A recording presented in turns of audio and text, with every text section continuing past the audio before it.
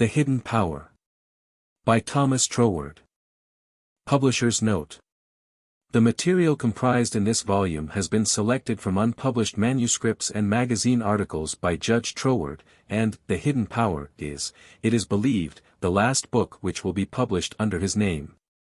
Only an insignificant portion of his work has been deemed unworthy of permanent preservation. Whenever possible, dates have been affixed to these papers. Those published in 1902 appeared originally in Expression, a Journal of Mind and Thought, in London, and to some of these have been added notes made later by the author. The publishers wish to acknowledge their indebtedness to Mr. Daniel M. Murphy of New York for his services in the selection and arrangement of the material. How do you find this book? Any thoughts about the book or the author? Any suggestion for improvement? Please take a moment to share your thoughts in a comment. If you like it, share it with your friends who might enjoy it as well. Subscribe to keep in touch. Visit CompleteAudiobooks.com for more quality content. 1. The Hidden Power. To realize fully how much of our present daily life consists in symbols is to find the answer to the old question, what is truth? And in the degree in which we begin to recognize this, we begin to approach truth. The realization of truth consists in the ability to translate symbols, whether natural or conventional, into their equivalents. And the root of all the errors of mankind consists in the inability to do this, and in maintaining that the symbol has nothing behind it. The great duty incumbent on all who have attained to this knowledge is to impress upon their fellow men that there is an inner side to things, and that until this inner side is known, the things themselves are not known. There is an inner and an outer side to everything, and the quality of the superficial mind which causes it to fail in the attainment of truth is its willingness to rest content with the outside only. So long as this is the case, it is impossible for a man to grasp the import of his own relation to the universal, and it is this relation which constitutes all that is signified by the word truth. So long as a man fixes his attention only on the superficial, it is impossible for him to make any progress in knowledge. He is denying that principle of growth, which is the root of all life, whether spiritual, intellectual, or material. For he does not stop to reflect that all which he sees as the outer side of things can result only from some germinal principle hidden deep in the center of their being. Expansion from the center by growth according to a necessary order of sequence, this is the law of life of which the whole universe is the outcome, alike in the one great solidarity of cosmic being, as in the separate individualities of its minutest organisms. This great principle is the key to the whole riddle of life, upon whatever plane we contemplate it, and without this key the door from the outer to the inner side of things can never be opened. It is therefore the duty of all to whom this door has, at least in some measure, been opened, to endeavor to acquaint others with the fact that there is an inner side to things. And that life becomes truer and fuller in proportion as we penetrate to it and make our estimates of all things according to what becomes visible from this interior point of view. In the widest sense, everything is a symbol of that which constitutes its inner being, and all nature is a gallery of arcana revealing great truths to those who can decipher them. But there is a more precise sense in which our current life is based upon symbols in regard to the most important subjects that can occupy our thoughts, the symbols by which we strive to represent the nature and being of God, and the manner in which the life of man is related to the divine life. The whole character of a man's life results from what he really believes on this subject, not his formal statement of belief in a particular creed, but what he realizes as the stage which his mind has actually attained in regard to it. Has a man's mind only reached the point at which he thinks it is impossible to know anything about God, or to make any use of the knowledge if he had it? Then his whole interior world is in the condition of confusion, which must necessarily exist where no spirit of order has yet begun to move upon the chaos, in which are, indeed, the elements of being, but all disordered and neutralizing one another. Has he advanced a step further, and realized that there is a ruling and an ordering power, but beyond this is ignorant of its nature? Then the unknown stands to him for the terrific, and, amid a tumult of fears and distresses that deprive him of all strength to advance, he spends his life in the endeavor to propitiate this power as something naturally adverse to him, instead of knowing that it is the very center of his own life and being. And so on through every degree, from the lowest depths of ignorance to the greatest heights of intelligence. A man's life must always be the exact reflection of that particular stage which he has reached in the perception of the divine nature and of his own relation to it. And as we approach the full perception of truth, so the life principle within us expands, the old bonds and limitations which had no existence in reality fall off from us, and we enter into regions of light, liberty, and power, of which we had previously no conception. It is impossible, therefore, to overestimate the importance of being able to realize the symbol for a symbol, and being able to penetrate to the inner substance which it represents. Life itself is to be realized only by the conscious experience of its livingness in ourselves, and it is the endeavor to translate these experiences into terms which shall suggest a corresponding idea to others that gives rise to all symbolism. The nearer those we address have approached to the actual experience, the more transparent the symbol becomes, and the further they are from such experience the thicker is the veil. And our whole progress consists in the fuller and fuller translation of the symbols into clearer and clearer statements of that for which they stand. But the first step, without which all succeeding ones must remain impossible, is to convince people that symbols are symbols, and not the very truth itself. And the difficulty consists in this, that if the symbolism is in any degree adequate, it must, in some measure, represent the form of truth, just as the modeling of a drapery suggests the form of the figure beneath. They have a certain consciousness that somehow they are in the presence of truth, and this leads people to resent any removal of those folds of drapery which have hitherto conveyed this idea to their minds. There is sufficient indication of the inner truth in the outward form to afford an excuse for the timorous, and those who have not sufficient mental energy to think for themselves, to cry out that finality has already been attained, and that any further search into the matter must end in the destruction of truth. But in raising such an outcry they betray their ignorance of the very nature of truth, which is that it can never be destroyed. The very fact that truth is truth makes this impossible. And again they exhibit their ignorance of the first principle of life, namely, the law of growth, which throughout the universe perpetually pushes forward into more and more vivid forms of expression, having expansion everywhere and finality nowhere. Such ignorant objections need not, therefore, alarm us, and we should endeavor to show those who make them that what they fear is the only natural order of the divine life, which is, over all, and through all, and in all. But we must do this gently, and not by forcibly thrusting upon them the object of their terror, and so repelling them from all study of the subject. We should endeavor gradually to lead them to see that there is something interior to what they have hitherto held to be ultimate truth, and to realize that the sensation of emptiness and dissatisfaction, which from time to time will persist in making itself felt in their hearts, is nothing else than the pressing forward of the spirit within to declare that inner side of things which alone can satisfactorily account for what we observe on the exterior, and without the knowledge of which we can never perceive the true nature of our inheritance in the universal life which is the life everlasting. 2. What, then, is this central principle which is at the root of all things? It is life. But not life as we recognize it in particular forms of manifestation, it is something more interior and concentrated than that. It is that unity of the spirit which is unity, simply because it has not yet passed into diversity. Perhaps this is not an easy idea to grasp, but it is the root of all scientific conception of spirit. For without it there is no common principle to which we can refer the innumerable forms of manifestation that spirit assumes. It is the conception of life as the sum total of all its undistributed powers, being as yet none of these in particular, but all of them in potentiality. This is, no doubt, a highly abstract idea, but it is essentially that of the center from which growth takes place by expansion in every direction. This is that last residuum which defies all our powers of analysis. This is truly the unknowable, not in the sense of the unthinkable but of the unanalyzable.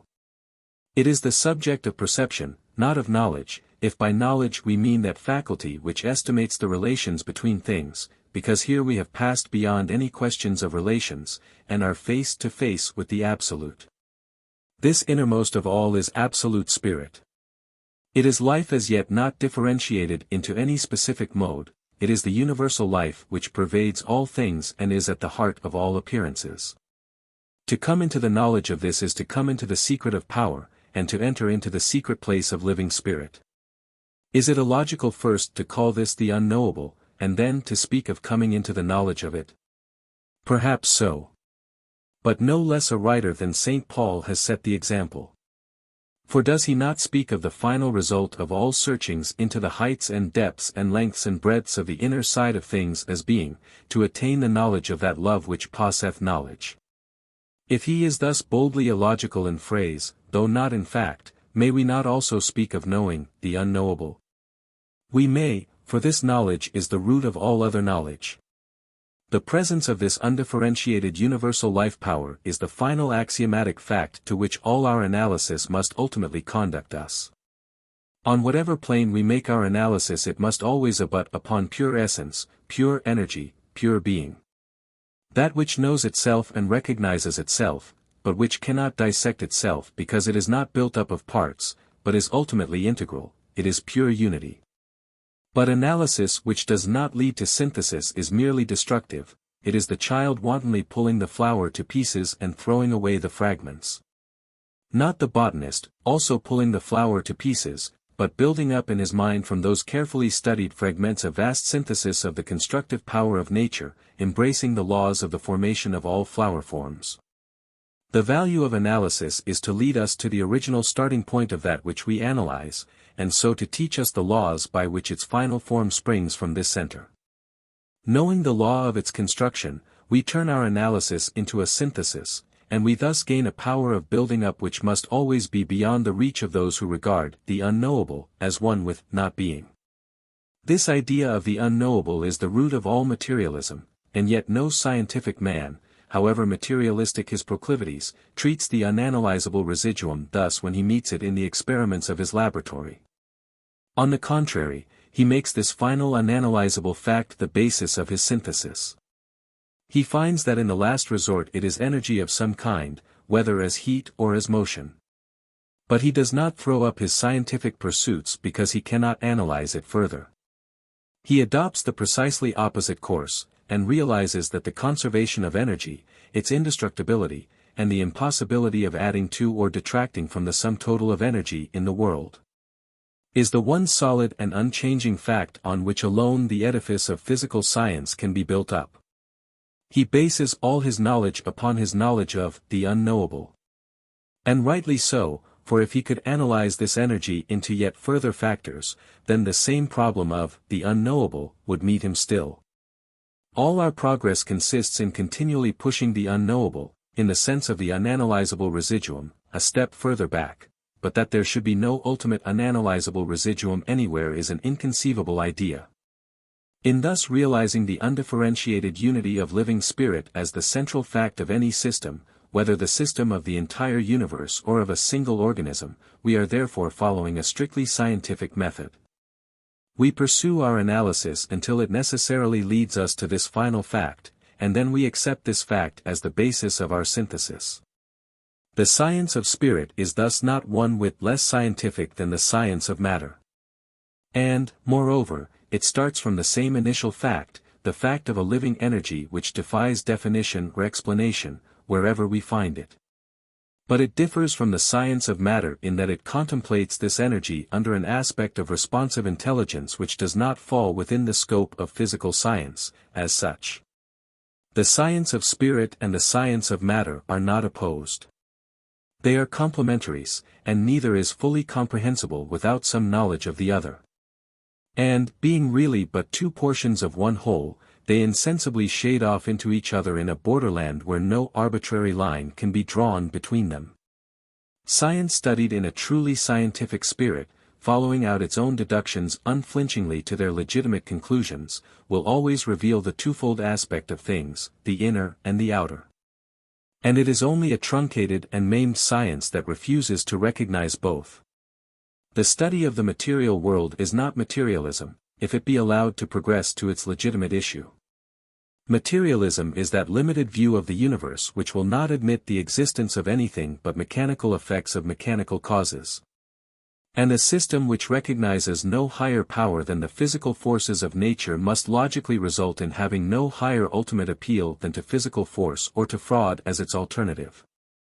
I speak, of course, of the tendency of the system, not of the morality of individuals, who are often very far in advance of the systems they profess.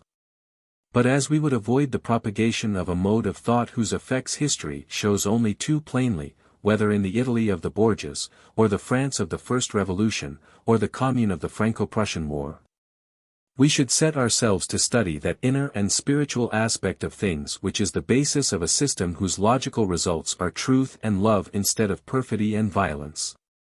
Some of us, doubtless, have often wondered why the heavenly Jerusalem is described in the book of Revelations as a cube, the length and the breadth and the height of it are equal. This is because the cube is the figure of perfect stability, and thus represents truth, which can never be overthrown. Turn it on what side you will, it still remains the perfect cube, always standing upright, you cannot upset it. This figure, then, represents the manifestation in concrete solidity of that central life-giving energy, which is not itself any one plane but generates all planes, the planes of the above and of the below and of all four sides. But it is at the same time a city, a place of habitation, and this is because that which is, the within, is living spirit, which has its dwelling there. As one plane of the cube implies all the other planes and also, the within, so any plane of manifestation implies the others and also that, within, which generates them all. Now, if we would make any progress in the spiritual side of science, and every department of science has its spiritual side, we must always keep our minds fixed upon this innermost within, which contains the potential of all outward manifestation. The fourth dimension, which generates the cube. And our common forms of speech show how intuitively we do this. We speak of the spirit in which an act is done, of entering into the spirit of a game, of the spirit of the time, and so on. Everywhere our intuition points out the spirit as the true essence of things, and it is only when we commence arguing about them from without, instead of from within, that our true perception of their nature is lost. The scientific study of spirit consists in following up intelligently and according to definite method the same principle that now only flashes upon us at intervals fitfully and vaguely. When we once realize that this universal and unlimited power of spirit is at the root of all things and of ourselves also, then we have obtained the key to the whole position. And, however far we may carry our studies in spiritual science, we shall nowhere find anything else but particular developments of this one universal principle. The kingdom of heaven is within you. 3. I have laid stress on the fact that the innermost within, of all things is living spirit. And that the science of spirit is distinguished from the science of matter in that it contemplates energy under an aspect of responsive intelligence which does not fall within the scope of physical science, as such. These are the two great points to lay hold of if we would retain a clear idea of spiritual science. And not be misled by arguments drawn from the physical side of science, only the livingness of the originating principle which is at the heart of all things, and its intelligent and responsive nature. Its livingness is patent to our observation, at any rate from the point where we recognize it in the vegetable kingdom, but its intelligence and responsiveness are not, perhaps, at once so obvious. Nevertheless, a little thought will soon lead us to recognize this also. No one can deny that there is an intelligent order throughout all nature, for it requires the highest intelligence of our most highly trained minds to follow the steps of this universal intelligence which is always in advance of them. The more deeply we investigate the world we live in, the more clear it must become to us that all our science is the translation into words or numerical symbols of that order which already exists. If the clear statement of this existing order is the highest that the human intellect can reach, this surely argues a corresponding intelligence in the power which gives rise to this great sequence of order and interrelation, so as to constitute one harmonious whole. Now, unless we fall back on the idea of a workman working upon material external to himself, in which case we have to explain the phenomenon of the workman, the only conception we can form of this power is that it is the living spirit inherent in the heart of every atom, giving it outward form and definition, and becoming in it those intrinsic polarities which constitute its characteristic nature. There is no random work here. Every attraction and repulsion acts with its proper force, collecting the atoms into molecules, the molecules into tissues, the tissues into organs, and the organs into individuals. At each stage of the progress we get the sum of the intelligent forces which operate in the constituent parts, plus a higher degree of intelligence which we may regard as the collective intelligence superior to that of the mere sum total of the parts, something which belongs to the individual as a whole, and not to the parts as such. These are facts which can be amply proved from physical science, and they also supply a great law in spiritual science, which is that in any collective body the intelligence of the whole is superior to that of the sum of the parts. Spirit is at the root of all things, and thoughtful observation shows that its operation is guided by unfailing intelligence which adapts means to ends, and harmonizes the entire universe of manifested being in those wonderful ways which physical science renders clearer every day. And this intelligence must be in the generating spirit itself, because there is no other source from which it could proceed. On these grounds, therefore, we may distinctly affirm that spirit is intelligent, and that whatever it does is done by the intelligent adaptation of means to ends. But spirit is also responsive. And here we have to fall back upon the law above stated, that the mere sum of the intelligence of spirit in lower degrees of manifestation is not equal to the intelligence of the complex whole, as a whole. This is a radical law which we cannot impress upon our minds too deeply. The degree of spiritual intelligence is marked by the wholeness of the organism through which it finds expression. And therefore the more highly organized being has a degree of spirit which is superior to, and consequently capable of exercising control over, all lower or less fully integrated degrees of spirit. And this being so, we can now begin to see why the spirit that is the innermost within of all things is responsive as well as intelligent. Being intelligent, it knows, and spirit being ultimately all there is, that which it knows is itself. Hence it is that power which recognizes itself, and accordingly the lower powers of it recognize its higher powers, and by the law of attraction they are bound to respond to the higher degrees of themselves. On this general principle, therefore, spirit, under whatever exterior revealed, is necessarily intelligent and responsive. But intelligence and responsiveness imply personality. And we may therefore now advance a step further and argue that all spirit contains the elements of personality, even though, in any particular instance, it may not yet be expressed as that individual personality which we find in ourselves. In short, spirit is always personal in its nature, even when it has not yet attained to that degree of synthesis which is sufficient to render it personal in manifestation. In ourselves the synthesis has proceeded far enough to reach that degree, and therefore we recognize ourselves as the manifestation of personality. The human kingdom is the kingdom of the manifestation of that personality, which is of the essence of spiritual substance on every plane.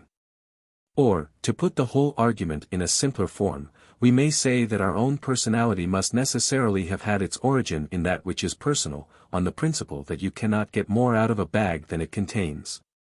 In ourselves, therefore, we find that more perfect synthesis of the spirit into manifested personality which is wanting in the lower kingdoms of nature, and, accordingly, since spirit is necessarily that which knows itself and must, therefore, recognize its own degrees in its various modes, the spirit in all degrees below that of human personality is bound to respond to itself in that superior degree which constitutes human individuality. And this is the basis of the power of human thought to externalize itself in infinite forms of its own ordering.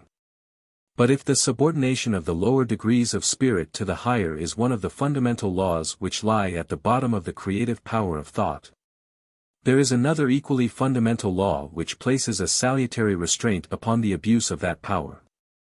It is the law that we can command the powers of the universal for our own purposes only in proportion as we first realize and obey their generic character. We can employ water for any purpose which does not require it to run uphill, and we can utilize electricity for any purpose that does not require it to pass from a lower to a higher potential. So with that universal power which we call the spirit.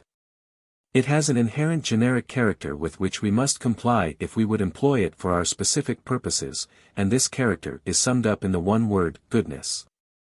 The spirit is life, hence its generic tendency must always be lifeward or to the increase of the livingness of every individual.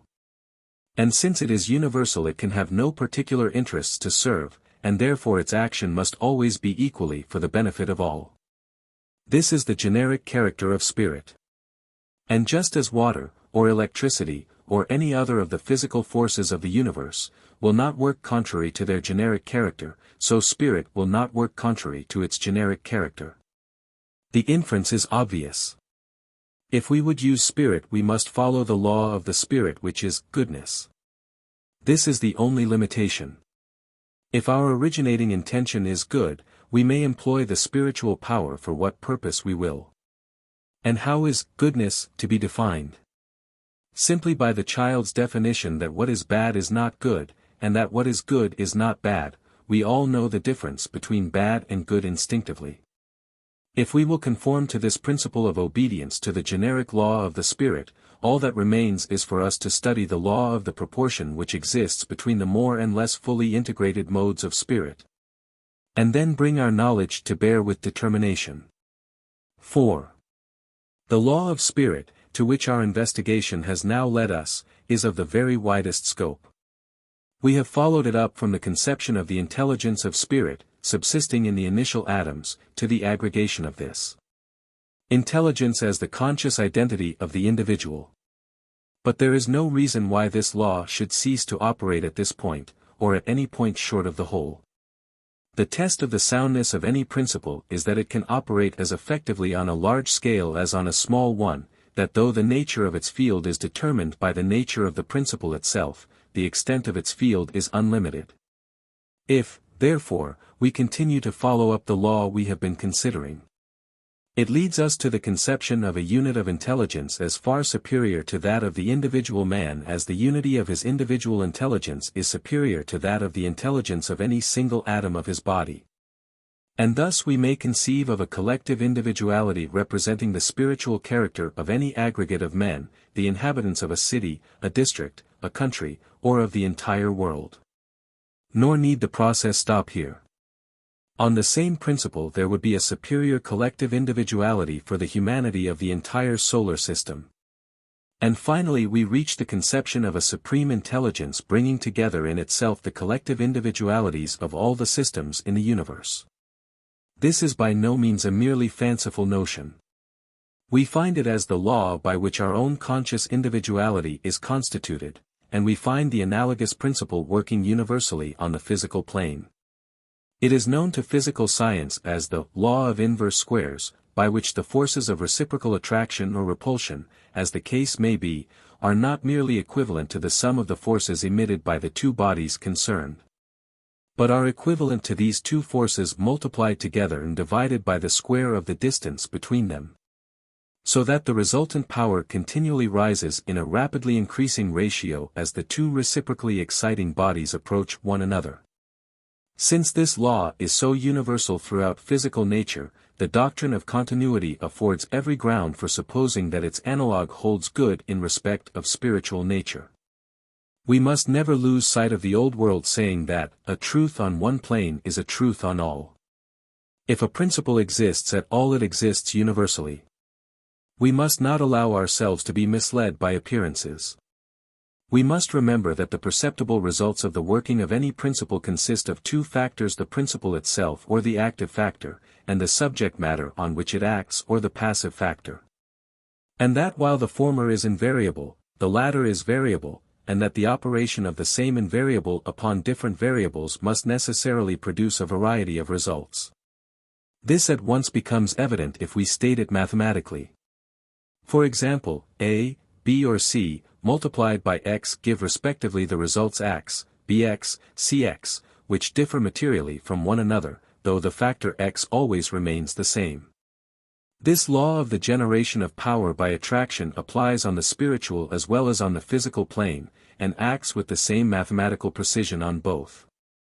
And thus the human individuality consists, not in the mere aggregation of its parts, whether spiritual or corporeal, but in the unity of power resulting from the intimate association into which those parts enter with one another, which unity, according to this law of the generation of power by attraction, is infinitely superior, both in intelligence and power, to any less fully integrated mode of spirit.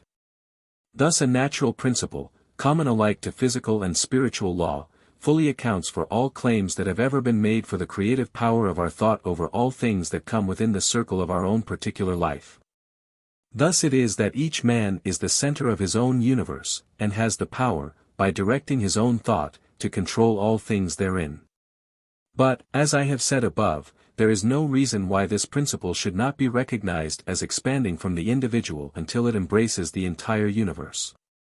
Each man, as the center of his own world, is himself centered in a higher system in which he is only one of innumerable similar atoms, and this system again in a higher until we reach the supreme center of all things.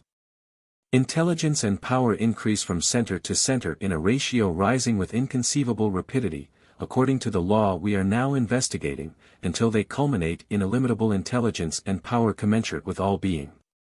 Now we have seen that the relation of man to the lower modes of spirit is that of superiority and command, but what is his relation to these higher modes?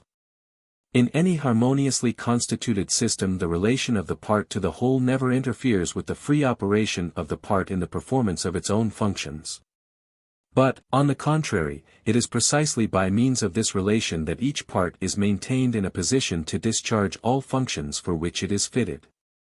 Thus, then, the subordination of the individual man to the Supreme Mind, so far from curtailing his liberty, is the very condition which makes liberty possible, or even life itself.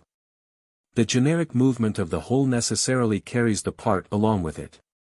And so long as the part allows itself thus to be carried onwards there will be no hindrance to its free working in any direction for which it is fitted by its own individuality.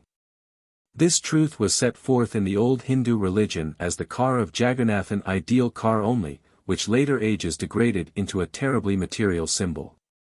Jagannath means Lord of the universe, and thus signifies the universal mind.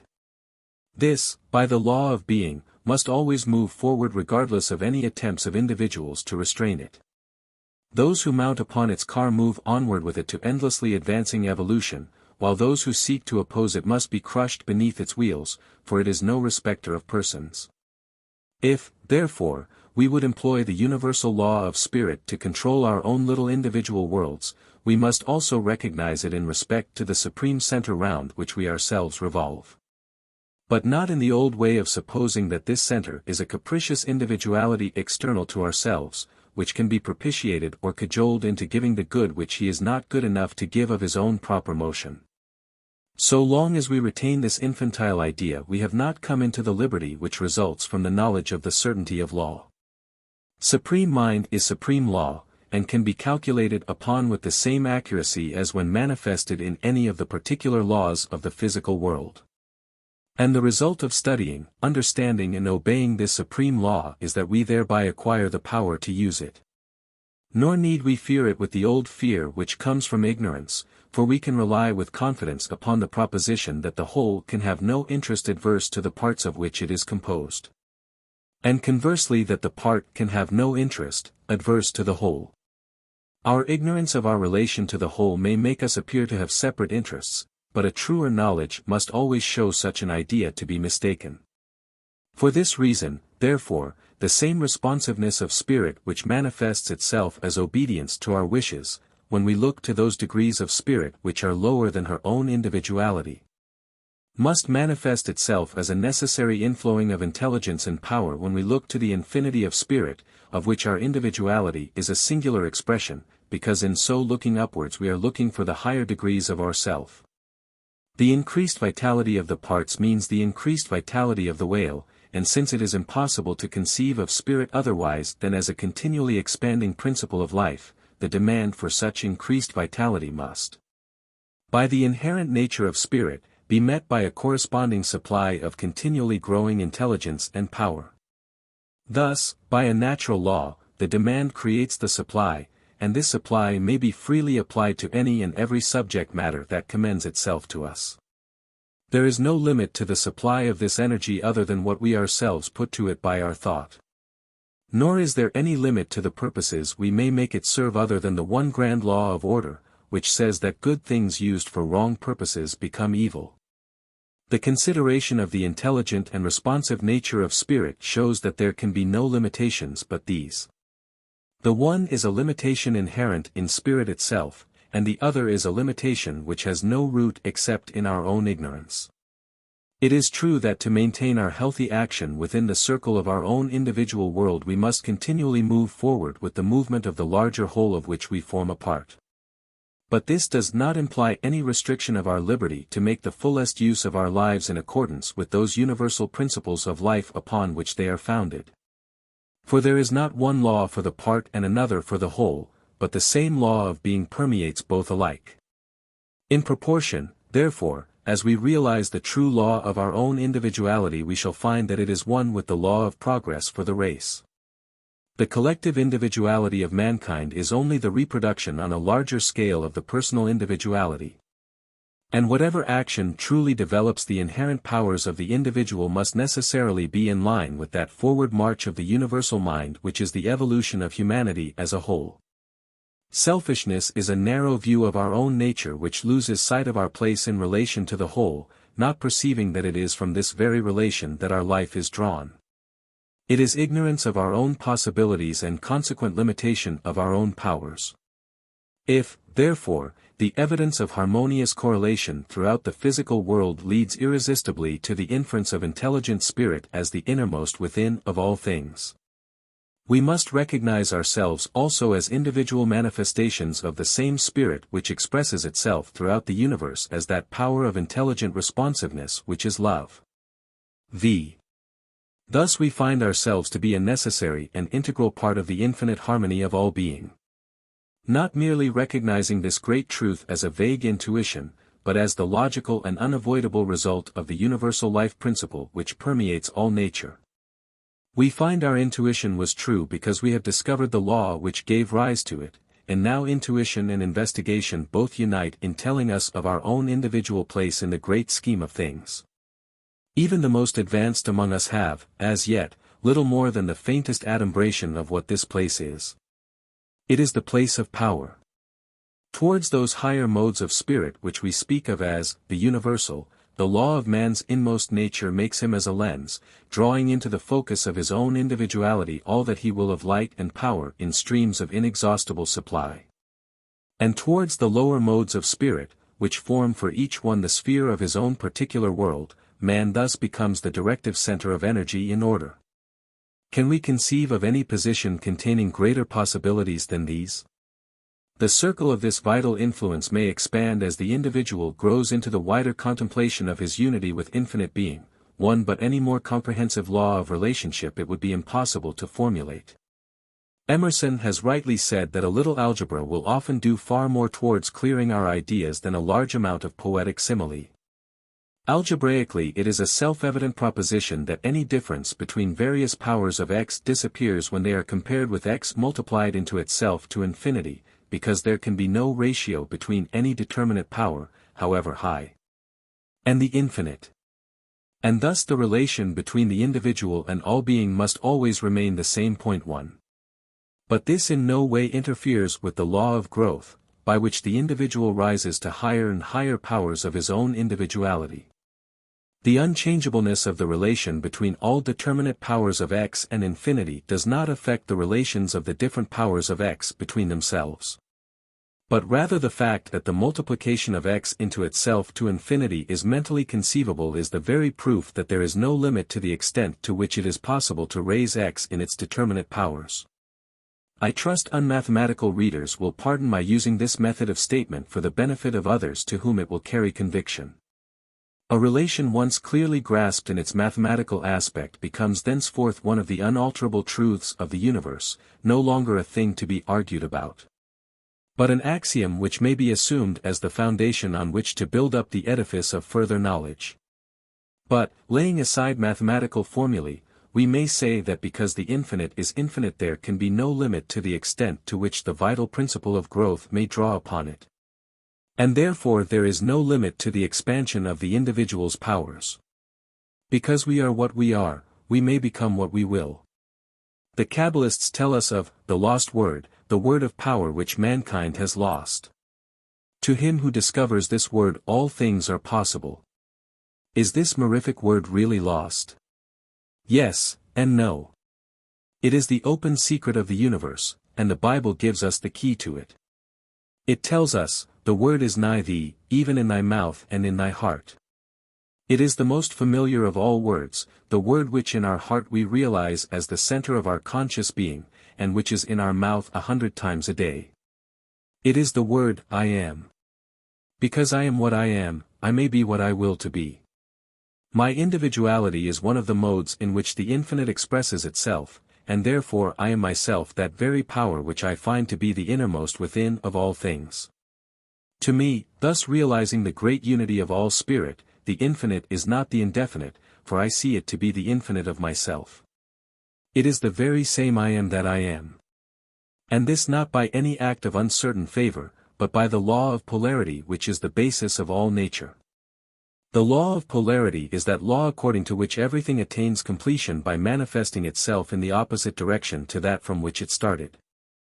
It is the simple law by which there can be no inside without an outside, nor one end of a stick without an opposite end. Life is motion, and all motion is the appearance of energy at another point, and, where any work has been done, under another form than that in which it originated. But wherever it reappears, and in whatever new form, the vivifying energy is still the same. This is nothing else than the scientific doctrine of the conservation of energy, and it is upon this well-recognized principle that our perception of ourselves as integral portions of the great universal power is based. We do well to pay heed to the sayings of the great teachers who have taught that all power is in the I am, and to accept this teaching by faith in their bare authority rather than not accept it at all. But the more excellent way is to know why they taught thus, and to realize for ourselves this first great law which all the masterminds have realized throughout the ages. It is indeed true that the lost word is the one most familiar to us, ever in our hearts and on our lips. We have lost, not the word, but the realization of its power. And as the infinite depths of meaning which the words I am carry with them open out to us, we begin to realize the stupendous truth that we are ourselves the very power which we seek. It is the polarization of spirit from the universal into the particular, carrying with it all its inherent powers, just as the smallest flame has all the qualities of fire. The I am in the individual is none other than the I am in the universal. It is the same power working in the smaller sphere of which the individual is the center. This is the great truth which the ancients set forth under the figure of the macrocosm and the microcosm, the lesser I am reproducing the precise image of the greater, and of which the Bible tells us when it speaks of man as the image of God. Now the immense practical importance of this principle is that it affords the key to the great law that, as a man thinks so he is. We are often asked why this should be, and the answer may be stated as follows. We know by personal experience that we realize our own livingness in two ways, by our power to act and our susceptibility to feel. And when we consider spirit in the absolute, we can only conceive of it as these two modes of livingness carried to infinity. This, therefore, means infinite susceptibility. There can be no question as to the degree of sensitiveness, for spirit is sensitiveness, and is thus infinitely plastic to the slightest touch that is brought to bear upon it. And hence every thought we formulate sends its vibrating currents out into the infinite of spirit, producing their currents of like quality but of far vaster power. But spirit in the infinite is the creative power of the universe, and the impact of our thought upon it thus sets in motion a veritable creative force. And if this law holds good of one thought, it holds good of all, and hence we are continually creating for ourselves a world of surroundings which accurately reproduces the complexion of our own thoughts. Persistent thoughts will naturally produce a greater external effect than casual ones not centered upon any particular object.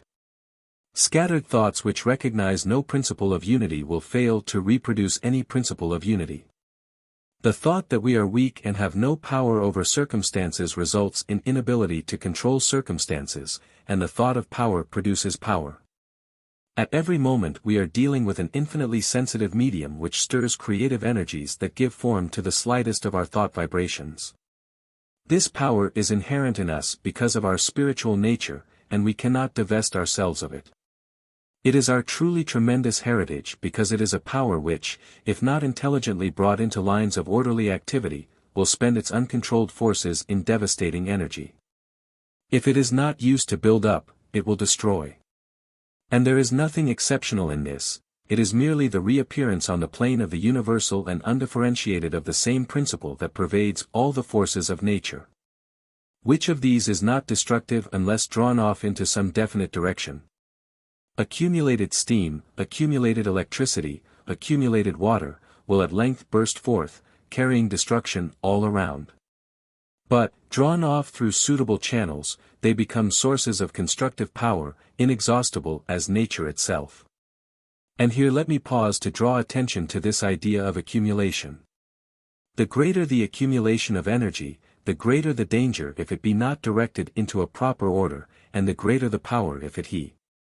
Fortunately for mankind, the physical forces, such as electricity, do not usually subsist in a highly concentrated form. Occasionally circumstances concur to produce such concentration, but as a rule the elements of power are more or less equally dispersed. Similarly, for the mass of mankind, this spiritual power has not yet reached a very high degree of concentration. Every mind, it is true, must be in some measure a center of concentration, for otherwise it would have no conscious individuality. But the power of the individualized mind rapidly rises as it recognizes its unity with the infinite life, and its thought currents, whether well or ill-directed, then assume a proportionately great significance. Hence the ill effects of wrongly directed thought are in some degree mitigated in the great mass of mankind, and many causes are in operation to give a right direction to their thoughts. Though the thinkers themselves are ignorant of what thought power is. To give a right direction to the thoughts of ignorant thinkers is the purpose of much religious teaching, which these uninstructed ones must accept by faith in bare authority because they are unable to realize its true import. But notwithstanding the aids thus afforded to mankind, the general stream of unregulated thought cannot but have an adverse tendency. And hence the great object to which the instructed mind directs its power is to free itself from the entanglements of disordered thought, and to help others to do the same. To escape from this entanglement is to attain perfect liberty, which is perfect power. 6. The entanglement from which we need to escape has its origin in the very same principle which gives rise to liberty and power. It is the same principle applied under inverted conditions. And here I would draw particular attention to the law that any sequence followed out in an inverted order must produce an inverted result, for this goes a long way to explain many of the problems of life. The physical world affords endless examples of the working of inversion. In the dynamo the sequence commences with mechanical force which is ultimately transformed into the subtler power of electricity. But invert this order, commence by generating electricity, and it becomes converted into mechanical force, as in the motor. In the one order the rotation of a wheel produces electricity, and in the opposite order electricity produces the rotation of a wheel. Or to exhibit the same principle in the simplest arithmetical form, if 10 divided by 2 is equal to 5 then 10 divided by 5 is equal to 2. Inversion is a factor of the greatest magnitude and has to be reckoned with, but I must content myself here with only indicating the general principle that the same power is capable of producing diametrically opposite effects if it be applied under opposite conditions, a truth which the so-called magicians of the Middle Ages expressed by two triangles placed inversely to one another. We are apt to fall into the mistake of supposing that results of opposite character require powers of opposite character to produce them, and our conceptions of things in general become much simplified when we recognize that this is not the case. But that the same power will produce opposite results as it starts from opposite poles.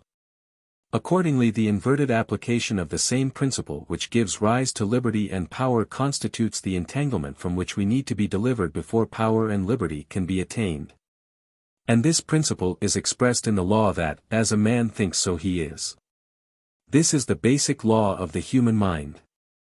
It is Descartes' cogito, ergo sum. If we trace consciousness to its seat we find that it is purely subjective.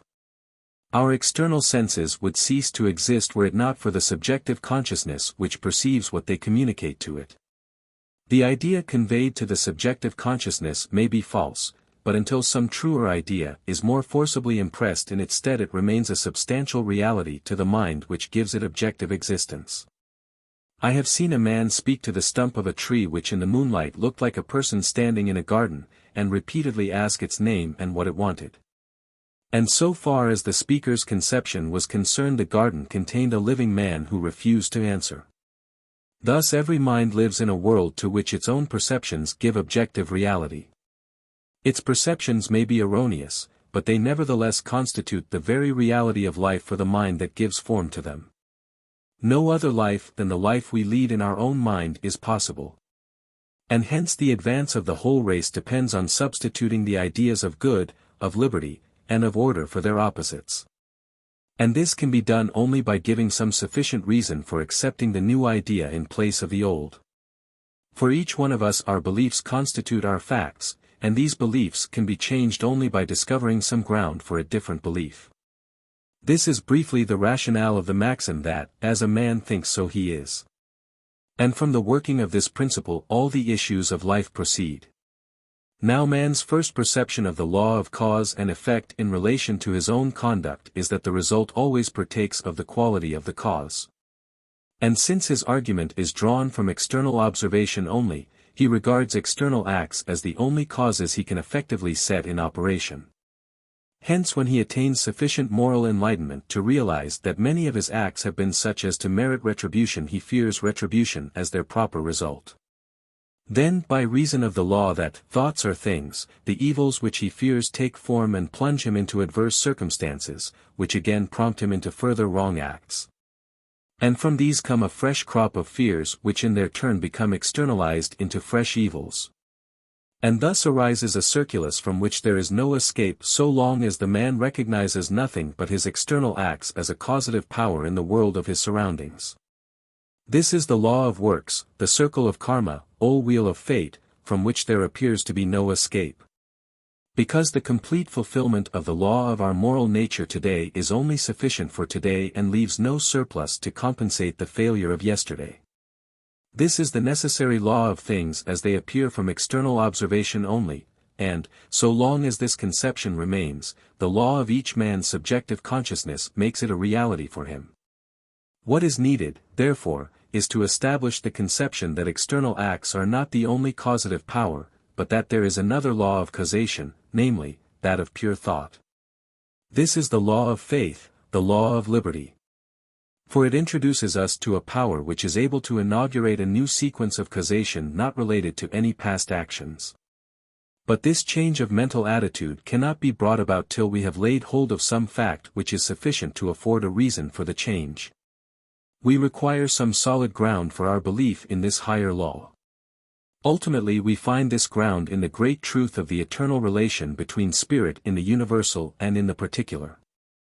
When we realize that substantially there is nothing else but spirit, and that we ourselves are reproductions in individuality of the intelligence and love which rule the universe, we have reached the firm standing ground where we find that we can send forth our thought to produce any effect we will.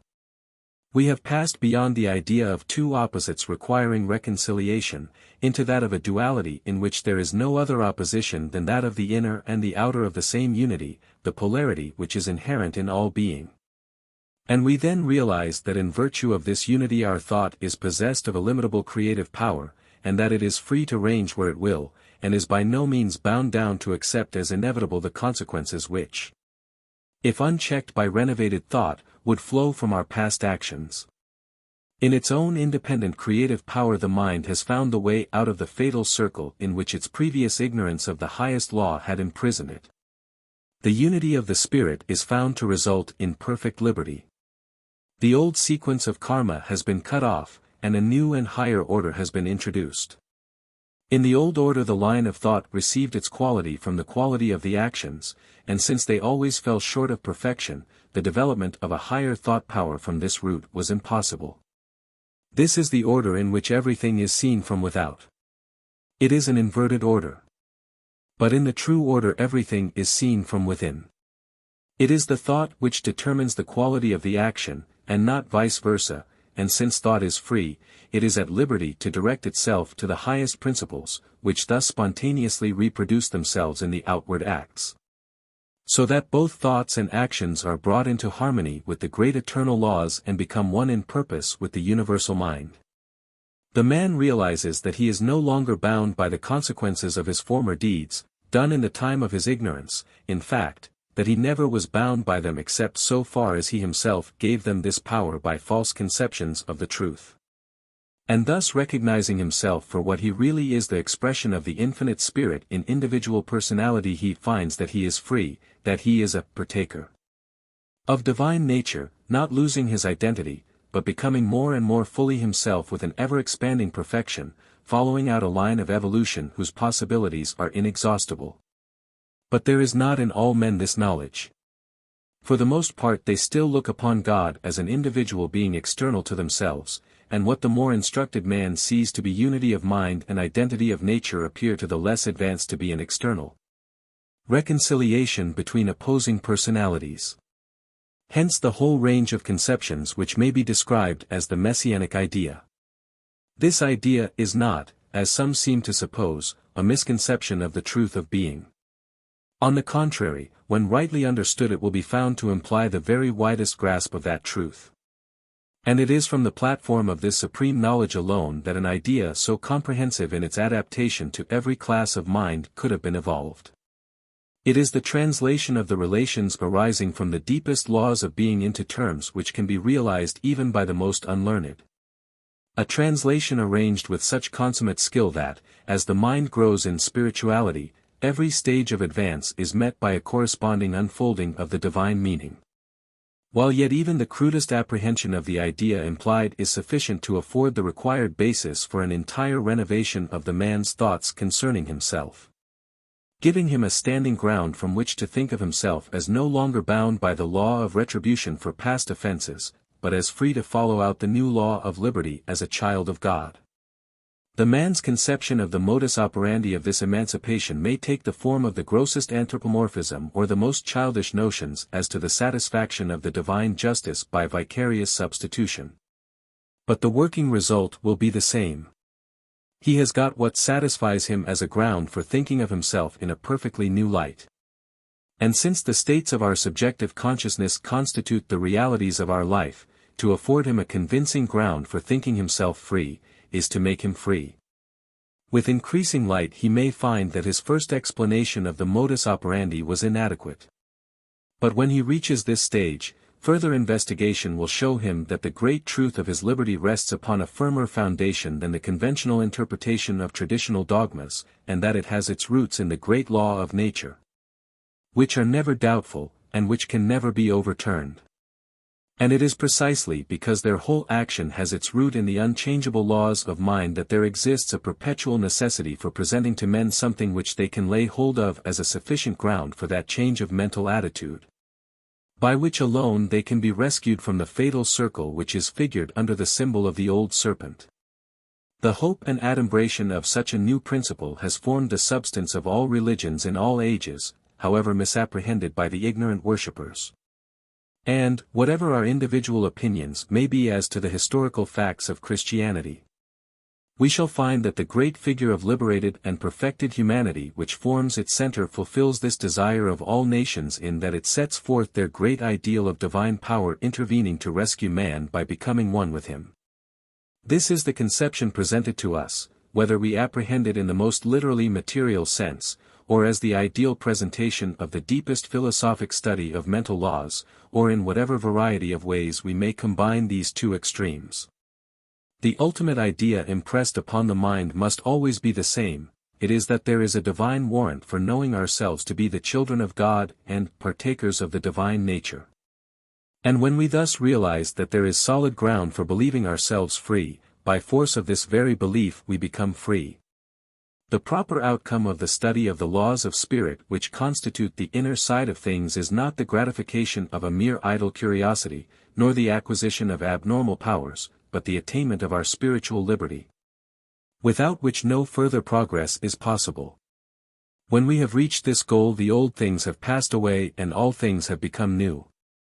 The mystical 7 days of the old creation have been fulfilled, and the first day of the new week dawns upon us with its resurrection to a new life. Expressing on the highest plane that great doctrine of the octave, which the science of the ancient temples traced through nature, and which the science of the present day endorses, though ignorant of its supreme significance. When we have thus been made free by recognizing our oneness with infinite being, we have reached the termination of the old series of sequences and have gained the starting point of the new. The old limitations are found never to have had any existence save in our own misapprehension of the truth, and one by one they fall off as we advance into clearer light.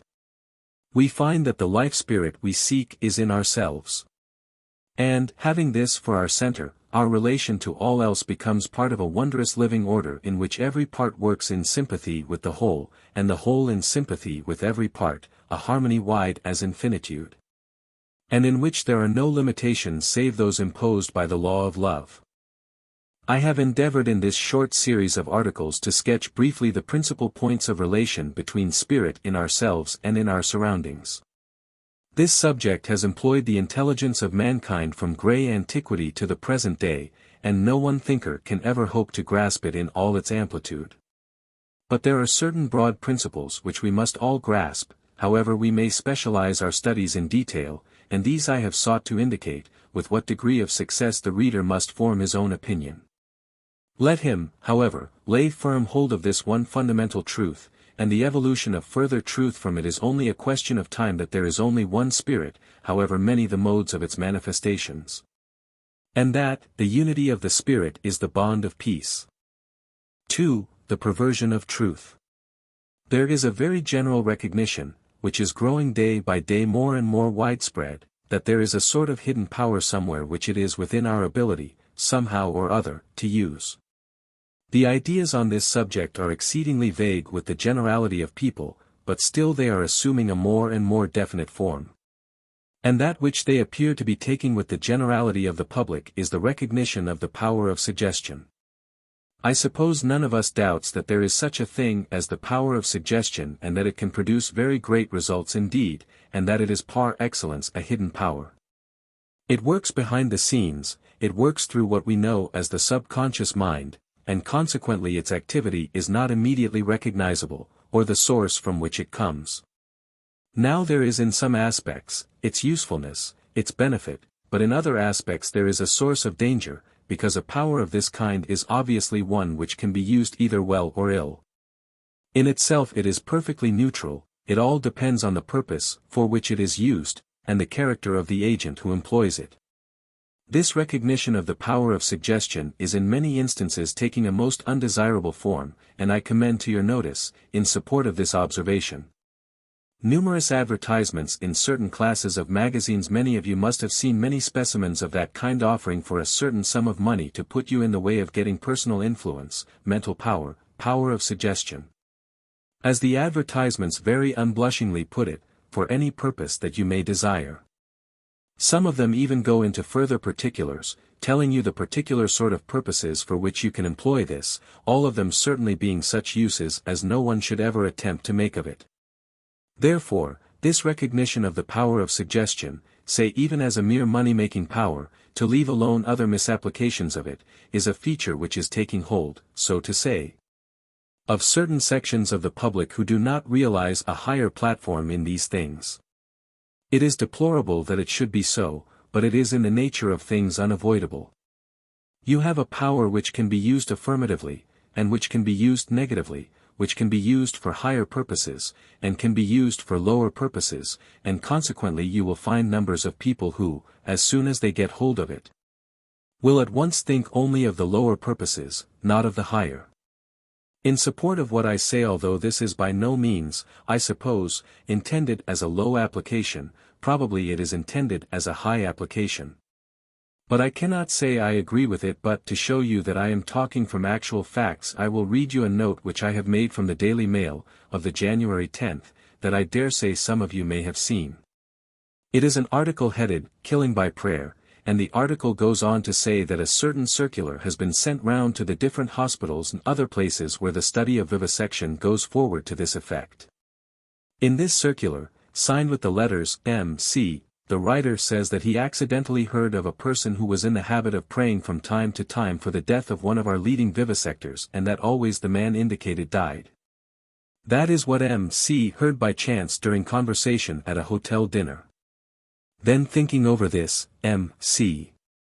goes on to say that he, or she, tried praying that the man most likely to cause suffering to innocent subjects by his experiments might be removed.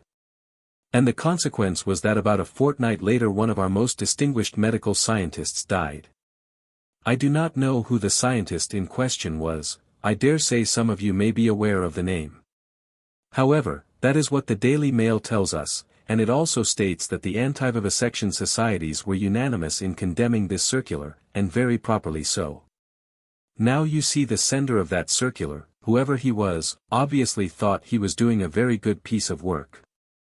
I myself am by no means any friend of vivisection. I do not think anyone can have a real knowledge of the truth and remain in touch with it, but I certainly agreed with the anti-vivisection societies in condemning such a circular as that. You see, there is the assumption that prayer, or mental power, can be used to remove a person from the stage of life, and M.C. claims that he did it in the case of this particular scientist. That brings back another parallel, almost, I might say, an historical parallel, to our mind, that of Dr. Anna Kingsford, taking place perhaps some 40 years ago, who claimed of course she was a very strong anti-vivisectionist, that by thought power she caused the death of Claude Bernard, the great vivisection scientist of France. Certainly at the time that she put out her forces he did die, but on the other hand, it has been remarked that it was from that very date that her own breakup commenced, and never ceased till she herself passed into the other world. So you see, these actions are likely to revert to the sender, even if they are successful. Now in these two cases the ultimate object was not a low one, it was one which was supposed to be for the benefit of humanity and of the dumb creation. But that does not justify the means. The maxim, the end justifies the means, is the greatest perversion of truth, and still more so if this hidden power, the power of suggestion, is used to injure anyone for a more personal motive than in these cases which I have cited. The lower the motive, the lower the action becomes, and to suppose that because mental means are employed they make any difference in the nature of the act is a very great mistake. It has been sometimes my painful duty to sentence people to death for murder, and therefore I claim that I have a very fair knowledge of what differentiates murder from those cases in which life is taken which do not amount to murder. And speaking from the judicial experience of a great many years, and the trial of a large number of cases which have involved the question whether the death penalty should be passed or not, I have no hesitation in saying that to kill by mental means is just as much murder as to kill by poison or the dagger.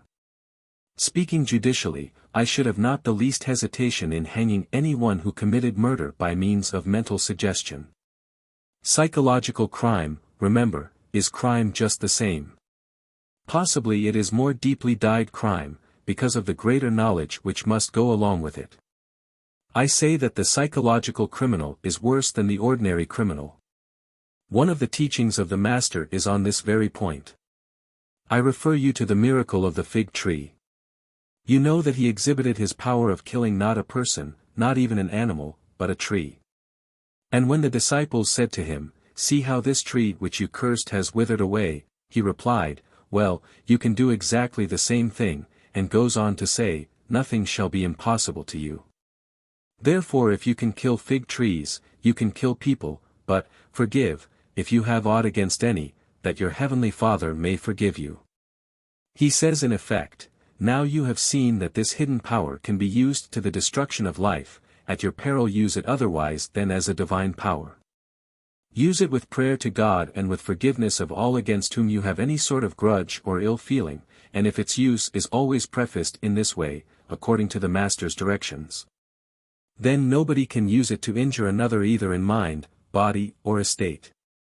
Perhaps some of you may be inclined to smile if I use the word sorcery, but at the present day, under one name or another, scientific or semi-scientific, it is nothing but the old world sorcery which is trying to find its way among us as the hidden power. Sorcery is the inverted use of spiritual power. That is the definition of it, and I speak upon authority. I refer you to the Bible where you will find sorcery takes a prominent place among the list of those things which exclude from the heavenly Jerusalem. The heavenly Jerusalem not being a town or a city in this place or that place, but the perfected state of man. Therefore, use sorcery, and you cannot reach that heavenly state. It is on this account that we find in Revelations that wonderful description of two symbolical women. They represent two modes of the individual soul. Of course they go further, they indicate national things, race evolution and so on. Why? Because all national movements, all race evolutions, have their root in the development of the individual. A nation or a race is only a collection of individuals, and therefore if a principle once spreads from one individual to another, it spreads to the nation, it spreads to the race. So, therefore, these two symbolical women represent primarily two modes of soul, two modes of thought. You know perfectly well the description of the two women. 1. The woman clothed with the sun, standing with the moon under her feet, and with a diadem of stars about her head, the other seated upon an earthly throne, holding a golden cup, and the cup is full of abominations. Those are the two women, and we know that one of them is called in the scripture, Babylon, and we know which one that is. One of the marks of this woman, mind you, that means the class of individuality, is the mark of sorcery, the mark of the inverted use of spiritual and mental powers. But what is the end of it? The end is that this Babylon becomes the habitation of devils, the whole door, as the original Greek has it, the prison of evil, an unclean spirit, the cage of every unclean bird. That is the development which takes place in each individual who sets out to misuse this mental power. The misuse may have a very small beginning, it may be such as is taught in a certain school, which I am told exists in London, where shop assistants are trained in the use of magnetic power, in order to decoy or compel unknowing purchasers into buying what they do not want. I am told there is such a school, I cannot quote you my authority. That is a trifling matter. I go into a shop and spend 2 or 3 shillings in buying something which, when I get home, I find absolutely useless, and I say, how in the name of fortune did I come to buy this rubbish? Well, I must have been hypnotized into it. It does not make much difference to me, but it makes a great deal of difference to the young man or young woman who has hypnotized me, because it is the first step on the downward path. It may be only a matter of 6pence, but it leads on step by step, and unless that path is retraced, the final end is that of Babylon. Therefore it is that St. John says, I heard a voice from heaven saying, Come forth, my people, out of her, and that is out of Babylon, come forth, my people, out of her, that is out of this inverted mode of using spiritual power, come forth, my people, out of her. That ye have no fellowship with her sins and that ye shall receive not of her plague. Therefore, against this inverted use of the hidden power I warn every one from the first day when he begins to realize that there is such a thing as mental or spiritual power which can be exercised upon other persons. Are we then on this account to go continually in terror of suffering from malicious magnetism, fearing that some enemy here, or some enemy there, is turning on this hidden power against us? If so, we should go in trepidation continually. No, I do not think there is the least reason for us to go in fear in this way. To begin with, there are comparatively few who know the law of suggestion sufficiently well to use it either affirmatively or negatively, and of those who do know it sufficiently to make use of it. I am convinced that the majority would wish only to use it in all kindness, and for the benefit of the person concerned. That, I am confident, is the attitude of 9/10, or I might perhaps say 99/100, of the students of this subject. They wish to do well, and look upon their use of mental power as an additional means of doing good. But after all, human nature is human nature, and there remains a small minority who are both able and willing to use this hidden power injuriously for their own purposes. Now how are we to deal with this minority? The answer is simple. Just see them in their true light, see them for what they really are, that is to say, persons who are ignorant of the real spiritual power. They think they have it, and they have not. That is what it is. See them in their true light and their power will fall away from them. The real and ultimate power is that of the affirmative, the negative is destructive, the affirmative is constructive. So this negative use of the hidden power is to be destroyed by the use of the affirmative, the constructive power. The affirmative destroys the negative always in one way, and that is not by attacking it, not by running at it like a bull in a china shop, but by building up life. It is always a building power. It is building, building, building life and more life, and when that life comes in, the negative of necessity goes out. The ultimate affirmative position is that of conscious union with the source of life. Realize this, and you need not trouble yourself about any action of the negative whatever. Seek conscious union with the ultimate, the first cause, that which is the starting point of all things, whether in the universe or in yourself as the individual. That starting point is always present. It is the same yesterday, today, and forever, and you are the world and the universe in miniature, and it is always there working in you if you will recognize it. Remember the reciprocity between yourself and this truly hidden power. The power of suggestion is a hidden power, but the power which creates all things is the hidden power which is at the back of all things. Now realize that it is in yourselves and you need trouble about the negative no longer. This is the Bible teaching regarding Christ, and that teaching is to bring about this conscious personal union with the divine all-creating Spirit as a present living power to be used day by day. The Bible tells us there is such a thing as the mystery of iniquity, that is to say, the mystery of the spiritual power used invertedly, used from the diabolical standpoint. And when the Bible speaks of the mystery of iniquity, it means what it says. It tells us there are powers and principalities in the invisible world which are using precisely these same methods on an enormous scale. Because, remember one thing, there is never any departure in any part of the universe from the universal rule of law. What is law upon earth is law in heaven, law in hell, law in the invisible and law in the visible, that never alters. What is done by any spiritual power, whether it is a spiritual power of evil or of good, is done through the mental constitution which you have. No power alters the law of your own mind, but a power which knows the law of your mind can use it. Therefore, it is so essential that you should know the law of your own mind and realize its continual amenability to suggestion. That being so, the great thing is to get a standard for fundamental, unchangeable, and sufficient suggestion to which you can always turn, and which is automatically impressed upon your subconscious mind so deeply that no counter-suggestion can ever take its place. And that is the mystery of Christ, the Son of God. That is why we are told of the mystery of Christ, the mystery of godliness in opposition to the mystery of iniquity. It is because both the mystery of the divine and the mystery of the diabolical are seeking to work through you, and they can only work through you by the law of your own mental constitution, that is to say, by the law of subconscious mind acting and reacting upon your conscious mind and upon your body, and so upon your circumstances. The mystery of Christ is no mere ecclesiastical fiction.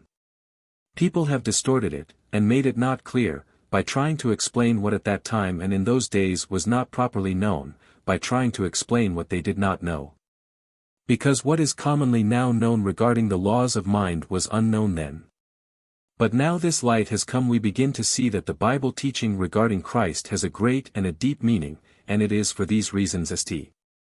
Paul said to the Corinthians, "Little children, of whom I travail again in birth, until Christ be formed in you."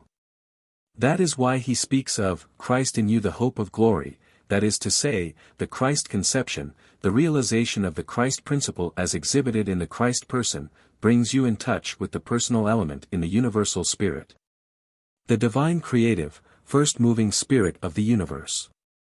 Then you see that realizing this as your fundamental fact, it is continually impressed upon your subconscious mind, even when you are not thinking of it. Because that is the action of the subconscious mind to take in and reason and argue in its own deductive way upon things of which you are not at the moment consciously thinking. Therefore it is that the realization of that great promise of redemption, which is the backbone of the Bible from the first chapter of Genesis to the last chapter of Revelations, is according to a scientific law.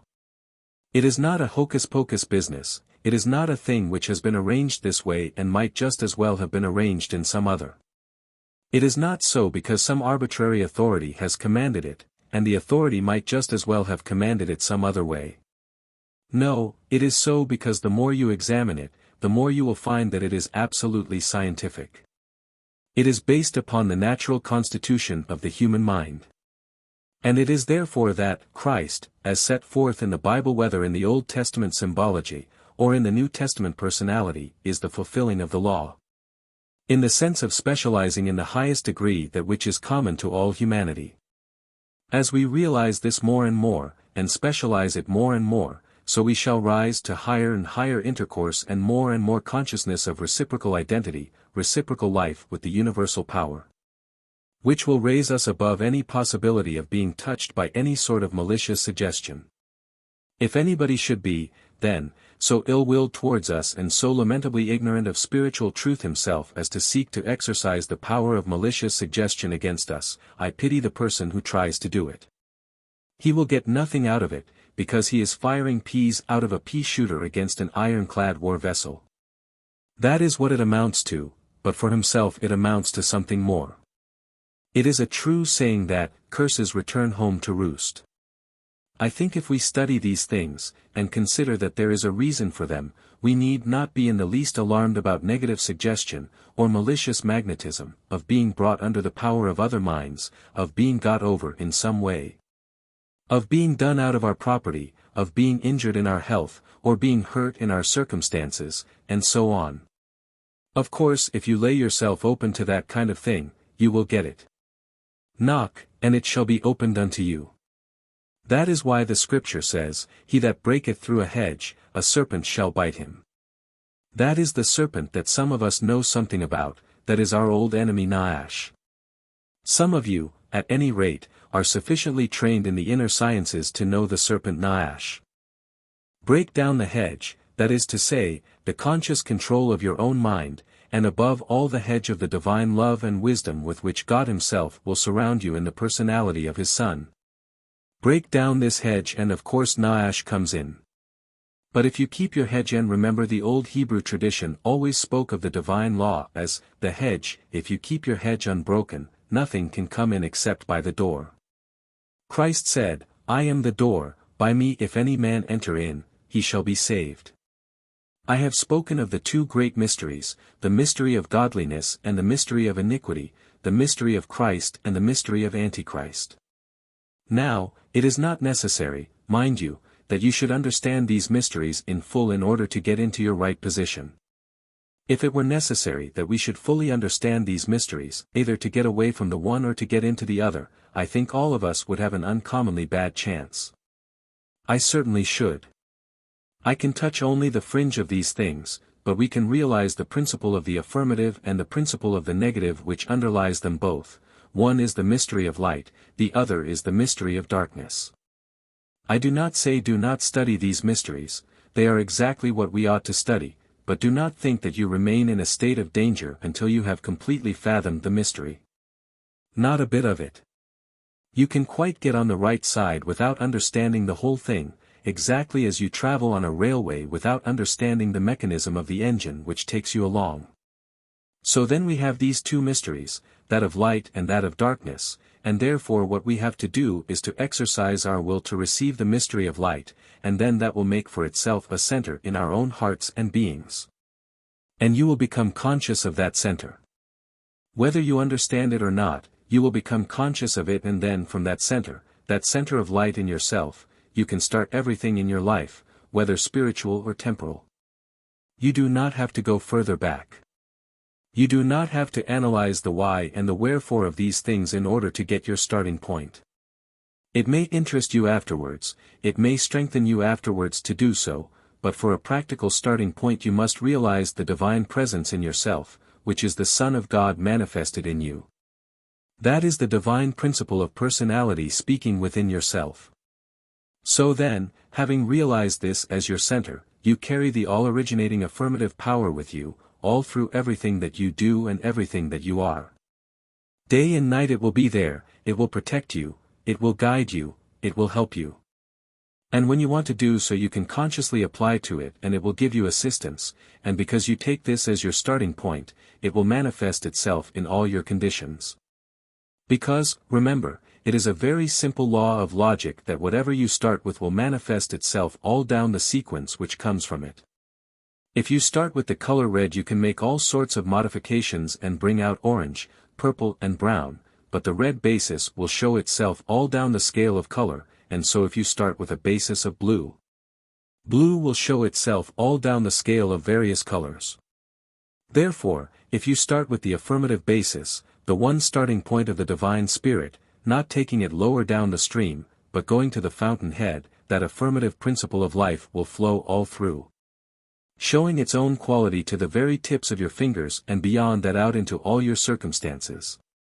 So that the Divine Presence will be continuously with you, not as a consequence of your joining this church or that, following this idea, or that teacher, but because you know the truth for yourselves. And you have realized it as an actual living experience in your own mind and in your own heart. And therefore it is that this personal recognition of the divine love and wisdom and power is what St. Paul calls, Christ in you, the hope of glory. Each one who recognizes this, is one who answers the biblical description of a true Israelite indeed. That word, Israelite, in the Bible is a very deeply symbolical word, and carries an immense amount of meaning with it. So get this recognition as the real working fact that each one of you is an Israelite indeed, and if so, then make yourselves perfectly happy with the everlasting statement, which is as true now as it was on the day on which it was uttered: there is no divination or enchantment against Israel. 1909. 3. The I Am. We often do not sufficiently recognize the truth of Walt Whitman's pithy saying, "I am not all contained between my hat and my boots," and forget the twofold nature of the I Am. That it is at once both the manifested and the unmanifested, the universal and the individual. By losing sight of this truth we surround ourselves with limitations, we see only part of the self, and then we are surprised that the part fails to do the work of the whole. Factors crop up on which we had not reckoned, and we wonder where they come from, and do not understand that they necessarily arise from that great unity in which we are all included. It is the grand intelligence and livingness of universal spirit continually pressing forward to manifestation of itself in a glorious humanity. This must be effected by each individual's recognition of his power to cooperate with the supreme principle through an intelligent conception of its purpose and of the natural laws by which that purpose is accomplished, a recognition which can proceed only from the realization that he himself is none other than the same universal principle in particular manifestation. When he sees this, he sees that Walt Whitman's saying is true, and that his source of intelligence, power, and purpose is in that universal self, which is his as well as another's just because it is universal, and which is therefore as completely and entirely identified with himself as though there were no other expression of it in the world. The understanding which alone gives value to knowledge is the understanding that, when we employ the formula, I am, therefore I can, therefore I will, the I am with which the series starts is a being who, so to speak, has his head in heaven and his feet upon the earth, a perfect unity, and with a range of ideas far transcending the little ideas which are limited by the requirements of a day or an hour. On the other hand, the requirements of the day and the hour are real while they last, and since the manifested life can be lived only in the moment that now is, whether it be today or 10,000 years hence, our need is to harmonize the life of expression with the life of purpose, and by realizing in ourselves the source of the highest purposes to realize also the life of the fullest expression. This is the meaning of prayer. Prayer is not a foolish seeking to change the mind of supreme wisdom, but it is an intelligent seeking to embody that wisdom in our thoughts so as more and more perfectly to express it in expressing ourselves. Thus, as we gradually grow into the habit of finding this inspiring presence within ourselves, and of realizing its forward movement as the ultimate determining factor in all true healthful mental action, it will become second nature to us to have all our plans, down to the apparently most trivial, so floating upon the undercurrent of this universal intelligence that a great harmony will come into our lives. Every discordant manifestation will disappear, and we shall find ourselves more and more controlling all things into the forms that we desire. Why? Because we have attained to commanding the Spirit and making it obey us? Certainly not, for, if the blind lead the blind, both shall fall into the ditch. But because we are companions of the Spirit, and by a continuous and growing intimacy have changed, not the mind of the Spirit, but our own, and have learned to think from a higher standpoint, where we see that the old world saying, "Know thyself," includes the knowledge of all that we mean when we speak of God. I am is one. This may seem a very elementary proposition, but it is one of which we are too apt to lose sight. What does it mean? It means everything. But we are most concerned with what it means in regard to ourselves, and to each of us personally it means this. It means that there are not two spirits, one which is myself and one which is another. It means that there is not some great unknown power external to myself which may be actuated by perfectly different motives to my own, and which will, therefore, oppose me with its irresistible force and pass over me, leaving me crushed and broken like the devotee over whom the car of Jagannath has rolled. It means that there is only one mind, one motive, one power, not two opposing each other, and that my conscious mind in all its movements is only the one mind expressing itself as, not merely through, my own particular individuality. There are not two I ams, but one I am. Whatever, therefore, I can conceive the great universal life principle to be, that I am. Let us try fully to realize what this means. Can you conceive the great originating and sustaining life principle of the whole universe as poor, weak, sordid, miserable, jealous, angry, anxious, uncertain, or in any other way limited? We know that this is impossible. Then, because the I am is one, it is equally untrue of ourselves. Learn first to distinguish the true self that you are from the mental and physical processes which it throws forth as the instruments of its expression, and then learn that this self controls these instruments, and not vice versa. As we advance in this knowledge, we know ourselves to be unlimited, and that, in the miniature world, whose center we ourselves are the very same overflowing of joyous livingness that the great life spirit is in the great all. The I am is one. 4. Affirmative Power. Thoroughly to realize the true nature of affirmative power is to possess the key to the great secret. We feel its presence in all the innumerable forms of life by which we are surrounded, and we feel it as the life in ourselves. And at last some day the truth bursts upon us like a revelation that we can wield this power, this life, by the process of thought. And as soon as we see this, the importance of regulating our thinking begins to dawn upon us. We ask ourselves what this thought process is, and we then find that it is thinking affirmative force into forms which are the product of our own thought. We mentally conceive the form and then think life into it. This must always be the nature of the creative process on whatever scale, whether on the grand scale of the universal cosmic mind or on the miniature scale of the individual mind. The difference is only in degree and not in kind. We may picture the mental machinery by which this is done in the way that best satisfies our intellect, and the satisfying of the intellect on this point is a potent factor in giving us that confidence in our mental action without which we can effect nothing, but the actual externalization is the result of something more powerful than a merely intellectual apprehension. It is the result of that inner mental state which, for want of a better word, we may call our emotional conception of ourselves. It is the self which we feel ourselves to be which takes forms of our own creating. For this reason our thought must be so grounded upon knowledge that we shall feel the truth of it, and thus be able to produce in ourselves that mental attitude of feeling which corresponds to the condition which we desire to externalize. We cannot think into manifestation a different sort of life to that which we realize in ourselves. As Horace says, nemo dat quod non habet, we cannot give what we have not got. And, on the other hand, we can never cease creating forms of some sort by our mental activity, thinking life into them. This point must be very carefully noted.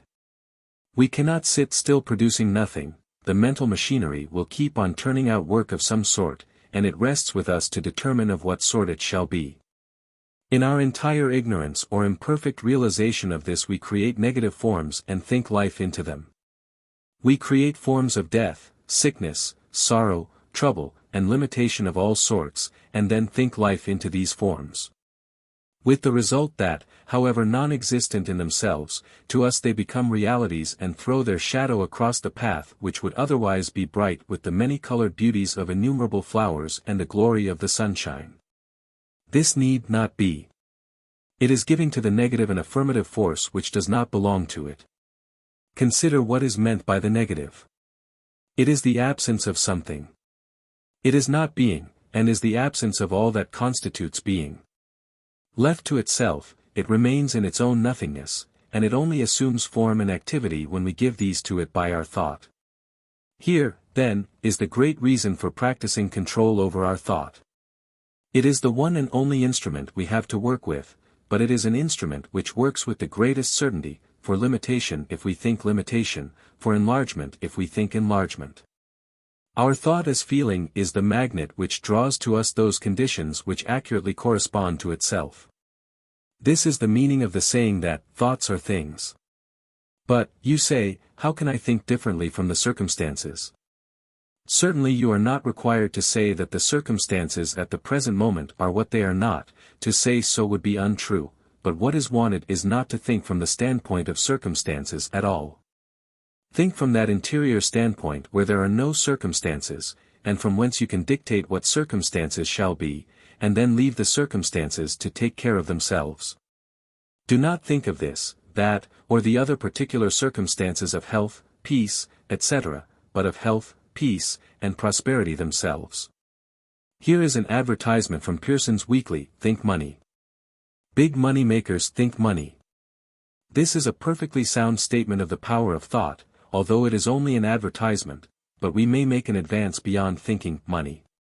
We can think life, in all its fullness, together with that perfect harmony of conditions which includes all that we need of money and 1,000 other good things besides, for some of which money stands as the symbol of exchangeable value, while others cannot be estimated by so material a standard. Therefore think life, illumination, harmony, prosperity, happiness, think the things rather than this or that condition of them. And then, by the sure operation of the universal law, these things will form themselves into the shapes best suited to your particular case, and will enter your life as active, living forces, which will never depart from you because you know them to be part and parcel of your own being. 5. Submission. There are two kinds of submission: submission to superior force and submission to superior truth. The one is weakness and the other is strength. It is an exceedingly important part of our training to learn to distinguish between these two. And the more so because the wrong kind is extolled by nearly all schools of popular religious teaching at the present day as constituting the highest degree of human attainment.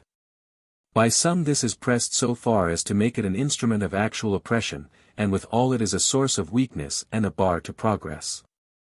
We are forbidden to question what are called the wise dispensations of providence and are told that pain and sorrow are to be accepted because they are the will of God. And there is much eloquent speaking and writing concerning the beauty of quiet resignation. All of which appeals to a certain class of gentle minds who have not yet learnt that gentleness does not consist in the absence of power but in the kindly and beneficent use of it. Minds cast in this mold are peculiarly apt to be misled. They perceive a certain beauty in the picture of weakness leaning upon strength, but they attribute its soothing influence to the wrong element of the combination. A thoughtful analysis would show them that their feelings consisted of pity for the weak figure and admiration for the strong one, and that the suggestiveness of the whole arose from its satisfying the artistic sense of balance which requires a compensation of this sort.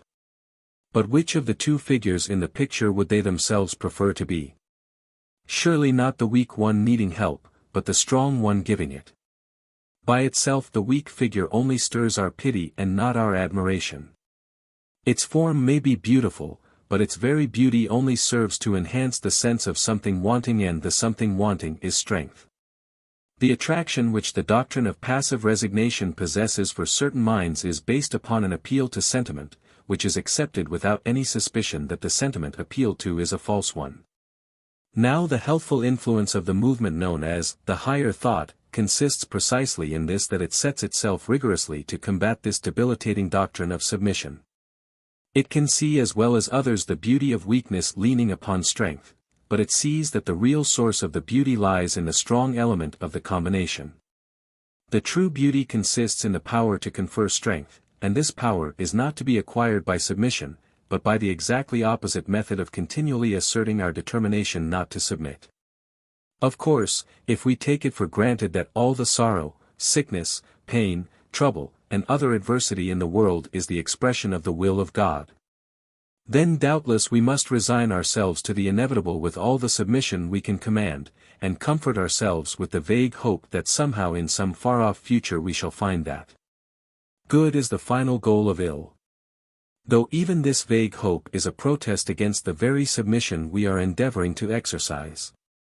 But to make the assumption that the evil of life is the will of God is to assume what a careful and intelligent study of the laws of the universe, both mental and physical, will show us is not the truth. And if we turn to that book which contains the fullest delineation of these universal laws, we shall find nothing taught more clearly than that submission to the evils of life is not submission to the will of God. We are told that Christ was manifested for this end, that he should destroy him that hath the power of death, that is, the devil. Now death is the very culmination of the negative. It is the entire absence of all that makes life, and whatever goes to diminish the living quality of life reproduces, in its degree, the distinctive quality of this supreme exhibition of the negative. Everything that tends to detract from the fullness of life has in it this deathful quality. In that completely renovated life, which is figured under the emblem of the New Jerusalem, we are told that sorrow and sighing shall flee away, and that the inhabitants shall not say, I am sick. Nothing that obscures life, or restricts it, can proceed from the same source as the power which gives light to them that sit in darkness, and deliverance to them that are bound. Negation can never be affirmation. And the error we have always to guard against is that of attributing positive power to the negative. If we once grasp the truth that God is life, and that life in every mode of expression can never be anything else than affirmative, then it must become clear to us that nothing which is of the opposite tendency can be according to the will of God. For God, the good, to will any of the evil that is in the world would be for life to act with the purpose of diminishing itself, which is a contradiction in terms to the very idea of life. God is life, and life is, by its very nature, affirmative. The submission we have hitherto made has been to our own weakness, ignorance, and fear, and not to the supreme good. But is no such thing as submission, then, required of us under any circumstances? Are we always to have our own way in everything? Assuredly the whole secret of our progress to liberty is involved in acquiring the habit of submission, but it is submission to superior truth, and not to superior force. It sometimes happens that, when we attain a higher truth, we find that its reception requires us to rearrange the truths which we possessed before, not, indeed, to lay any of them aside, for truth once recognized cannot be again put out of sight. But to recognize a different relative proportion between them from that which we had seen previously. Then there comes a submitting of what has hitherto been our highest truth to one which we recognize as still higher, a process not always easy of attainment, but which must be gone through if our spiritual development is not to be arrested. The lesser degree of life must be swallowed up in the greater.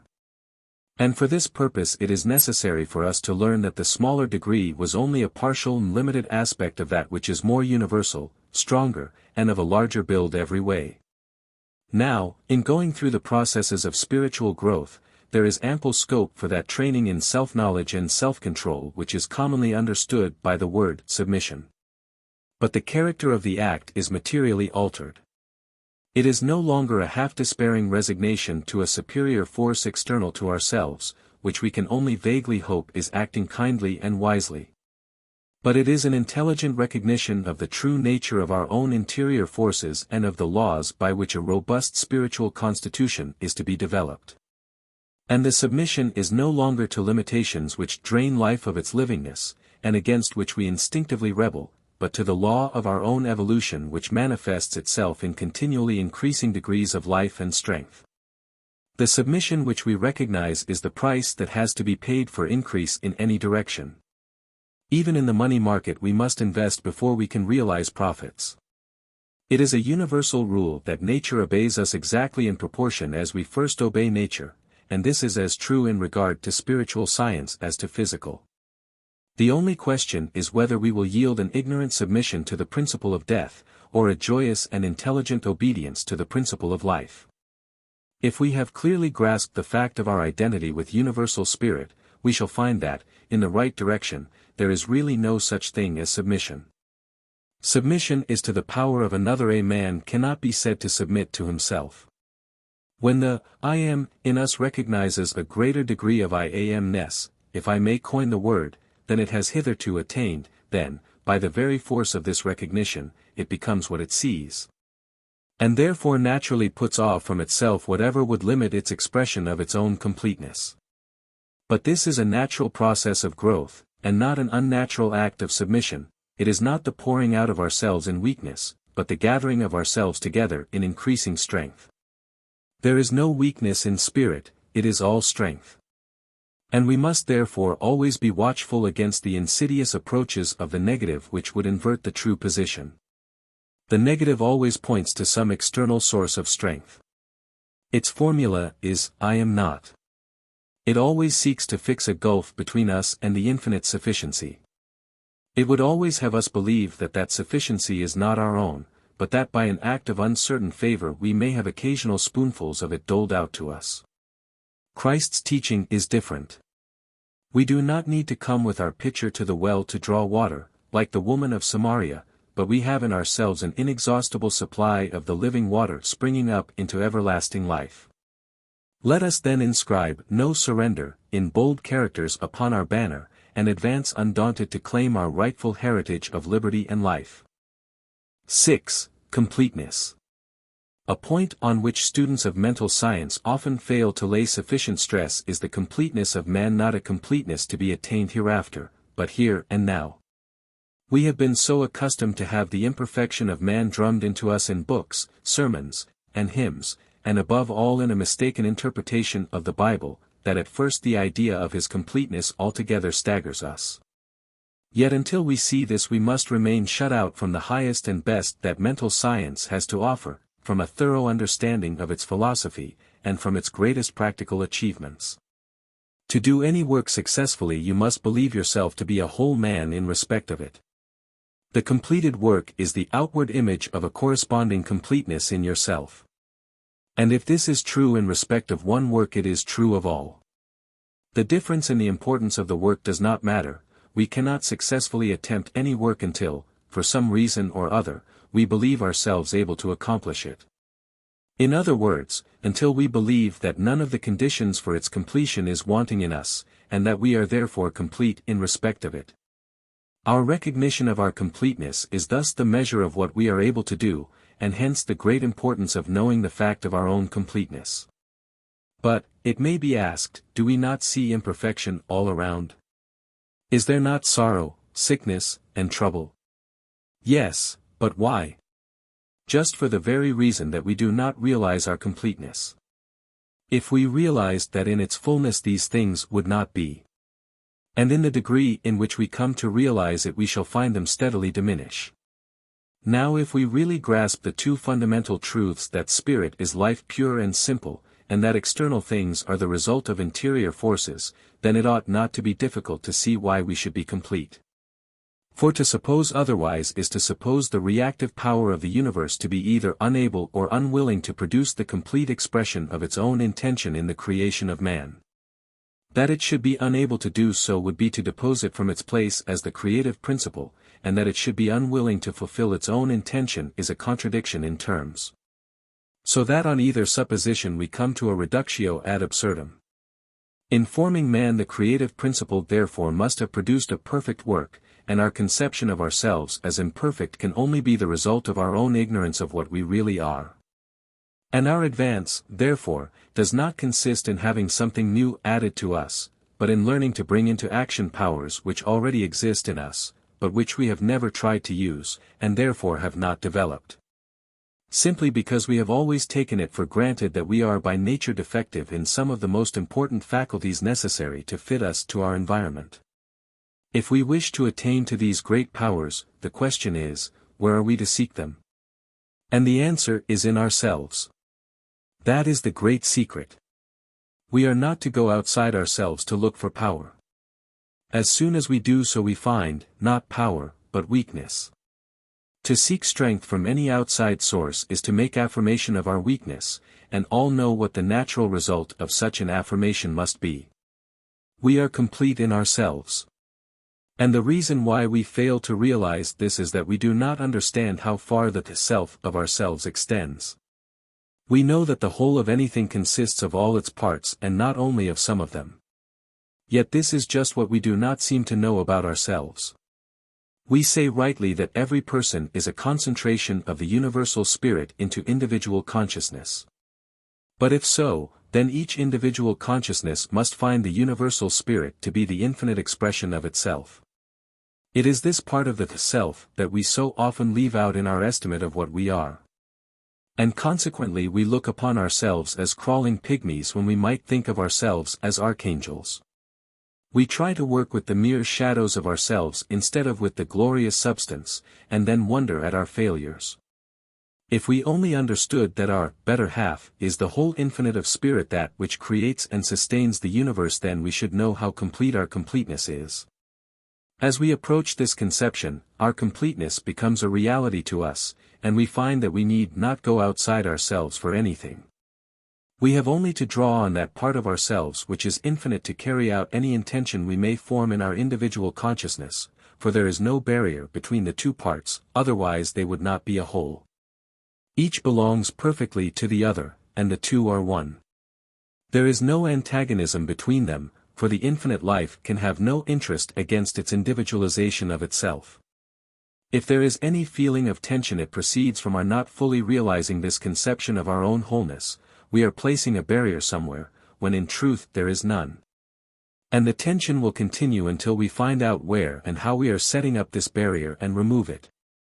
This feeling of tension is the feeling that we are not using our whole being. We are trying to make half do the work of the whole. But we cannot rid ourselves of our wholeness, and therefore the whole protests against our attempts to set one half against the other. But when we realize that our concentration out of the infinite also implies our expansion into it, we shall see that our whole self includes both the concentration and the expansion. And seeing this first intellectually, we shall gradually learn to use our knowledge practically and bring our whole man to bear upon whatever we take in hand.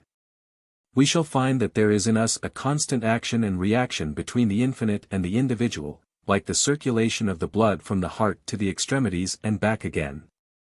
A constant pulsation of vital energy, quite natural and free from all strain and exertion.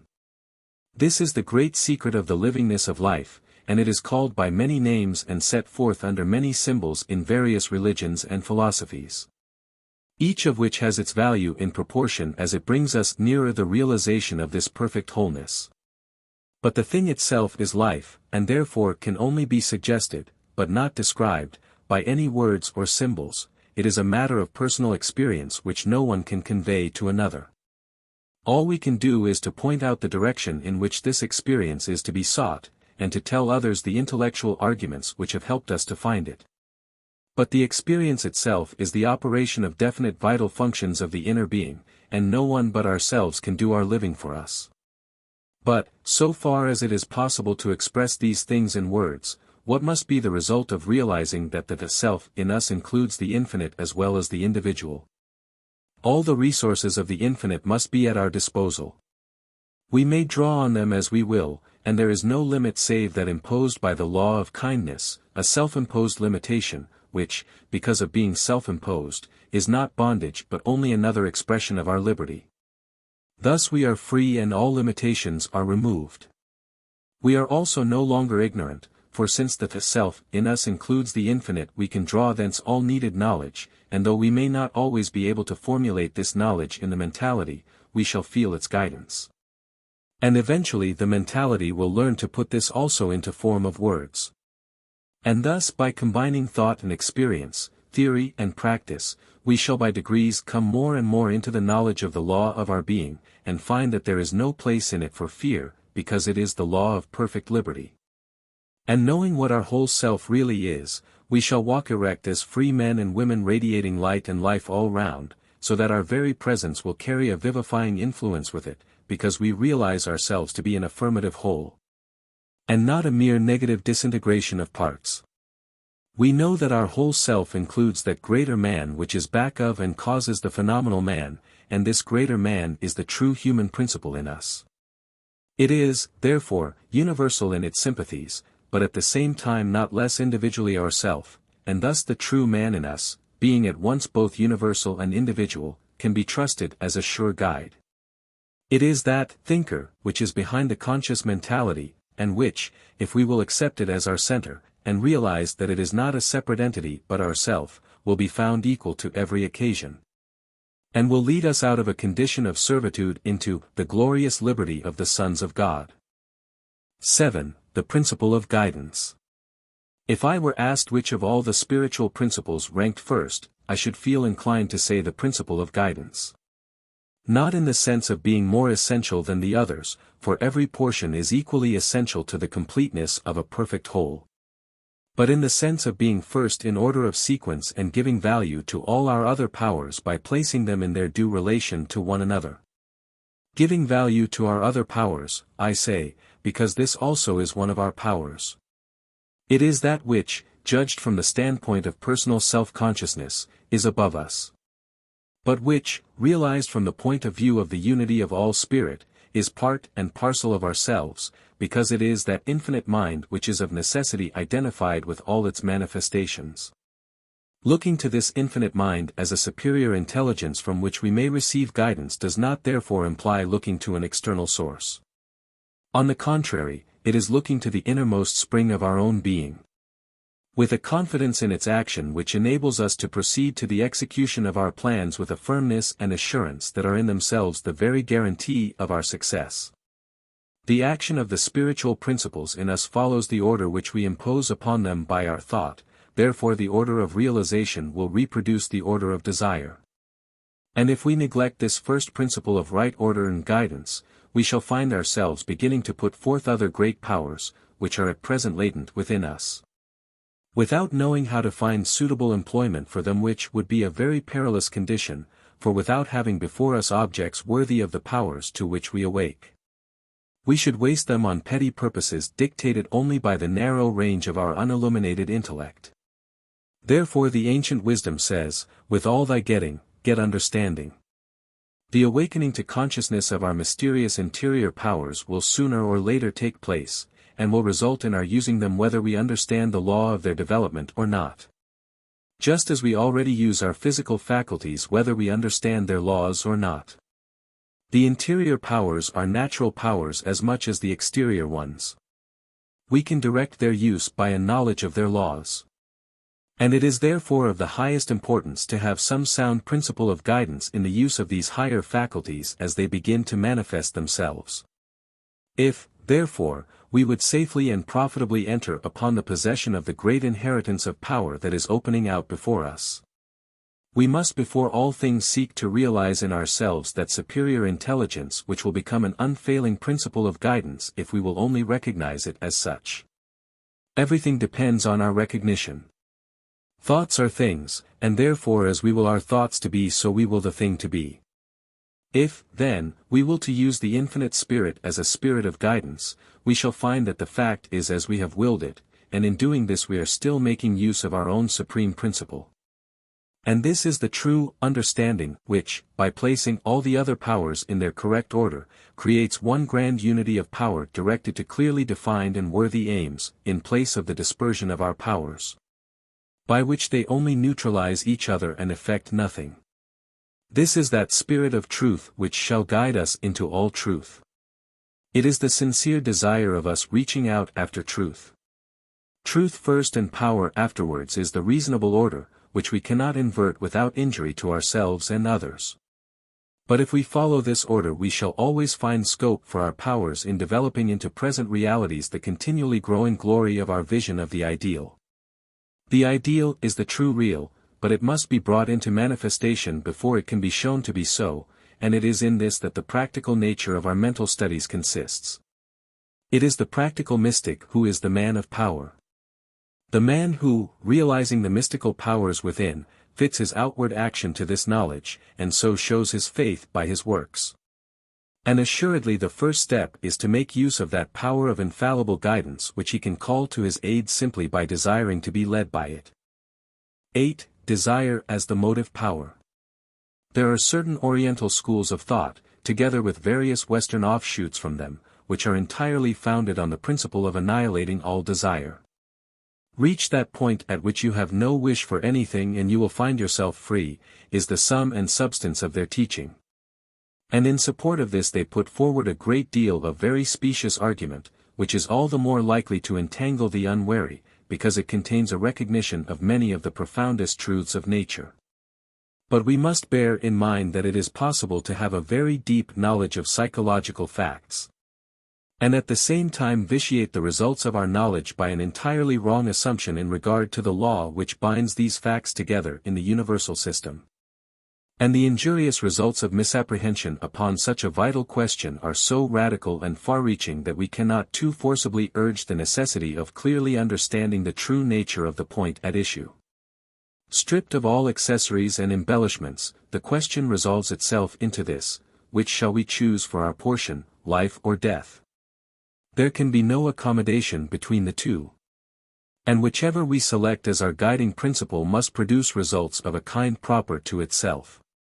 The whole of this momentous question turns on the place that we assign to desire in our system of thought. Is it the tree of life in the midst of the garden of the soul? Or is it the upas tree creating a wilderness of death all around? This is the issue on which we have to form a judgment, and this judgment must color all our conception of life and determine the entire range of our possibilities.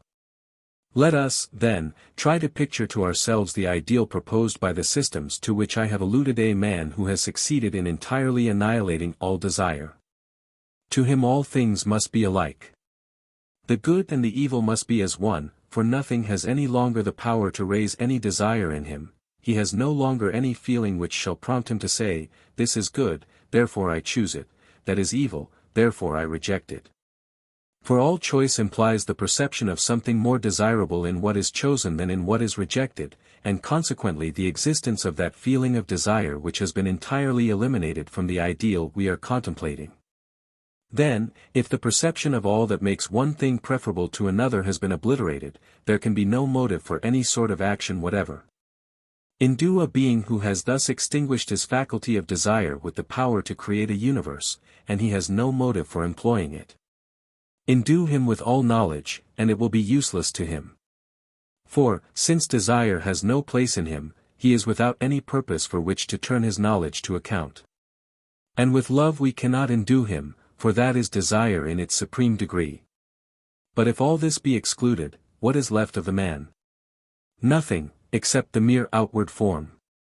If he has actually obtained this ideal, he has practically ceased to be. Nothing can by any means interest him, for there is nothing to attract or repel in one thing more than in another. He must be dead alike to all feeling and to all motive of action, for both feeling and action imply the preference for one condition rather than another, and where desire is utterly extinguished, no such preference can exist. No doubt someone may object that it is only evil desires which are thus to be suppressed, but a perusal of the writings of the schools of thought in question will show that this is not the case. The foundation of the whole system is that all desire must be obliterated, the desire for the good just as much as the desire for the evil. The good is as much illusion as the evil, and until we have reached absolute indifference to both we have not attained freedom. When we have utterly crushed out all desire we are free. And the practical results of such a philosophy are shown in the case of Indian devotees, who, in pursuance of their resolve to crush out all desire, both for good and evil alike, become nothing more than outward images of men, from which all power of perception and of action have long since fled.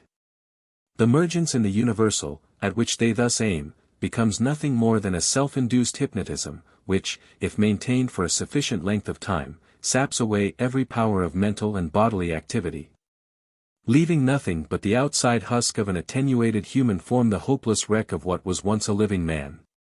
This is the logical result of a system which assumes for its starting point that desire is evil in itself, that every desire is per se a form of bondage, independently of the nature of its object.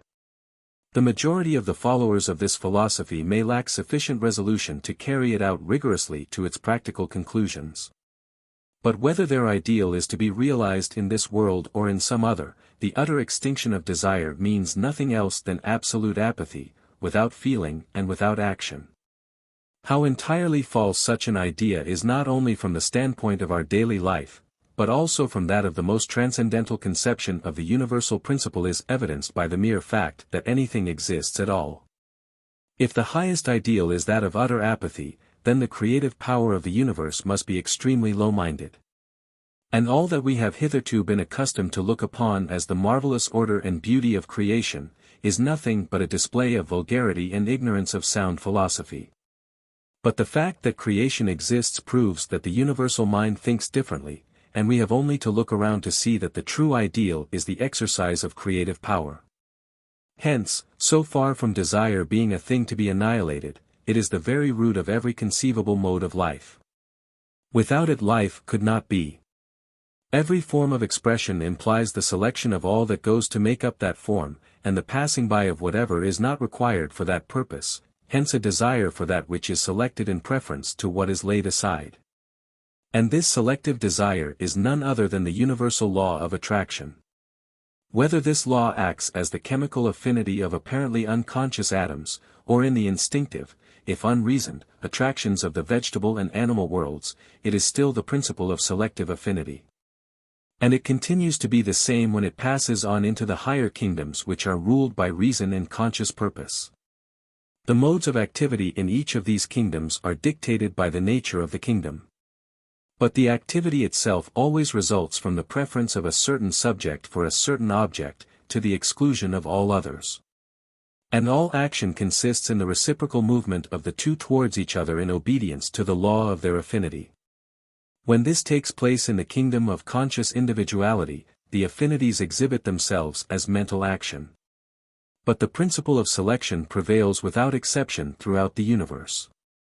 In the conscious mind this attraction towards its affinity becomes desire, the desire to create some condition of things better than that now existing. Our want of knowledge may cause us to make mistakes as to what this better thing really is, and so in seeking to carry out our desire we may give it a wrong direction. But the fault is not in the desire itself, but in our mistaken notion of what it requires for its satisfaction. Hence unrest and dissatisfaction until its true affinity is found. But, as soon as this is discovered, the law of attraction at once asserts itself and produces that better condition, the dream of which first gave direction to our thoughts. Thus it is eternally true that desire is the cause of all feeling and all action, in other words, of all life. The whole livingness of life consists in receiving or in radiating forth the vibrations produced by the law of attraction. And in the kingdom of mind these vibrations necessarily become conscious outreachings of the mind in the direction in which it feels attraction, that is to say, they become desires. Desire is therefore the mind seeking to manifest itself in some form which as yet exists only in its thought. It is the principle of creation, whether the thing created be a world or a wooden spoon. Both have their origin in the desire to bring something into existence which does not yet exist. Whatever may be the scale on which we exercise our creative ability, the motive power must always be desire. Desire is the force behind all things. It is the moving principle of the universe and the innermost center of all life. Hence, to take the negation of desire for our primal principle is to endeavor to stamp out life itself. But what we have to do is to acquire the requisite knowledge by which to guide our desires to their true objects of satisfaction. To do this is the whole end of knowledge. And any knowledge applied otherwise is only a partial knowledge, which, having failed in its purpose, is nothing but ignorance. Desire is thus the sum total of the livingness of life, for it is that in which all movement originates, whether on the physical level or the spiritual. In a word, desire is the creative power, and must be carefully guarded, trained, and directed accordingly, but thus to seek to develop it to the highest perfection is the very opposite of trying to kill it outright. And desire has fulfillment for its correlative. The desire and its fulfillment are bound together as cause and effect. And when we realize the law of their sequence, we shall be more than ever impressed with the supreme importance of desire as the great center of life. 10. Present truth. If thought power is good for anything, it is good for everything. If it can produce one thing, it can produce all things. For what is to hinder it? Nothing can stop us from thinking. We can think what we please, and if to think is to form, then we can form what we please. The whole question, therefore, resolves itself into this: is it true that to think is to form? If so, do we not see that our limitations are formed in precisely the same way as our expansions? We think that conditions outside our thought have power over us, and so we think power into them. So the great question of life is whether there is any other creative power than thought. If so, where is it, and what is it? Both philosophy and religion lead us to the truth that, in the beginning, there was no other creative power than spirit, and the only mode of activity we can possibly attribute to spirit is thought, and so we find thought as the root of all things. And if this was the case, in the beginning, it must be so still. For if all things originate in thought, all things must be modes of thought, and so it is impossible for spirit ever to hand over its creations to some power which is not itself, that is to say, which is not thought power. And consequently all the forms and circumstances that surround us are manifestations of the creative power of thought. But it may be objected that this is God's thought, and that the creative power is in God and not man. But this goes away from the self-evident axiomatic truth that, in the beginning, nothing could have had any origin except thought. It is quite true that nothing has any origin except in the divine mind, and man himself is therefore a mode of the divine thought. Again, man is self-conscious. Therefore man is the divine thought evolved into individual consciousness, and when he becomes sufficiently enlightened to realize this as his origin, then he sees that he is a reproduction in individuality of the same spirit which produces all things, and that his own thought in individuality has exactly the same quality as the divine thought in universality. Just as fire is equally igneous whether burning round a large center of combustion or a small one, and thus we are logically brought to the conclusion that our thought must have creative power. But people say, we have not found it so. We are surrounded by all sorts of circumstances that we do not desire. Yes, you fear them, and in so doing you think them. And in this way you are constantly exercising this divine prerogative of creation by thought, only through ignorance you use it in a wrong direction. Therefore the book of divine instructions so constantly repeats, fear not. Doubt not, because we can never divest our thought of its inherent creative quality, and the only question is whether we shall use it ignorantly to our injury or understandingly to our benefit. The Master summed up his teaching in the aphorism that knowledge of the truth would make us free. Here is no announcement of anything we have to do, or of anything that has to be done for us, in order to gain our liberty, neither is it a statement of anything future. Truth is what is. He did not say, you must wait till something becomes true which is not true now. He said, know what is truth now, and you will find that the truth concerning yourself is liberty. If the knowledge of truth makes us free, it can only be because in truth we are free already, only we do not know it. Our liberty consists in our reproducing on the scale of the individual the same creative power of thought which first brought the world into existence, so that the things which are seen were not made of things which do appear. Let us, then, confidently claim our birthright as sons and daughters of the Almighty, and by habitually thinking the good, the beautiful, and the true, surround ourselves with conditions corresponding to our thoughts. And by our teaching and example help others to do the same. 11. Yourself. I want to talk to you about the livingness there is in being yourself. It has at least the merit of simplicity, for it must surely be easier to be oneself than to be something or somebody else. Yet that is what so many are constantly trying to do. The self that is their own is not good enough for them, and so they are always trying to go one better than what God has made them, with endless strain and struggle as the consequence. Of course, they are right to put before them an ideal infinitely grander than anything they have yet attained. The only possible way of progress is by following an ideal that is always a stage ahead of us, but the mistake is in not seeing that its attainment is a matter of growth. And that growth must be the expansion of something that already exists in us, and therefore implies our being what we are and where we are as its starting point. This growth is a continuous process, and we cannot do next month's growth without first doing this month's. But we are always wanting to jump into some ideal of the future, not seeing that we can reach it only by steadily going on from where we are now. These considerations should make us more confident and more comfortable. We are employing a force which is much greater than we believe ourselves to be, yet it is not separate from us and needing to be persuaded or compelled, or inveigled into doing what we want.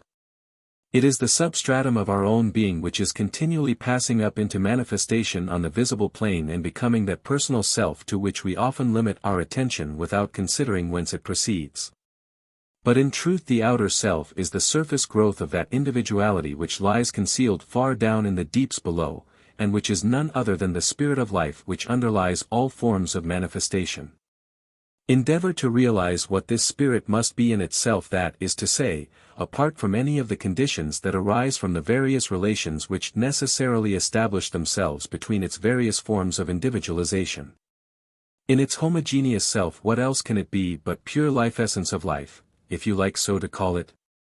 Then realize that as essence of life it exists in the innermost of every one of its forms of manifestation in as perfect simplicity as any we can attribute to it in our most abstract conceptions. In this light we see it to be the eternally self-generating power which, to express itself, flows into form. This universal essence of life is a continual becoming, into form, and since we are a part of nature we do not need to go further than ourselves to find the life-giving energy at work with all its powers. Hence all we have to do is to allow it to rise to the surface. We do not have to make it rise any more than the engineer who sinks the bore pipe for an artesian well has to make the water rise in it. The water does that by its own energy, springing as a fountain 100 feet into the air. Just so we shall find a fountain of essence of life ready to spring up in ourselves, inexhaustible and continually increasing in its flow, as one taught long ago to a woman at a wayside well. This upspringing of life essence is not another's, it is our own. It does not require deep studies, hard labors, weary journeyings to attain it. It is not the monopoly of this teacher or that writer, whose lectures we must attend or whose books we must read to get it. It is the innermost of ourselves, and a little common sense thought as to how anything comes to be anything will soon convince us that the great inexhaustible life must be the very root and substance of us, permeating every fiber of our being. Surely to be this vast infinitude of living power must be enough to satisfy all our desires, and yet this wonderful ideal is nothing else but what we already are in principio. It is all there in ourselves now, only awaiting our recognition for its manifestation. It is not the essence of life which has to grow, for that is eternally perfect in itself, but it is our recognition of it that has to grow, and this growth cannot be forced. It must come by a natural process, the first necessity of which is to abstain from all straining after being something which at the present time we cannot naturally be. The law of our evolution has put us in possession of certain powers and opportunities, and our further development depends on our doing just what these powers and opportunities make it possible for us to do, here and now. If we do what we are able to do today, it will open the way for us to do something better tomorrow, and in this manner the growing process will proceed healthily and happily in a rapidly increasing ratio. This is so much easier than striving to compel things to be what they are not, and it is also so much more fruitful in good results. It is not sitting still doing nothing, and there is plenty of room for the exercise of all our mental faculties, but these faculties are themselves the outcome of the essence of life, and are not the creating power, but only that which gives direction to it. Now it is this moving power at the back of the various faculties that is the true innermost self. And if we realize the identity between the innermost and the outermost, we shall see that we therefore have at our present disposal all that is necessary for our unlimited development in the future. Thus our livingness consists simply in being ourselves, only more so. And in recognizing this we get rid of a great burden of unnecessary straining and striving, and the place of the old strum and drang will be taken, not by inertia, but by a joyous activity which knows that it always has the requisite power to manifest itself in forms of good and beauty. What matters it whither this leads us? If we are following the line of the beautiful and good, then we shall produce the beautiful and good, and thus bring increasing joy into the world, whatever particular form it may assume. We limit ourselves when we try to fix accurately beforehand the particular form of good that we shall produce. We should aim not so much at having or making some particular thing as at expressing all that we are. The expressing will grow out of realizing the treasures that are ours already, and contemplating the beauty, the affirmative side, of all that we are now, apart from the negative conceptions and detractions which veil this positive good from us. When we do this, we shall be astonished to see what possibilities reside in ourselves as we are and with our present surroundings, all unlovely as we may deem them, and commencing to work at once upon whatever we find of affirmative in these. And withdrawing our thought from what we have hitherto seen of negative in them, the right road will open up before us, leading us in wonderful ways to the development of powers that we never suspected, and the enjoyment of happiness that we never anticipated. We have never been out of our right path, only we have been walking in it backwards instead of forwards, and now that we have begun to follow the path in the right direction, we find that it is none other than the way of peace, the path of joy, and the road to eternal life. These things we may attain by simply living naturally with ourselves. It is because we are trying to be or do something which is not natural to us that we experience weariness and labor. Where we should find all our activities joyously concentrated on objects which lead to their own accomplishment by the force of the love that we have for them. But when we make the grand discovery of how to live naturally, we shall find it to be all, and more than all, that we had ever desired, and our daily life will become a perpetual joy to ourselves, and we shall radiate light and life wherever we go. 12. Religious opinions. That great and wise writer, George Eliot, expressed her matured views on the subject of religious opinions in these words: "I have too profound a conviction of the efficacy that lies in all sincere faith, and the spiritual blight that comes with no faith, to have any negative propagandism left in me." This had not always been her attitude, for in her youth she had had a good deal of negative propagandism in her. But the experience of a lifetime led her to form this estimate of the value of sincere faith, independently of the particular form of thought which leads to it. Tennyson also came to the same conclusion, and gives kindly warning. "O thou who after toil and storm mayst seem to have reached a purer air, whose faith has centered everywhere, nor cares to fix itself to form. Leave thou thy sister when she prays her early heaven, her happy views, nor thou with shadowed hint confuse a life that leads melodious days." And thus these two great minds have left us a lesson of wisdom which we shall do well to profit by. Let us see how it applies more particularly to our own case. The true presentment of the higher thought contains no negative propagandism. It is everywhere ranged on the side of the affirmative, and its great object is to extirpate the canker which gnaws at the root of every life that endeavors to center itself upon the negative. Its purpose is constructive and not destructive. But we often find people laboring under a very erroneous impression as to the nature and scope of the movement, and thus not only themselves deterred from investigating it, but also deterring others from doing so. Sometimes this results from the subject having been presented to them unwisely in a way needlessly repugnant to the particular form of religious ideas to which they are accustomed. But more often it results from their prejudging the whole matter, and making up their minds that the movement is opposed to their ideas of religion, without being at the pains to inquire what its principles really are. In either case, a few words on the attitude of the new thought towards the current forms of religious opinion may not be out of place. The first consideration in every concern is, what is the object aimed at? The end determines the means to be employed, and if the nature of the end be clearly kept in view, then no objectless complications will be introduced into the means.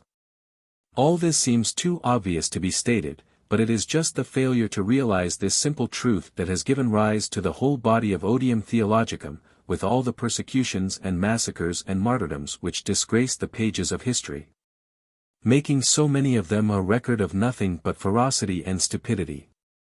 Let us hope for a better record in the future, and if we are to get it, it will be by the adoption of the simple principle here stated. In our own country alone the varieties of churches and sects form a lengthy catalogue, but in every one of them the purpose is the same: to establish the individual in a satisfactory relation to the divine power. The very fact of any religious profession at all implies the recognition of God as the source of life and of all that goes to make life. And therefore the purpose in every case is to draw increasing degrees of life, whether here or hereafter, from the only source from which alone it is to be obtained. And therefore to establish such a relation with this source as may enable the worshipper to draw from it all the life he wants.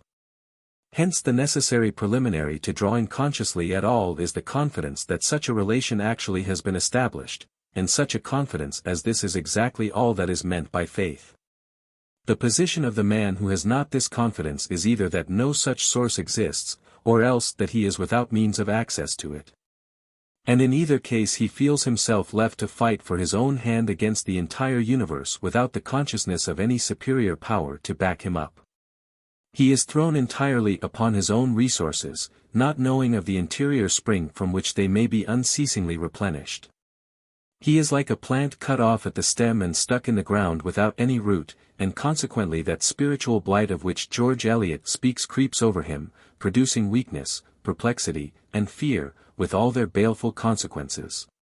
Where there should be that strength, order, and confidence which are the very foundation of all building up for whatever purpose, whether of personal prosperity or of usefulness to others.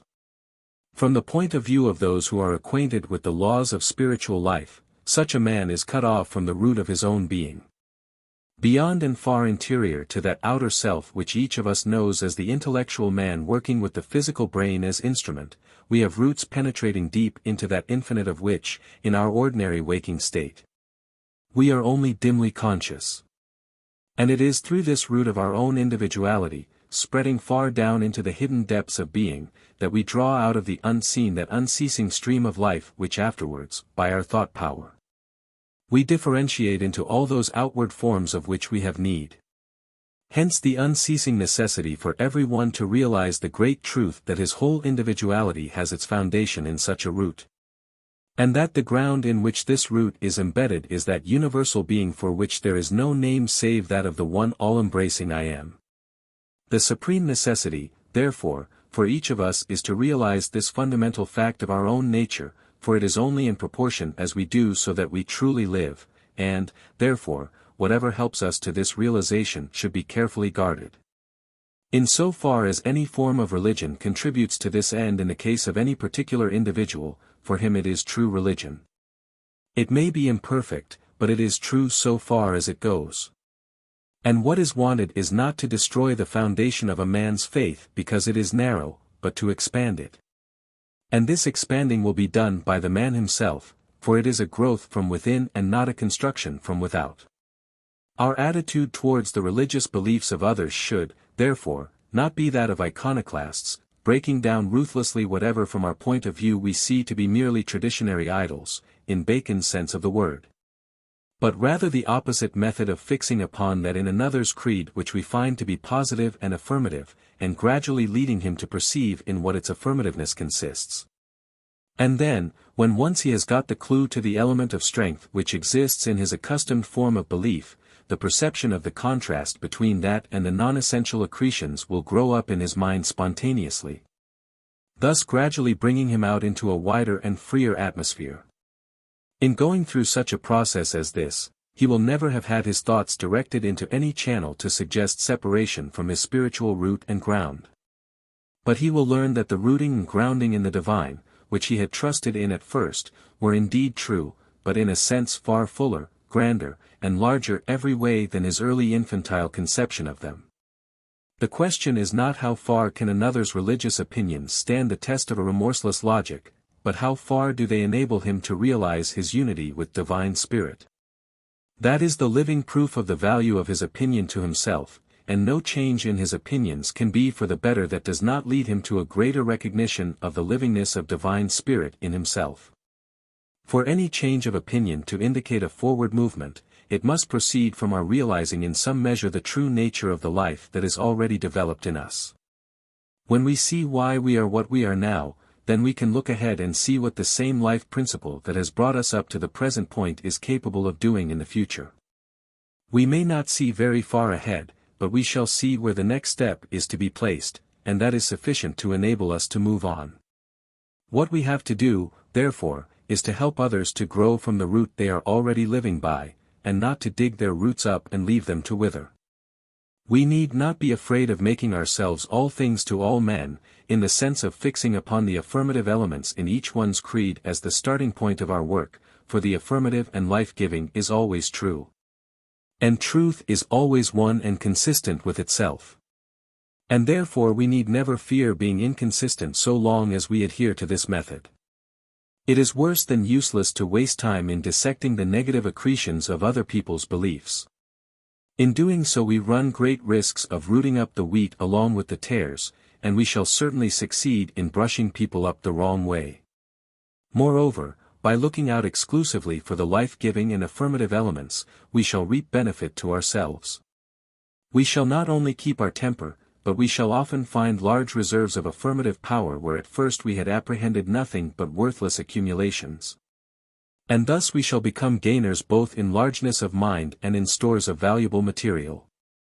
Of course we must be rigidly unyielding as regards the essence of truth that must never be sacrificed, but as representatives, in however small a sphere, of the new thought, we should make it our aim to show others.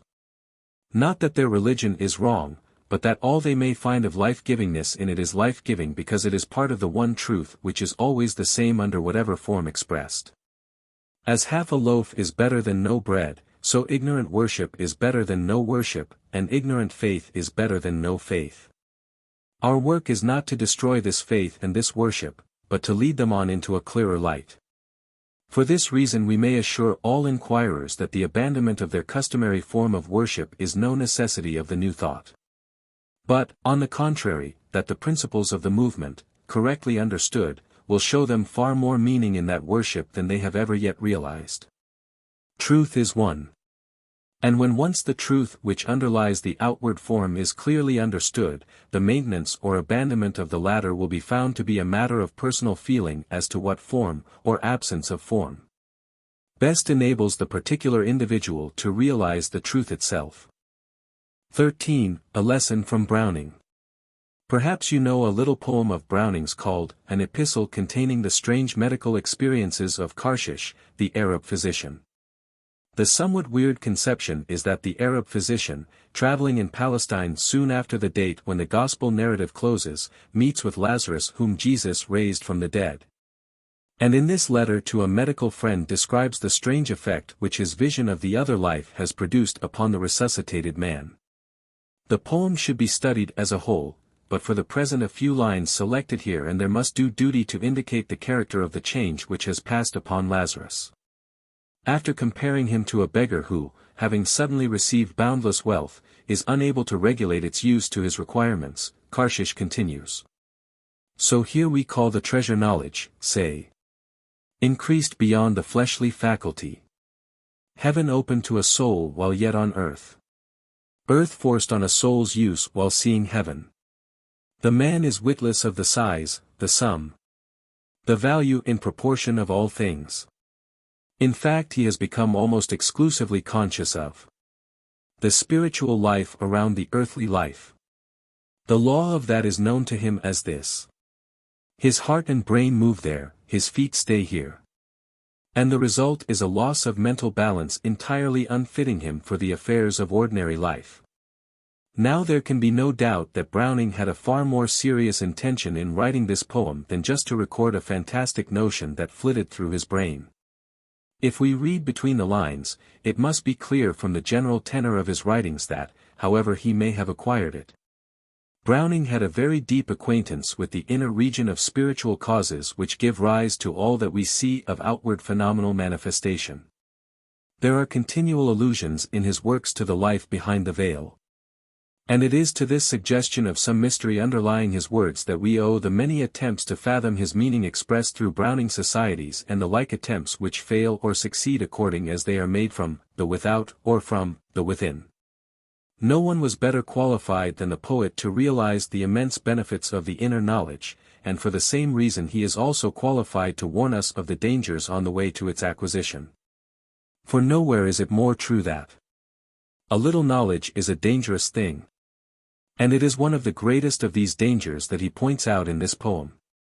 Under the figure of Lazarus he describes the man who has practically grasped the reality of the inner side of things, for whom the veil has been removed, and who knows that the external and visible takes its rise from the internal and spiritual. But the description is that of one whose eyes have been so dazzled by the light that he has lost the power of accommodating his vision to the world of sense. He now commits the same error from the side of the within that he formerly committed from the side of the without. The error of supposing that there is no vital reality in the aspect of things on which his thoughts are not immediately centered. This is want of mental balance, whether it shows itself by refusing reality to the inward or the outward. To be so absorbed in speculative ideas as to be unable to give them practical application in daily life, is to allow our highest thoughts to evaporate in dreams. There is a world of philosophy in the simple statement that there can be no inside without an outside, and no outside without an inside. And the great secret in life is in learning to see things in their wholeness, and to realize the inside and the outside simultaneously. Each of them without the other is a mere abstraction, having no real existence, which we contemplate separately only for the purpose of reviewing the logical steps by which they are connected together as cause and effect. Nature does not separate them, for they are inseparable, and the law of nature is the law of life. It is related of Pythagoras that, after he had led his scholars to the dizziest heights of the inner knowledge, he never failed to impress upon them the converse lesson of tracing out the steps by which these inner principles translate themselves into the familiar conditions of the outward things by which we are surrounded. The process of analysis is merely an expedient for discovering what springs in the realm of causes we are to touch in order to produce certain effects in the realm of manifestation. But this is not sufficient. We must also learn to calculate how those particular effects, when produced, will stand related to the world of already existing effects among which we propose to launch them, how they will modify these and be modified by these in turn.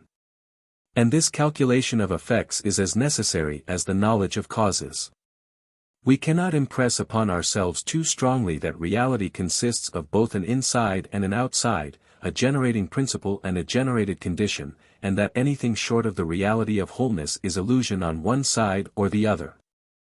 Nothing could have been further from Browning's intention than to deter seekers after truth from studying the principles of being, for without the knowledge of them truth must always remain wrapped in mystery.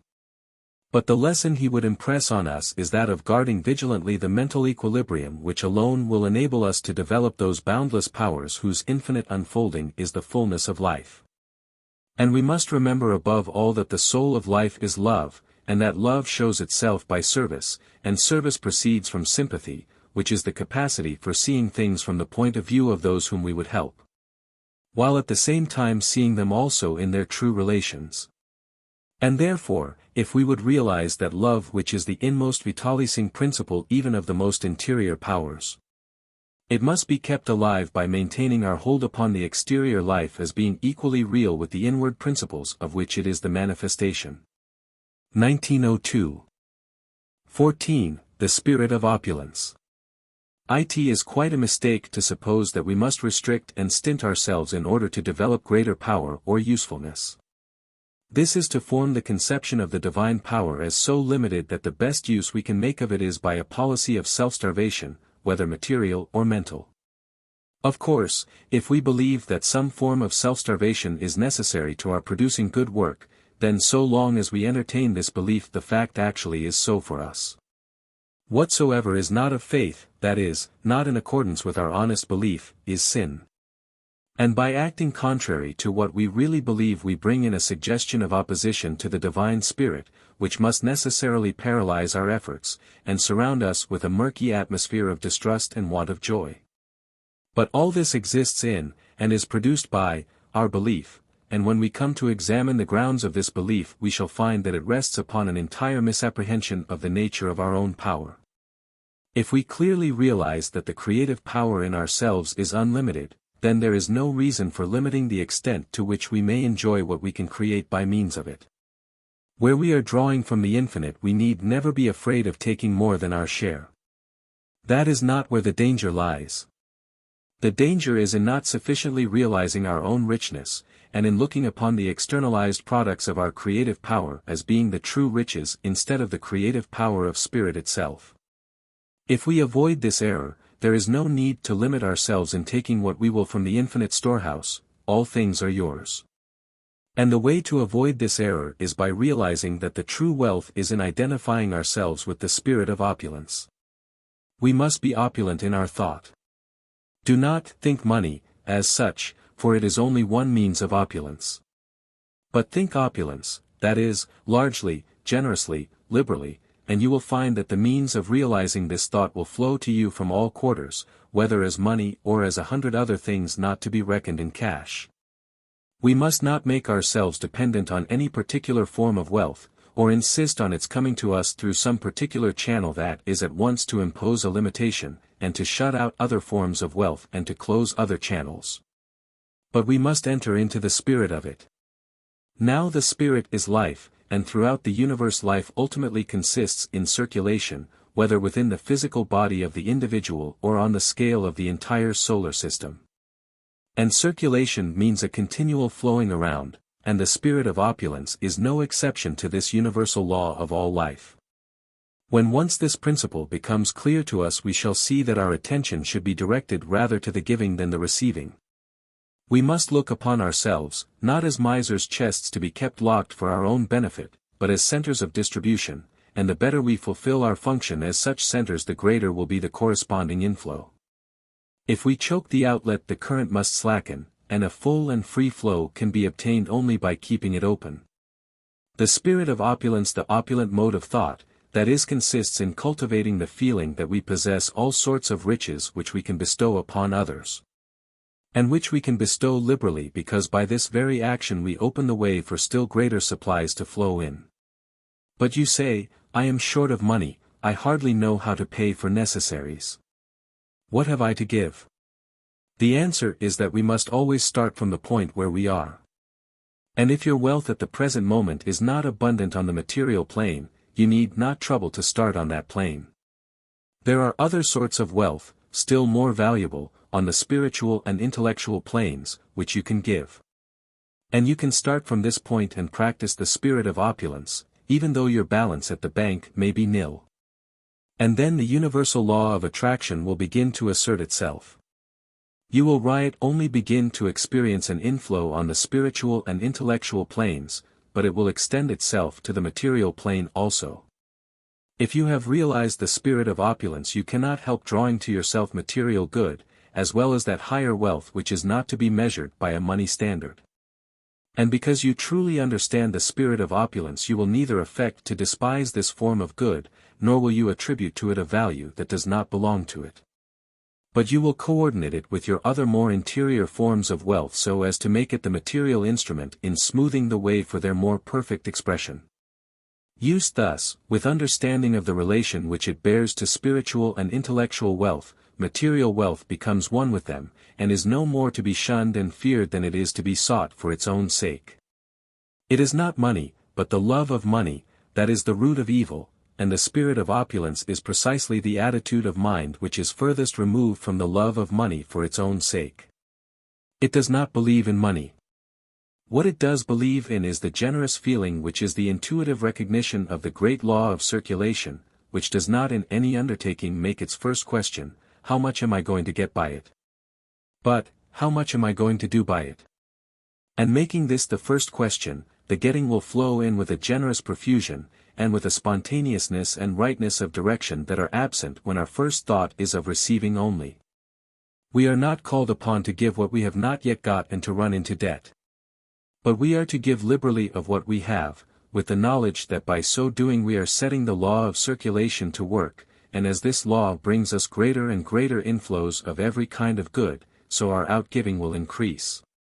Not by depriving ourselves of any expansion of our own life that we may desire, but by finding that every expansion makes us the more powerful instruments for expanding the life of others. Live and let live is the motto of the true opulence. 15. Beauty. Do we sufficiently direct our thoughts to the subject of beauty? I think not. We are too apt to regard beauty as a merely superficial thing, and do not realize all that it implies. This was not the case with the great thinkers of the ancient world. See the place which no less a one than Plato gives to beauty as the expression of all that is highest and greatest in the system of the universe. These great men of old were no superficial thinkers, and, therefore, would never have elevated to the supreme place that which is only superficial. Therefore, we shall do well to ask what it is that these great minds found in the idea of beauty which made it thus appeal to them as the most perfect outward expression of all that lies deepest in the fundamental laws of being. It is because, rightly apprehended, beauty represents the supremest living quality of thought. It is the glorious overflowing of fullness of love which indicates the presence of infinite reserves of power behind it. It is the joyous profusion that shows the possession of inexhaustible stores of wealth which can afford to be thus lavish and yet remain as exhaustless as before. Read aright, beauty is the index to the whole nature of being. Beauty is the externalization of harmony, and harmony is the coordinated working of all the powers of being, both in the individual and in the relation of the individual to the infinite from which it springs. And therefore this harmony conducts us at once into the presence of the innermost undifferentiated life. Thus beauty is in most immediate touch with the very arcanum of life. It is the brightness of glory spreading itself over the sanctuary of the divine spirit. For if, viewed from without, beauty is the province of the artist and the poet, and lays hold of our emotions and appeals directly to the innermost feelings of our heart, calling up the response of that within us which recognizes itself in the harmony perceived without. This is only because it speeds across the bridge of reason with such quick feet that we pass from the outmost to the inmost and back again in the twinkling of an eye. But the bridge is still there and, retracing our steps more leisurely, we shall find that, viewed from within, beauty is no less the province of the calm reasoner and analyst. What the poet and the artist seize upon intuition ally, he elaborates gradually, but the result is the same in both cases. For no intuition is true which does not admit of being expanded into a rational sequence of intelligible factors, and no argument is true which does not admit of being condensed into that rapid suggestion which is intuition. Thus the impassioned artist and the calm thinker both find that the only true beauty proceeds naturally from the actual construction of that which it expresses. It is not something added on as an afterthought, but something pre-existing in the original idea, something to which that idea naturally leads up, and which presupposes that idea as affording it any raison d'être. The test of beauty is, what does it express? Is it merely a veneer, a coat of paint laid on from without? Then it is indeed nothing but a whited sepulchre, a covering to hide the vacuity or deformity which needs to be removed. But is it the true and natural outcome of what is beneath the surface? Then it is the index to superabounding life and love and intelligence, which is not content with mere utilitarianism hasting to escape at the earliest possible point from the labor of construction, as though from an enforced and unwelcome task, but rejoicing over its work and unwilling to quit it until it has expressed this rejoicing in every fittest touch of form and color and exquisite proportion that the material will admit of. And this without departing by a hairbreadth from the original purpose of the design. Wherever, therefore, we find beauty, we may infer an enormous reserve of power behind it. In fact, we may look upon it as the visible expression of the great truth that life power is infinite. And when the inner meaning of beauty is thus revealed to us, and we learn to know it as the very fullness and overflowing of power, we shall find that we have gained a new standard for the guidance of our own lives. We must begin to use this wonderful process which we have learnt from nature. Having learned how nature works, how God works, we must begin to work in like manner, and never consider any work complete until we have carried it to some final outcome of beauty, whether material, intellectual, or spiritual. Is my intention good? That is the initial question, for the intention determines the nature of the essence in everything. What is the most beautiful form in which I can express the good I intend? That is the ultimate question. For the true beauty which our work expresses is the measure of the power, intelligence, love, in a word, of the quantity and quality of our own life which we have put into it. True beauty, mind you, that which is beautiful because it most perfectly expresses the original idea, not a mere ornamentation occupying our thoughts as a thing apart from the use intended. Nothing is of so small account but it has its fullest power of expression in some form of beauty peculiarly its own.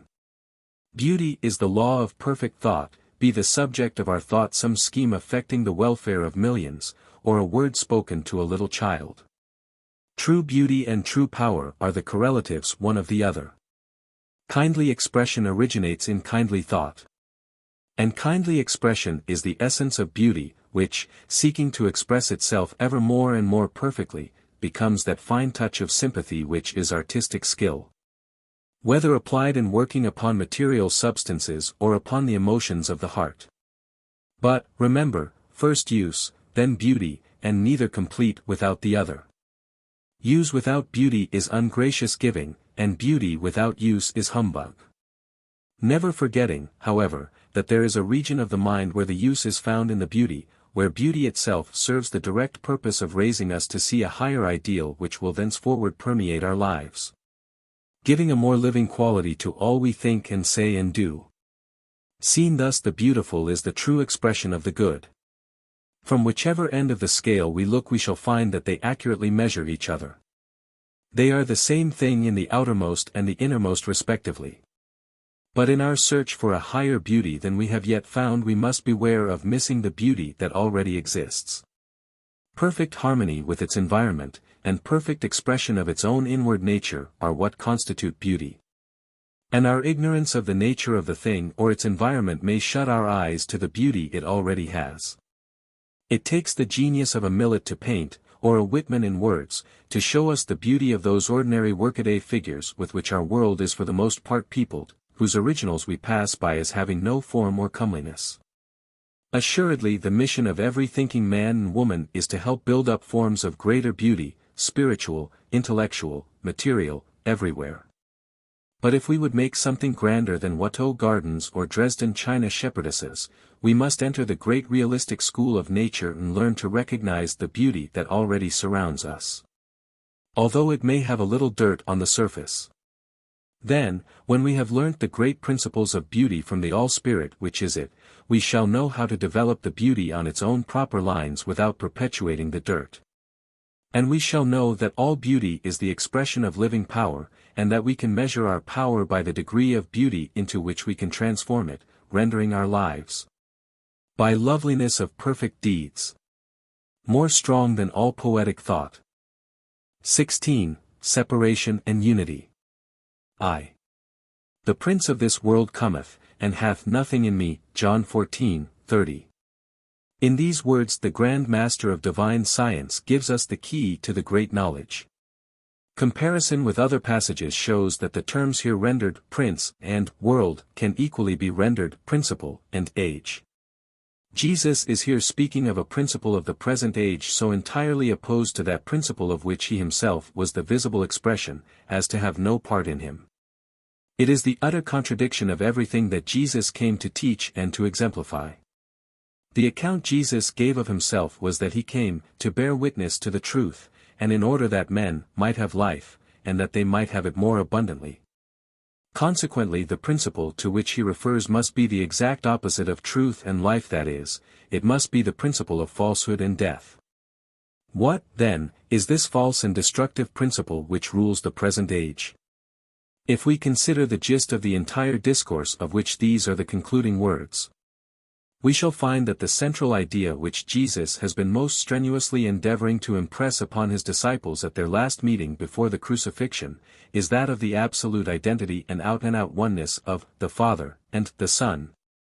The principle of the perfect unity of God and man.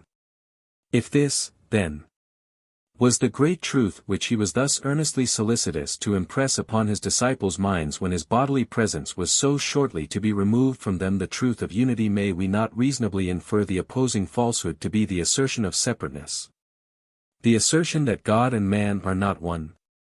The idea of separateness is precisely the principle on which the world has proceeded from that day to this, the assumption that God and man are not one in being, and that the matter is of a different essence from spirit. In other words, the principle that finds favor with the intellectuality of the present age is that of duality, the idea of two powers and two substances opposite in kind, and, therefore, repugnant to each other, permeating all things, and so leaving no wholeness anywhere. The entire object of the Bible is to combat the idea of two opposing forces in the world. The good news is said to be that of reconciliation, 2 Cor v. 18, where also we are told that all things are from God, hence leaving no room for any other power or any other substance. And the great falsehood, which it is the purpose of the good news to expose, is everywhere in the Bible proclaimed to be the suggestion of duality, which is some other mode of life, that is not the one life, but something separate from it, an idea which it is impossible to state distinctly without involving a contradiction in terms.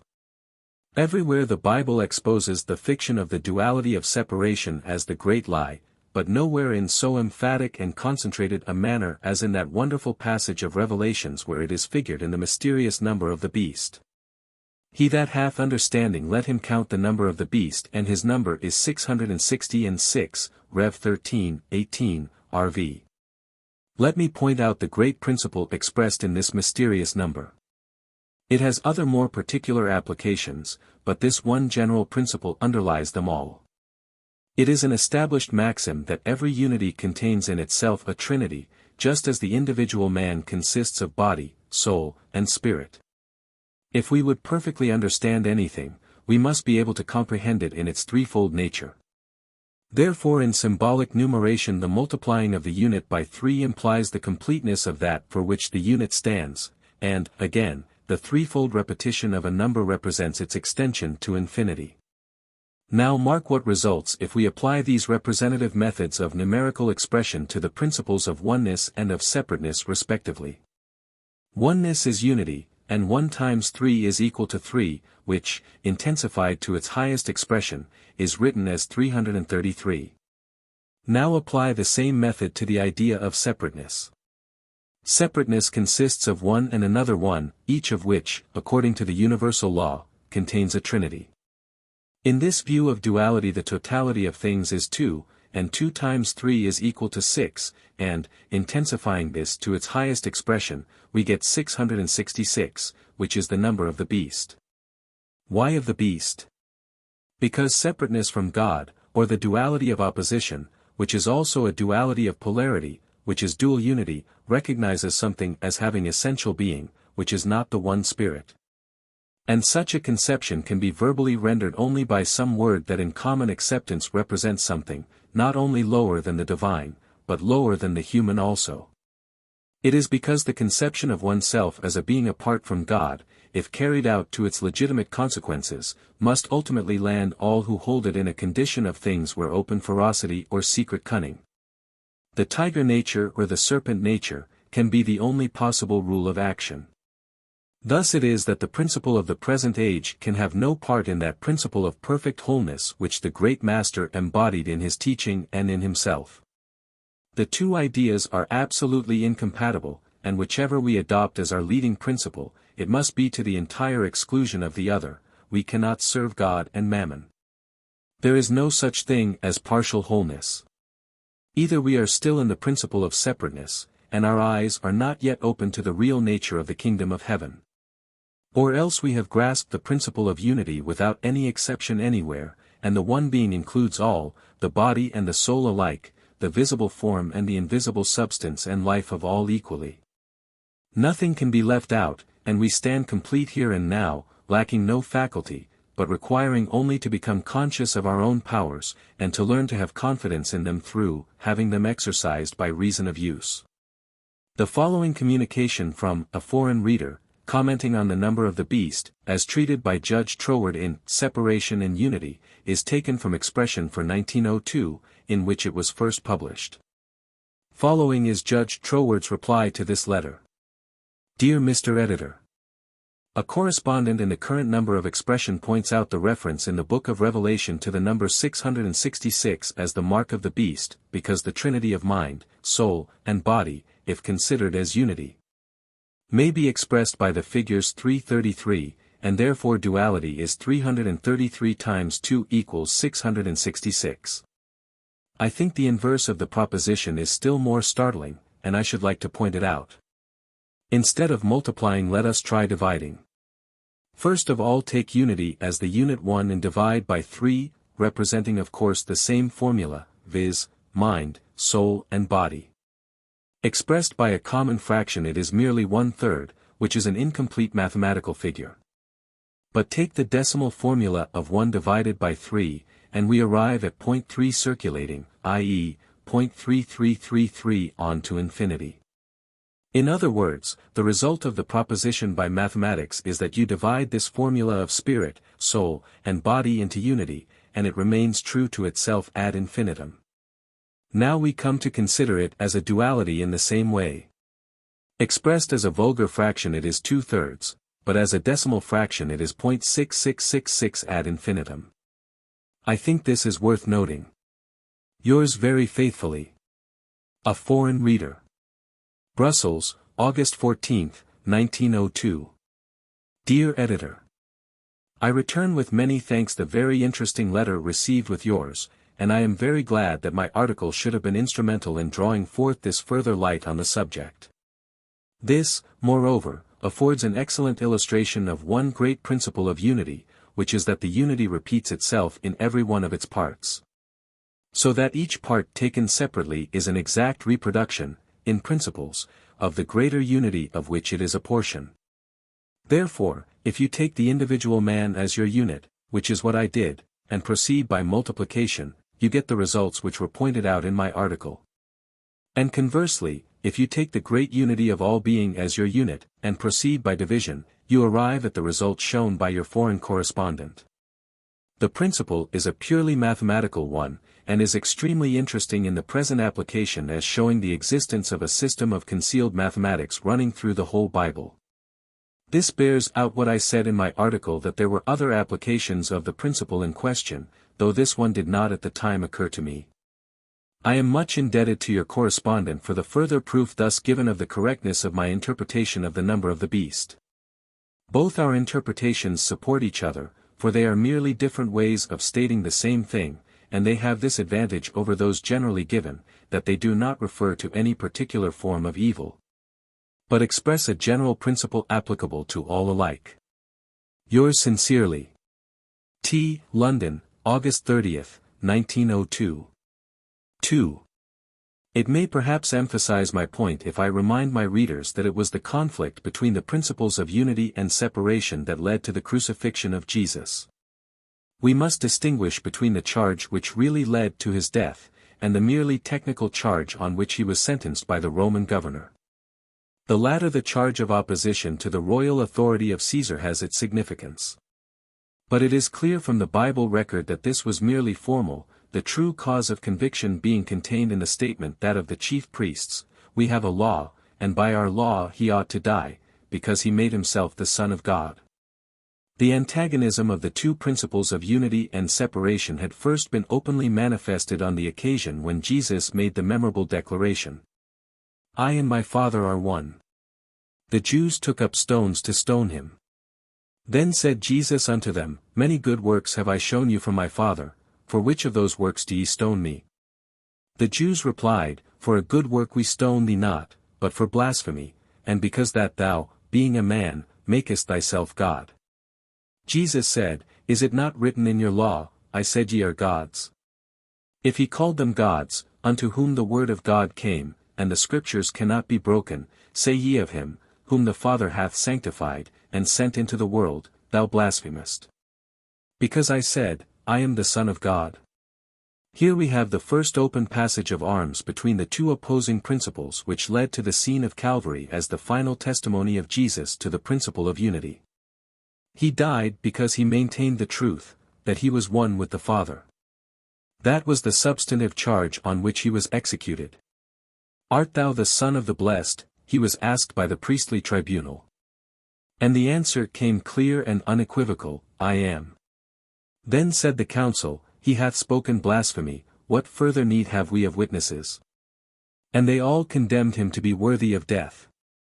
Jesus did not enter into a palpably useless argument with judges whose minds were so rooted in the idea of dualism as to be impervious to any other conception. But with a mixed multitude, who were not officially committed to a system, the case was different. Among them there might be some still open to conviction, and the appeal was, therefore, made to a passage in the Psalms with which they were all familiar, pointing out that the very persons to whom the divine word was addressed were styled gods by the divine speaker himself. The incontrovertibleness of the fact was emphasized by the stress laid upon it as Scripture which cannot be broken, and the meaning to be assigned to the statement was rendered clear by the argument which Jesus deduced from it. He says in effect, "You would stone me as a blasphemer for saying of myself what your own scriptures say concerning each of you." The claim of unity with the Father, he urges, was no unique one, but one which the Scripture, rightly understood, entitled every one of his hearers to make for himself. And so we find throughout that Jesus nowhere makes any claim for himself which he does not also make for those who accept his teaching. Does he say to the Jews, "Ye are of this world, I am not of this world"? Equally he says of his disciples, "They are not of the world, even as I am not of the world." Does he say, "I am the light of the world"? Equally, he says, "Ye are the light of the world." Does he say, "I and my Father are one"?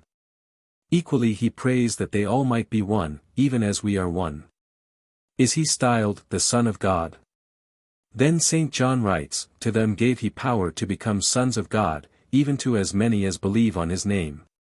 And by belief on the name we may surely understand belief in the principle of which the name is the verbal representation. The essential unity of God and man is thus the one fact which permeates the whole teaching of Jesus. He himself stood forth as its living expression. He appealed to his miracles as the proofs of it, "It is the Father that doeth the works."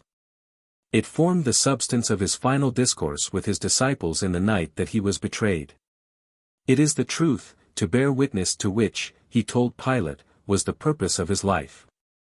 In support of this truth he died, and by the living power of this truth he rose again. The whole object of his mission was to teach men to realize their unity with God and the consequences that must necessarily follow from it. To draw them away from that notion of dualism which puts an impassable barrier between God and man, and thus renders any true conception of the principle of life impossible. And to draw them into the clear perception of the innermost nature of life, as consisting in the inherent identity of each individual with that infinite all-pervading spirit of life which he called the Father. The branch cannot bear fruit except it abide in the vine.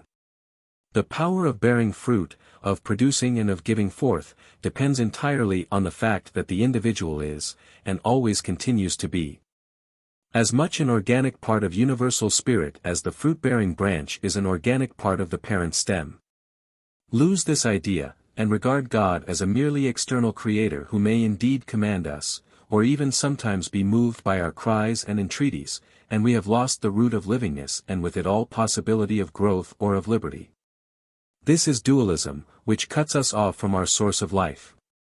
And so long as we take this false conception for the true law of being, we shall find ourselves hampered by limitations and insoluble problems of every description.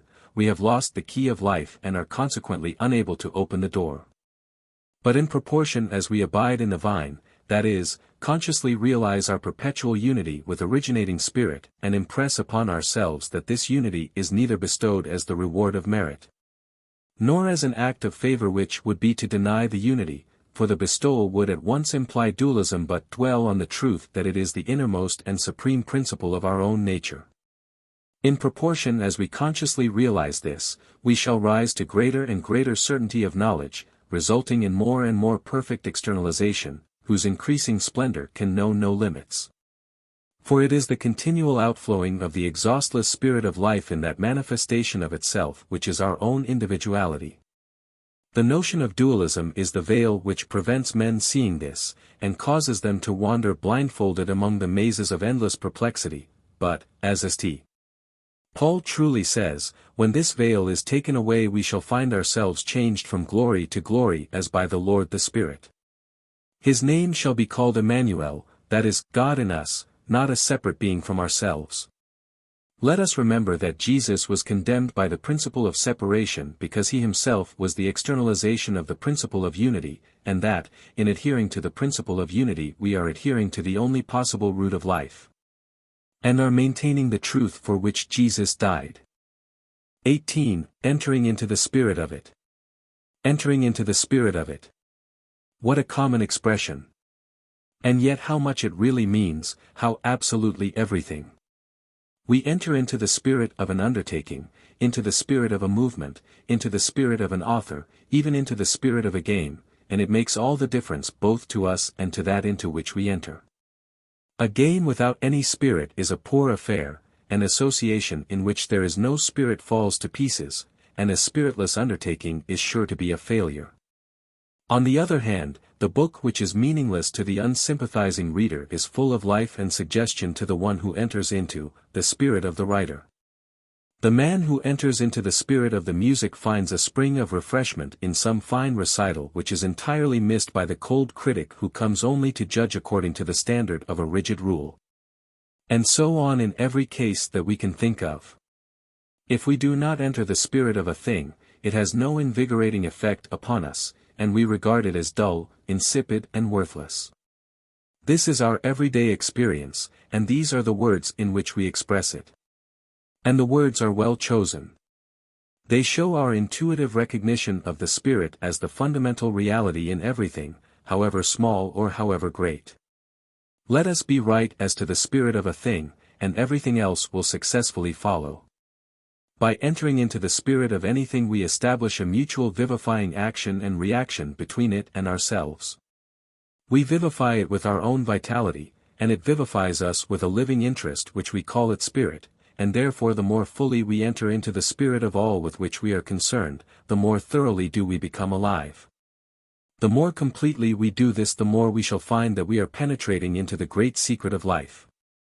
It may seem a truism, but the great secret of life is its livingness, and it is just more of this quality of livingness that we want to get hold of. It is that good thing of which we can never have too much. But every fact implies also its negative, and we never properly understand a thing until we not only know what it is, but also clearly understand what it is not. To a complete understanding, the knowledge of the negative is as necessary as the knowledge of the affirmative.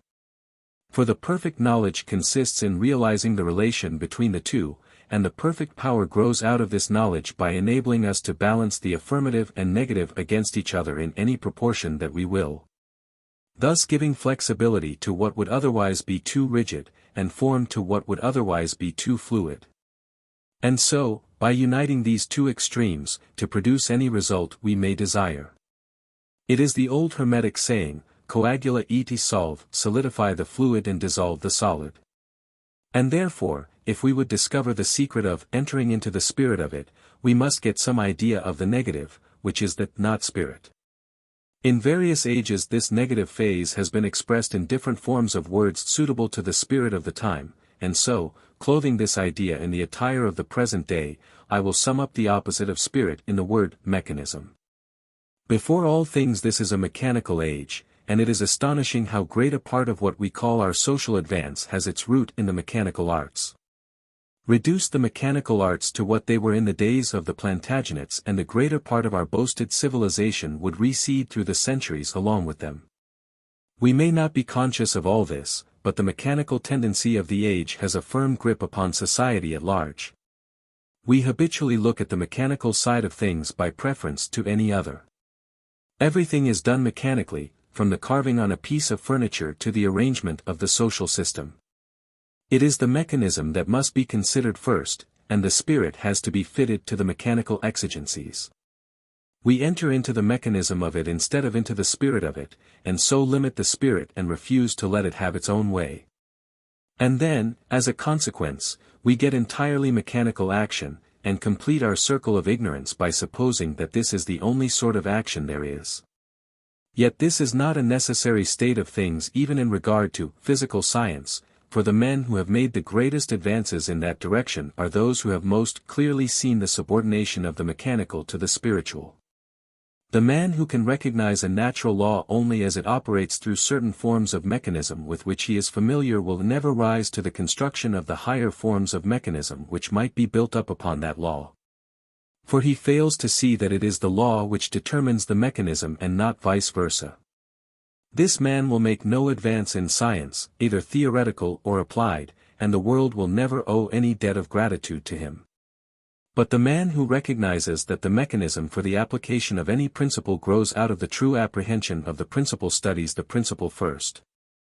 Knowing that when that is properly grasped it will necessarily suggest all that is wanted for bringing it into practical use. And if this is true in regard to so-called physical science, it is a fortiori true as regards the science of spirit.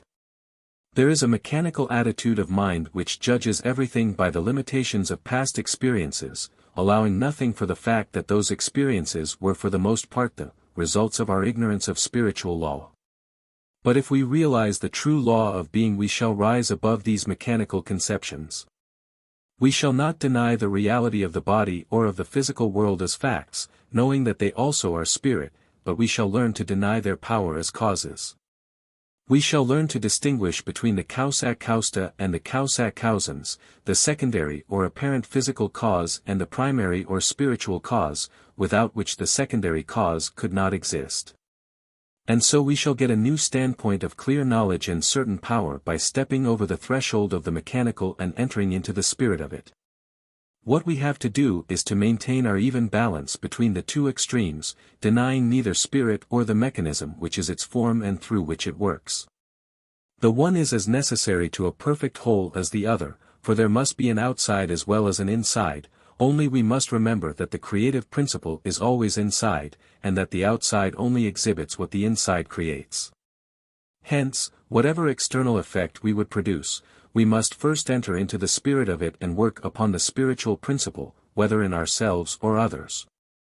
And by so doing our insight will become greatly enlarged, for from without we can see only one small portion of the circumference, while from the center we can see the whole of it. If we fully grasp the truth that spirit is creator, we can dispense with painful investigations into the mechanical side of all our problems. If we are constructing from without, then we have to calculate anxiously the strength of our materials and the force of every thrust and strain to which they may be subjected. And very possibly after all we may find that we have made a mistake somewhere in our elaborate calculations. But if we realize the power of creating from within, we shall find all these calculations correctly made for us, for the same Spirit which is Creator is also that which the Bible calls the wonderful number.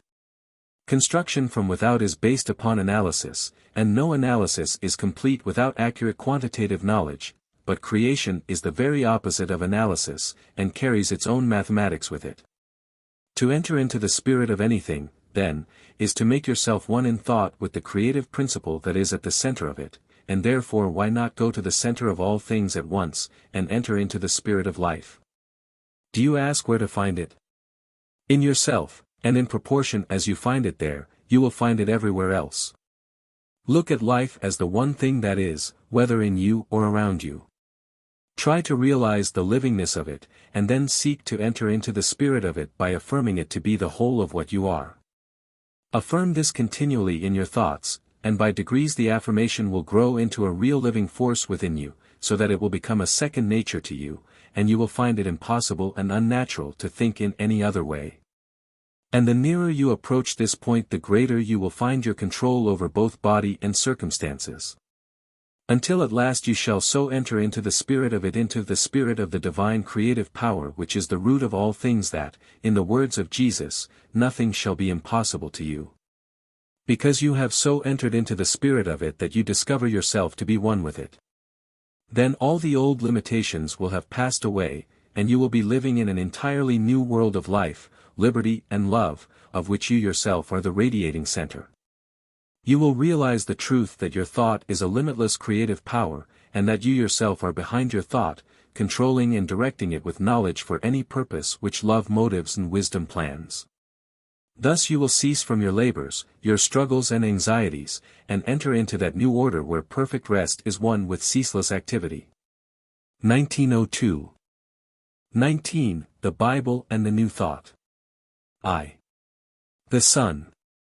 A deeply interesting subject to the student of the New Thought movement is to trace how exactly its teaching is endorsed by the teaching of the Bible.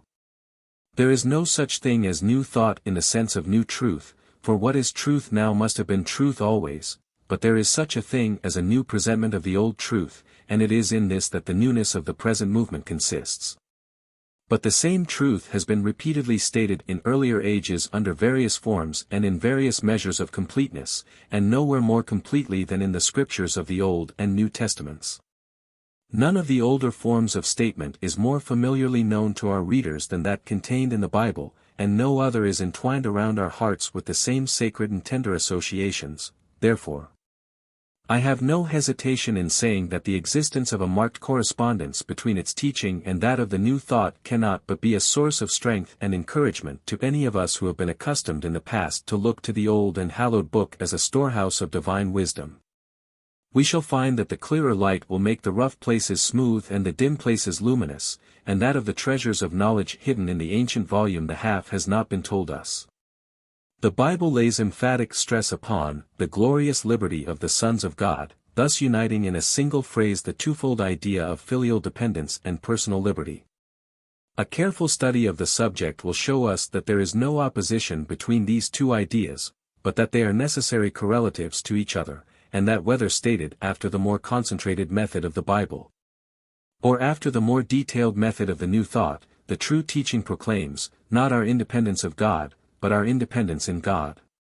Such an inquiry naturally centers in an especial manner around the sayings of Jesus. For whatever may be our opinions as to the nature of the authority with which he spoke, we must all agree that a peculiar weight attaches to those utterances which have come down to us as the ipsissima verba from which the entire New Testament has been developed. And if an identity of conception in the New Thought movement can be traced here at the fountainhead, we may expect to find it in the lower streams also.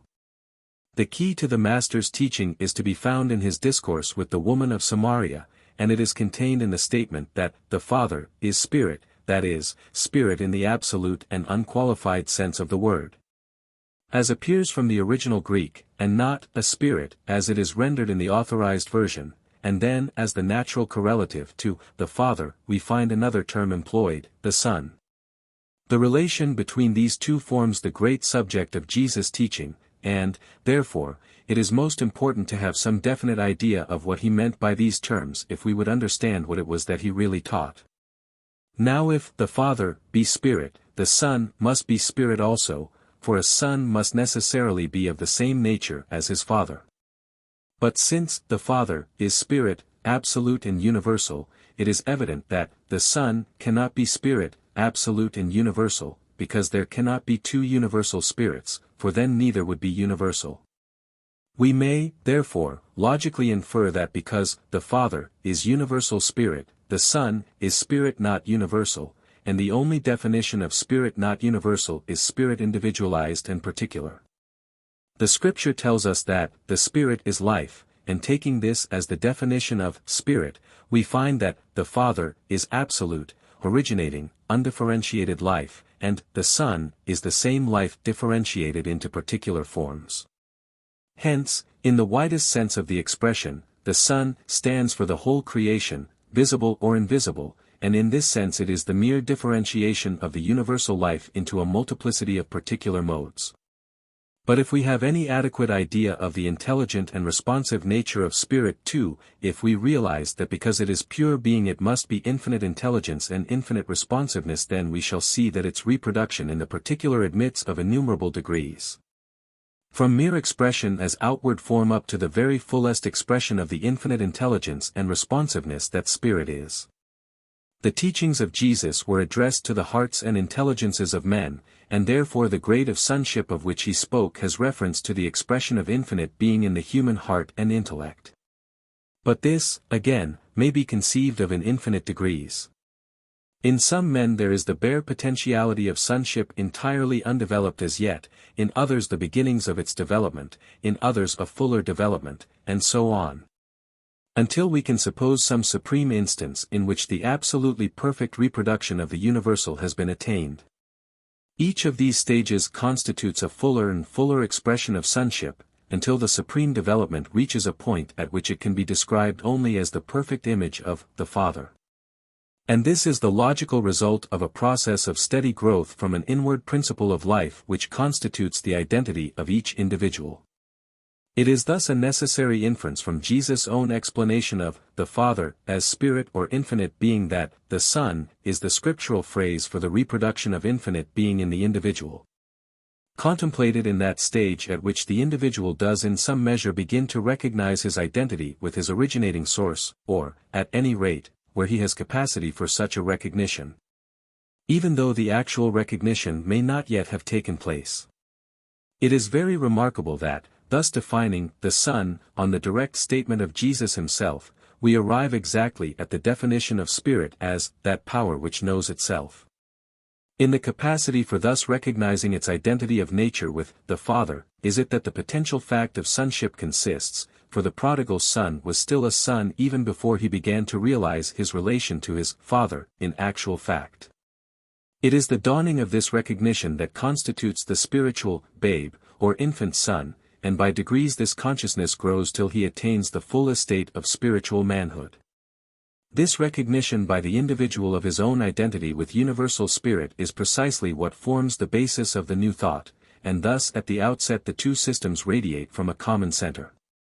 But I suppose the feature of the new thought which is the greatest stumbling block to those who view the movement from the outside is the claim it makes for thought power as an active factor in the affairs of daily life. As a mere set of speculative opinions, people might be willing to pigeonhole it along with the philosophic systems of Kant or Hegel, but it is the practical element in it which causes the difficulty.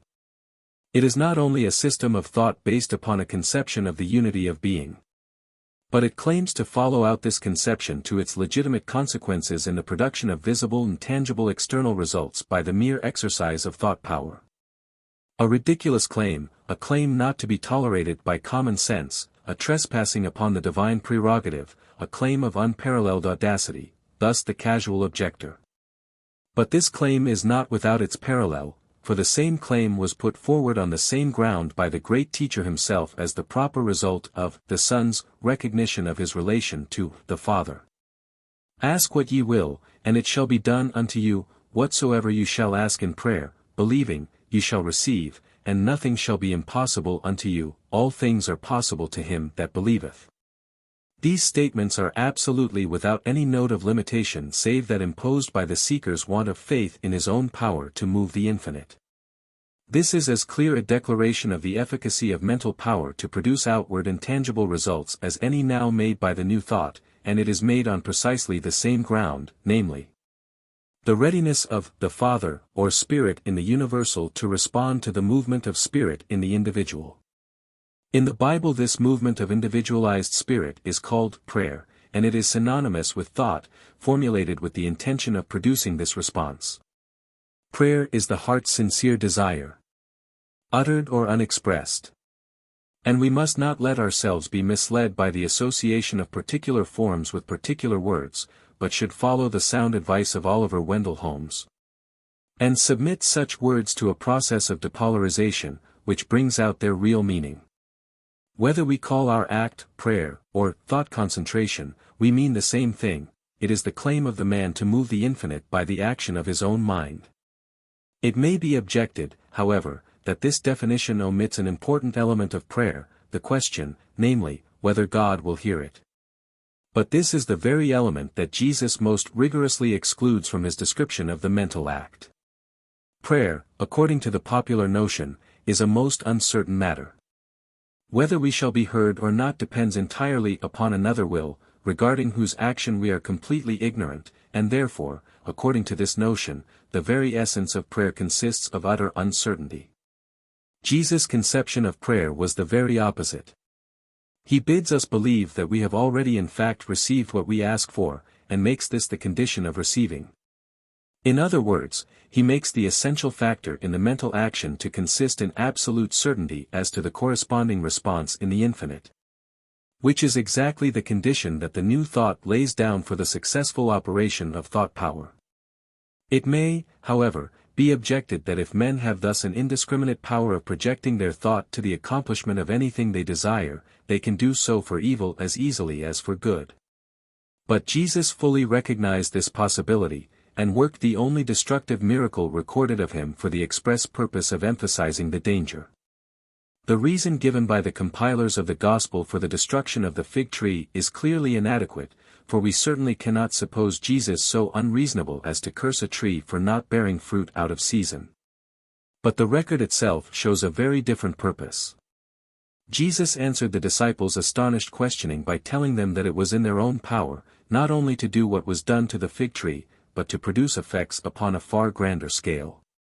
And he concludes the conversation by laying down the duty of a heart-searching forgiveness as a necessary preliminary to prayer. Why was this precept so particularly impressed in this particular connection?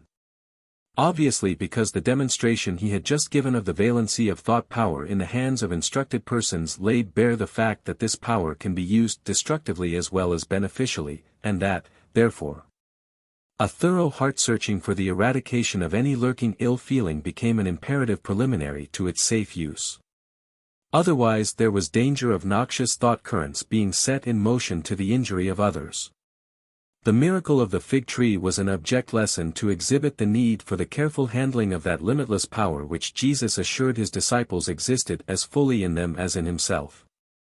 I do not here attempt to go into this subject in detail, but enough has, I think, been shown to convince us that Jesus made exactly the same claim for the power of thought as that made by the New Thought movement at the present day.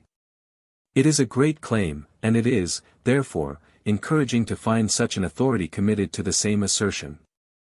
The general principle on which this claim is based by the exponents of the New Thought is the identity of spirit in the individual with spirit in the universal, and we shall find that this, also, is the basis of Jesus' teaching on the subject. He says that, the Son can do nothing of himself, but what he seeth the Father do these things doeth the Son in like manner. It must now be sufficiently clear that the Son is a generic appellation, not restricted to a particular individual, but applicable to all, and this statement explains the manner of the Son's working in relation to the Father. The point this sentence particularly emphasizes is that it is what he sees the Father doing that the Son does also. His doing corresponds to his seeing. If the seeing expands, the doing expands along with it. But we are all sufficiently familiar with this principle in other matters. What differentiates an Edison or a Marconi from the apprentice who knows only how to fit up an electric bell by rule of thumb? It is their capacity for seeing the universal principles of electricity and bringing them into particular application. The great painter is the one who sees the universal principles of form and color where the smaller man sees only a particular combination. And so with the great surgeon, the great chemist, the great lawyer, in every line it is the power of insight that distinguishes the great man from the little one. It is the capacity for making wide generalizations and perceiving far-reaching laws that raises the exceptional mind above the ordinary level. The greater working always results from the greater seeing into the abstract principles from which any art or science is generated. And this same law carried up to the universal principles of life is the law by which the Son's working is proportioned to his seeing the method of the Father's work. Thus the source of the Son's power lies in the contemplation of the Father, the endeavor, that is, to realize the true nature of being, whether in the abstract or in its generic forms of manifestation. 3. This is Bacon's maxim, work as God works. And similarly the New Thought consists before all things in the realization of the laws of being. And the result of the seeing is that the Son does the same things as the Father, in like manner. The Son's action is the reproduction of the universal principles in application to specific instances. The principles remain unaltered and work always in the same manner, and the office of the Son is to determine the particular field of their operation with regard to the specific object which he has in view. And therefore, so far as that object is concerned, the action of the Son becomes the action of the Father also. Again, there is no concealment on the part of the Father. He has no secrets, for the Father loveth the Son, and showeth him all things that himself doeth. There is perfect reciprocity between spirit in the universal and in individualization, resulting from the identity of being. And the Son's recognition of love as the active principle of this unity gives him an intuitive insight into all those inner workings of the universal life which we call the arcana of nature. Love has a divine gift of insight which cannot be attained by intellect alone, and the old saying, "Love will find out the way," has greater depths of meaning than appear on the surface. Thus there is not only a seeing, but also a showing. And the three terms looking, seeing, showing, combine to form a power of working to which it is impossible to assign any limit. Here, again, the teaching of Jesus is in exact correspondence with that of the New Thought, which tells us that limitations exist only where we ourselves put them, and that to view ourselves as beings of limitless knowledge, power, And love is to become such an outward manifestation of visible fact. Any objection, therefore, to the new thought teaching regarding the possibilities latent in man apply with equal force to the teachings of Jesus. His teaching clearly was that the perfect individuality of man is a dual unity, the polarization of the infinite in the manifest. And it requires only the recognition of this truth for the manifested element in this binary system to demonstrate its identity with the corresponding element which is not externally visible. He said that he and his Father were one, that those who had seen him had seen the Father, that the words which he spoke were the Father's, and that it was the Father who did the works. Nothing could be more explicit. Absolute unity of the manifested individuality with the originating infinite spirit is asserted or implied in every utterance attributed to Jesus, whether spoken of himself or of others. He recognizes only one radical difference, the difference between those who know this truth and those who do not know it. The distinction between the disciple and the master is one only of degree, which will be effaced by the expansive power of growth. The disciple, when he is perfected, shall be as his master. All that hinders the individual from exercising the full power of the infinite for any purpose whatever is his lack of faith, his inability to realize to the full the stupendous truth that he himself is the very power which he seeks. This was the teaching of Jesus as it is that of the New Thought. And this truth of the divine sonship of man once taken as the great foundation, a magnificent edifice of possibilities which eye hath not seen, nor ear heard, neither hath entered into the heart of man to conceive, grows up logically upon it a glorious heritage which each one may legitimately claim in right of his common humanity. 2. The Great Affirmation. I take it for granted that my readers are well acquainted with the part assigned to the principle of affirmation in the scheme of the New Thought. This is often a stumbling block to beginners. And I feel sure that even those who are not beginners will welcome every aid to a deeper apprehension of this great central truth. I, therefore, purpose to examine the Bible teaching on this important subject. The professed object of the Bible is to establish and extend the kingdom of God throughout the world, and this can be done only by repeating the process from one individual to another, until the whole mass is leavened. It is thus an individual process, and, as we have seen in the last chapter, God is spirit and spirit is life, and, therefore, the expansion of the kingdom of God means the expansion of the principle of life in each individual. Now life, to be life at all, must be affirmative. It is life in virtue of what it is, and not in virtue of what it is not. The quantity of life in any particular case may be very small, but, however small the amount, the quality is always the same. It is the quality of being, the quality of livingness, and not its absence, that makes it what it is. The distinctive character of life, therefore, is that it is positive and not negative.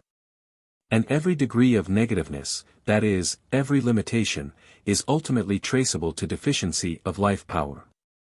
Limitations surround us because we believe in our inability to do what we desire. Whenever we say, I cannot, we are brought up sharp by a limitation, and we cease to exercise our thought power in that direction because we believe ourselves stopped by a blank wall of impossibility. And whenever this occurs we are subjected to bondage. The ideal of perfect liberty is the converse of all this, and follows a sequence which does not thus lead us into a cul-de-sac. This sequence consists of the three affirmations, I am therefore I can therefore I will. And this last affirmation results in the projection of our powers, whether interior or external, to the accomplishment of the desired object. But this last affirmation has its root in the first, and it is because we recognize the affirmative nature of the life that is in us, or rather of the life which we are, that the power to will or to act positively has any existence. And, therefore, the extent of our power to will and to act positively and with effect, is exactly measured by our perception of the depth and livingness of our own being. Hence the more fully we learn to affirm that, the greater power we are able to exercise. Now the ideal of perfect liberty is the entire absence of all limitation, and to have no limitation in being is to be coextensive with all being. We are all grammarians enough to know that the use of a predicate is to lead the mind to contemplate the subject as represented by that predicate, in other words, it limits our conception for the time being to that particular aspect of the subject. Hence every predicate, however extensive, implies some limitation of the subject. But the ideal subject, the absolutely free self, is, by the very hypothesis, without limitation, and, therefore, no predicate can be attached to it. It stands as a declaration of its own being without any statement of what that being consists in, and therefore it says of itself, not, I am this or that, but simply I am. No predicate can be added, because the only commensurate predicate would be the enumeration of infinity. Therefore, both logically and grammatically, the only possible statement of a fully liberated being is made in the words I am. I need hardly remind my readers of the frequency with which Jesus employed these emphatic words. In many cases the translators have added the word he, but they have been careful, by putting it in italics, to show that it is not in the original. As grammarians and theologians they thought something more was wanted to complete the sense, and they supplied it accordingly, but if we would get at the very words as the Master himself spoke them, we must strike out this interpolation. And as soon as we have done so there flashes into light the identity of his statement with that made to Moses at the burning bush, where the full significance of the words is so obvious that the translators were compelled to leave the place of the predicate in that seeming emptiness which comes from filling all things. Seen thus, a marvelous light shines forth from the instruction of the great teacher, for in whatever sense we may regard him as a great exception to the weak and limited aspect of humanity with which we are only too familiar, we must all agree that his mission was not to render mankind hopeless by declaring the path of advance barred against them, but to give light to them that sit in darkness, and liberty to them that are bound. By proclaiming the unlimited possibilities that are in man waiting only to be called forth by knowledge of the truth. And if we suppose any personal reference in his words, it can, therefore, be only as the great example of what man has it in him to become, and not as the example of something which man can never hope to be. An exception, truly, to mankind as we see them now, but the exception that proves the rule, and sets the standard of what each one may become as he attains to the measure of the stature of the fullness of Christ. Let us, therefore, by striking out this interpolation, restore the Master's words as they stand in the original, except ye believe that I am, ye shall die in your sins. This is an epitome of his teaching. The last enemy that shall be overcome is death, and the sting, or fatal power, of death is sin. Remove that, and death has no longer any dominion over us, its power is at an end. And the strength of sin is the law. Sin is every contradiction of the law of being, and the law of being is infinitude, for being is life, and life in its innermost essence is the limitless I am. Dying in our sins is thus not a punishment for doubting a particular theological dogma, but it is the unavoidable natural consequence of not realizing, not believing in, the I am. So long as we fail to realize its full infinitude in ourselves, we cut ourselves off from our conscious unity with the infinite life spirit which permeates all things. Without this principle we have no alternative but to die, and this because of our sin, that is, because of our failure to conform to the true law of our being, which is life, and not death. We affirm death and negation concerning ourselves, and therefore death and negation are externalized, and thus we pay the penalty of not believing in the central law of our own life, which is the law of all life. The Bible is the book of principles, and therefore by dying is meant the acceptance of the principle of the negative which culminates in death as the sum total of all limitations, and which introduces at every step those restrictions which are of the nature of death, because their tendency is to curtail the outflowing fullness of life. This, then, is the very essence of the teaching of Jesus, that unbelief in the limitless power of life in ourselves and each of us is the one cause of death and of all those evils which, in greater or lesser measure, reproduce the restrictive influences which deprive life of its fullness and joy. If we would escape death and enter into life, we must each believe in the I am in ourselves. And the ground for this belief? Simply that nothing else is conceivable. If our life is not a portion of the life of universal spirit, whence comes it? We are because that is. No other explanation is possible. The unqualified affirmation of our own livingness is not an audacious self-assertion, it is the only logical outcome of the fact that there is any life anywhere, and that we are here to think about it. In the sense of universal being, there can be only one I am, and the understanding use of the words by the individual is the assertion of this fact.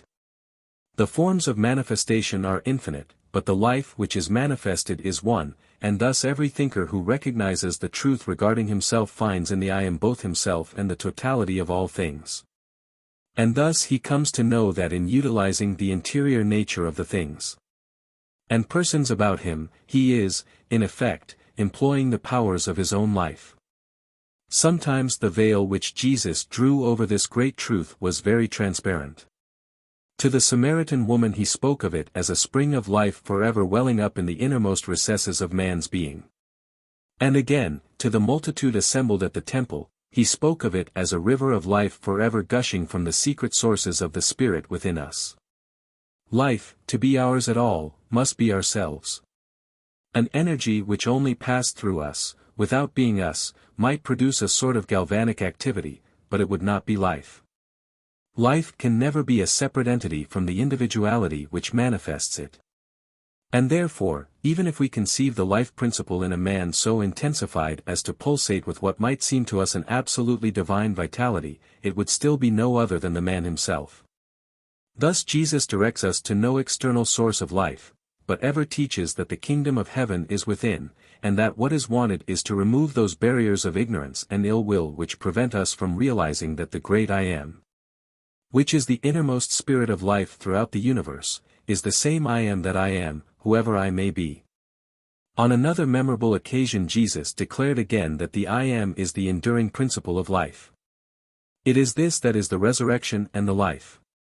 Not, as Martha supposed, a new principle to be infused from without at some future time, but an inherent core of vitality awaiting only its own recognition of itself to triumph over death and the grave. And yet, again hear the Master's answer to the inquiring Thomas. How many of us, like him, desire to know the way? To hear of wonderful powers latent in man and requiring only development is beautiful and hopeful, if we could only find out the way to develop them, but who will show us the way? The answer comes with no uncertain note. The I Am includes everything. It is at once the way, the truth, and the life, not the life only, or the truth only, but also the way by which to reach them. Can words be plainer? It is by continually affirming and relying on the I Am in ourselves as identical with the I Am that is the one and only life, whether manifested or unmanifested, in all places of the universe, that we shall find the way to the attainment of all truth and of all life. Here we have the predicate which we are seeking to complete our affirmation regarding ourselves. I am what? The three things which include all things: truth, which is all knowledge and wisdom; life, which is all power and love; and the unfailing way which will lead us step by step, if we follow it, to heights too sublime and environment too wide for our present juvenile imaginings to picture. As the New Testament centers around Jesus, so the Old Testament centers around Moses, and he also declares the great affirmation to be the same. For him God has no name, but that intensely living universal life which is all in all, and no name is sufficient to be its equivalent. The emphatic words I am are the only possible statement of the one power which exhibits itself as all worlds and all living beings. It is the great I Am which forever unfolds itself in all the infinite evolutionary forces of the cosmic scheme, and which, in marvelous onward march, develops itself into higher and higher conscious intelligence in the successive races of mankind. Unrolling the scroll of history as it moves on from age to age, working out with unerring precision the steady forward movement of the whole towards that ultimate perfection in which the work of God will be completed. But stupendous as is the scale on which this providential power reveals itself to Moses and the prophets, it is still nothing else than the very same power which Jesus bids us realize in ourselves. The theater of its operations may be expanded to the magnificent proportions of a world history, or contracted to the sphere of a single individuality. The difference is only one of scale, but the life principle is always the same. It is always the principle of confident affirmation in the calm knowledge that all things are but manifestations of itself, and that, therefore, all must move together in one mighty unity which admits of no discordant elements. This unity of the Spirit, once clearly grasped, to say I am is to send the vibrations of our thought currents throughout the universe to do our bidding when and where we will. And, conversely, it is to draw in the vitalizing influences of infinite spirit as from a boundless ocean of life, which can never be exhausted and from which no power can hold us back. And all this is so because it is the supreme law of nature. It is not the introduction of a new order, but simply the allowing of the original and only possible order to flow on to its legitimate fulfillment. A divine order, truly, but nowhere shall we find anything that is not divine. And it is to the realization of this divine and living order that it is the purpose of the Bible to lead us. But we shall never realize it around us until we first realize it within us. We can see God outside only by the light of God inside. And this light increases in proportion as we become conscious of the divine nature of the innermost I am, which is the center of our own individuality. Therefore, it is that Jesus tells us that the I am is the door. It is that central point of our individual being which opens into the whole illimitable life of the infinite. If we would understand the old world precept, know thyself, we must concentrate our thought more and more closely upon our own interior life until we touch its central radiating point. And there we shall find that the door into the infinite is indeed open to us, and that we can pass from the innermost of our own being into the innermost of all being. This is why Jesus spoke of the door as that through which we should pass in and out and find pasture. Pasture, the feeding of every faculty with its proper food, is to be found both on the within and the without. The livingness of life consists in both concentration and externalization. It is not the dead equilibrium of inertia, but the living equilibrium of a vital and rhythmic pulsation. Involution and evolution must forever alternate, and the door of communication between them is the I am, which is the living power in both.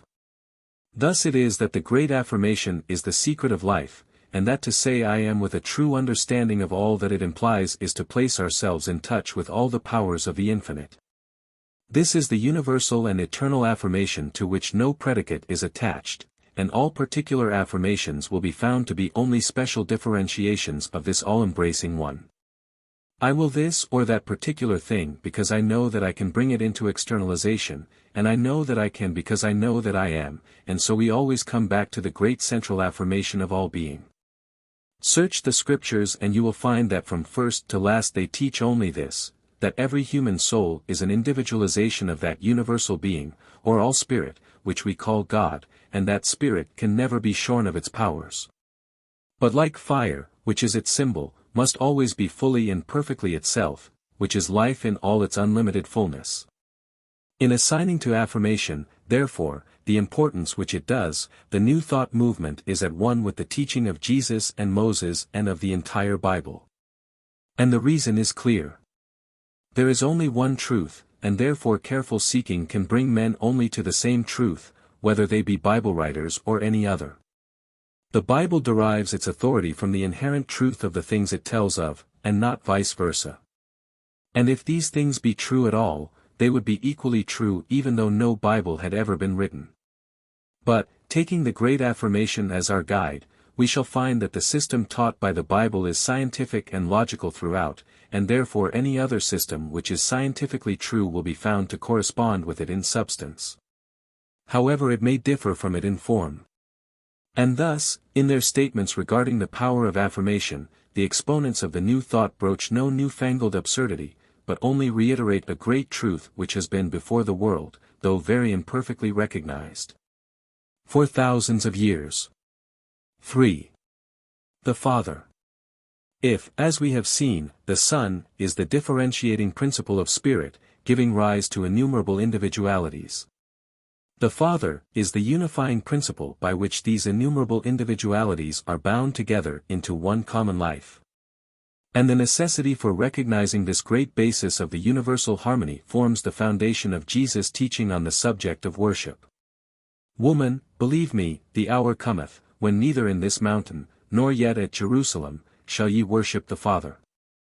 Ye worship that which ye know not, we worship that which we know, for salvation is from the Jews. But the hour cometh and now is when the true worshippers shall worship the Father in spirit and truth. Revised Version. In these few words the great teacher sums up the whole subject. He lays particular stress on the kind of worship that he means. It is, before all things, founded upon knowledge. We worship that which we know, and it is this knowledge that gives the worship a healthful and life-giving quality. It is not the ignorant worship of wonderment and fear, a mere abasement of ourselves before some vast, vague, unknown power, which may injure us if we do not find out how to propitiate it. But it is a definite act performed with a definite purpose, which means that it is the employment of one of our natural faculties upon its proper object in an intelligent manner.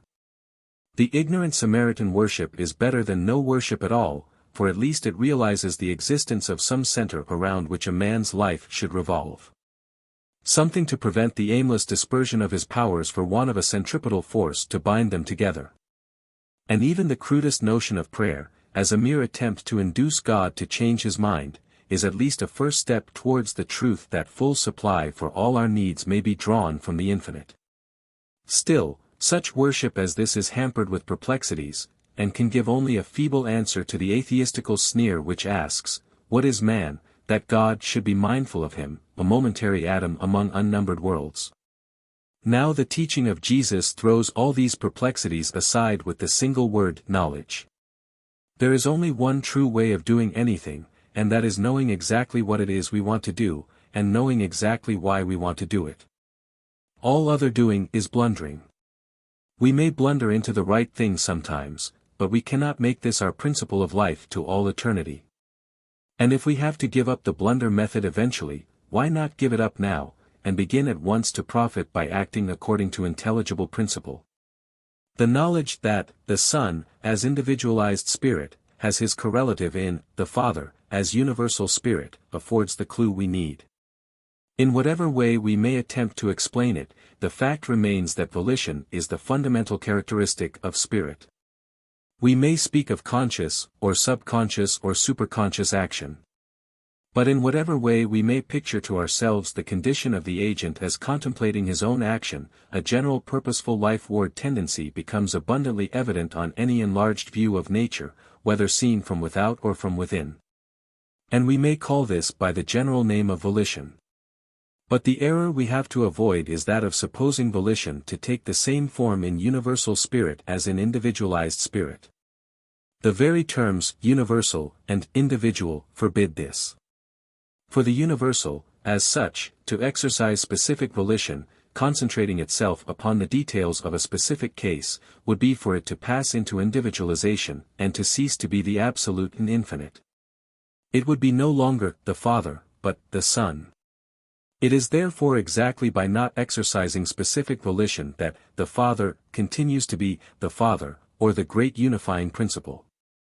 But the volitional quality is not on this account absent from spirit in the universal, for otherwise whence would that quality appear in ourselves? It is present, but according to the nature of the plane on which it is acting. The universal is not the specific, and everything on the plane of the universal must partake of the nature of that plane. Hence volition in the Father is not specific, and that which is not specific and individual must be generic. Generic volition, therefore, is that mode of volition which belongs to the universal, and generic volition is tendency. This is the solution of the enigma, and this solution is given, not obscurely, in Jesus' statement that the Father seeks those true worshippers who worship him in spirit and in truth. For what do we mean by tendency? From the root of tendere, to stretch, it signifies a pushing out in a certain definite direction, the tension of some force seeking to expand itself. What force? The universal life principle, for the Spirit is life. In the language of modern science, this seeking, on the part of the Father, is the expansive pressure of the universal life principle seeking the line of least resistance, along which to flow into the fullest manifestation of individualized life. It is a tendency which will take manifested form according to the degree in which it meets with reception. St. John says, "This is the boldness that we have towards him, that if we ask anything according to his will, he heareth us. And if we know that he heareth us whatsoever we ask, we know that we have the petitions that we have asked of him, 1 John v. 14. Now according to the popular notion of the will of God, this passage entirely loses its value, because it makes everything depend on our asking, according to his will. And if we start with the idea of an individual act of the divine volition in each separate case, nothing short of a special revelation continually repeated could inform us what the divine will in each particular instance was. Viewed in this light, this passage is a mere jeering at our incapacity. But when once we realize that the will of God is an invariable law of tendency, we have a clear standard by which to test whether we may rightly expect to get what we desire. We can study this law of tendency as we would any other law, and it is this study that is the essence of true worship. The word worship means to count worthy, that is, of observation. The proverb says that imitation is the sincerest form of flattery, more truly we may say that it is the sincerest worship. Hence the true worship is the study of the universal life principle, the Father, in its nature and in its modes of action. And when we have thus realized the law of God, the law that is inherent in the nature of infinite being, we shall know that by conforming our own particular action to this generic law, we shall find that this law will in every instance work out the results that we desire. This is nothing more or less miraculous than what occurs in every case of applied science. He only is the true chemist or engineer who, by first learning how to obey the generic tendency of natural laws, is able to command them to the fulfillment of his individual purposes. No other method will succeed. Similarly with the student of the divine mystery of life. He must first learn the great laws of its generic tendency, and then he will be in a position to apply that tendency to the working of any specific effect he will. Common sense tells us what the law of this tendency must be. The Master taught that a house divided against itself cannot stand. And for the life principle to do anything restrictive of the fullest expansion of life, would be for it to act to its own destruction. The test, therefore, in every case, whether our intention falls within the scope of the great law, is this: does it operate for the expansion or for the restriction of life? And according to the answer we can say positively whether or not our purpose is according to the will of God. Therefore so long as we work within the scope of this generic will of the Father, we need have no fear of the divine providence, as an agency, acting adversely to us. We may dismiss this bugbear, for we ourselves are manifestations of the very power which we call the Father. The I Am is one. And so long as we preserve this unity by conforming to the generic nature of the I Am in the universal, it will certainly never destroy the unity by entering upon a specific course of action on its own account. Here, then, we find the secret of power. It is contained in the true worship of the Father, which is the constant recognition of the life-givingness of originating Spirit, and of the fact that we, as individuals, still continue to be portions of that Spirit. And that therefore the law of our nature is to be perpetually drawing life from the inexhaustible stores of the infinite, not bottles of water of life mixed with other ingredients and labeled for this or that particular purpose. But the full flow of the pure stream itself, which we are free to use for any purpose we desire. Whosoever will, let him take the water of life freely. It is thus that the worship of the Father becomes the central principle of the individual life, not as curtailing our liberty, but as affording the only possible basis for it. As a planetary system would be impossible without a central controlling sun, so harmonious life is impossible without the recognition of infinite Spirit as that power, whose generic tendency serves to control each individual being into its proper orbit. This is the teaching of the Bible, and it is also the teaching of the New Thought, which says that life with all its limitless possibilities is a continual outflow from the infinite which we may turn in any direction that we desire. But, it may be asked, what happens if we go counter to this generic law of Spirit? This is an important question, and I must leave the answer for further consideration. 4. Conclusion.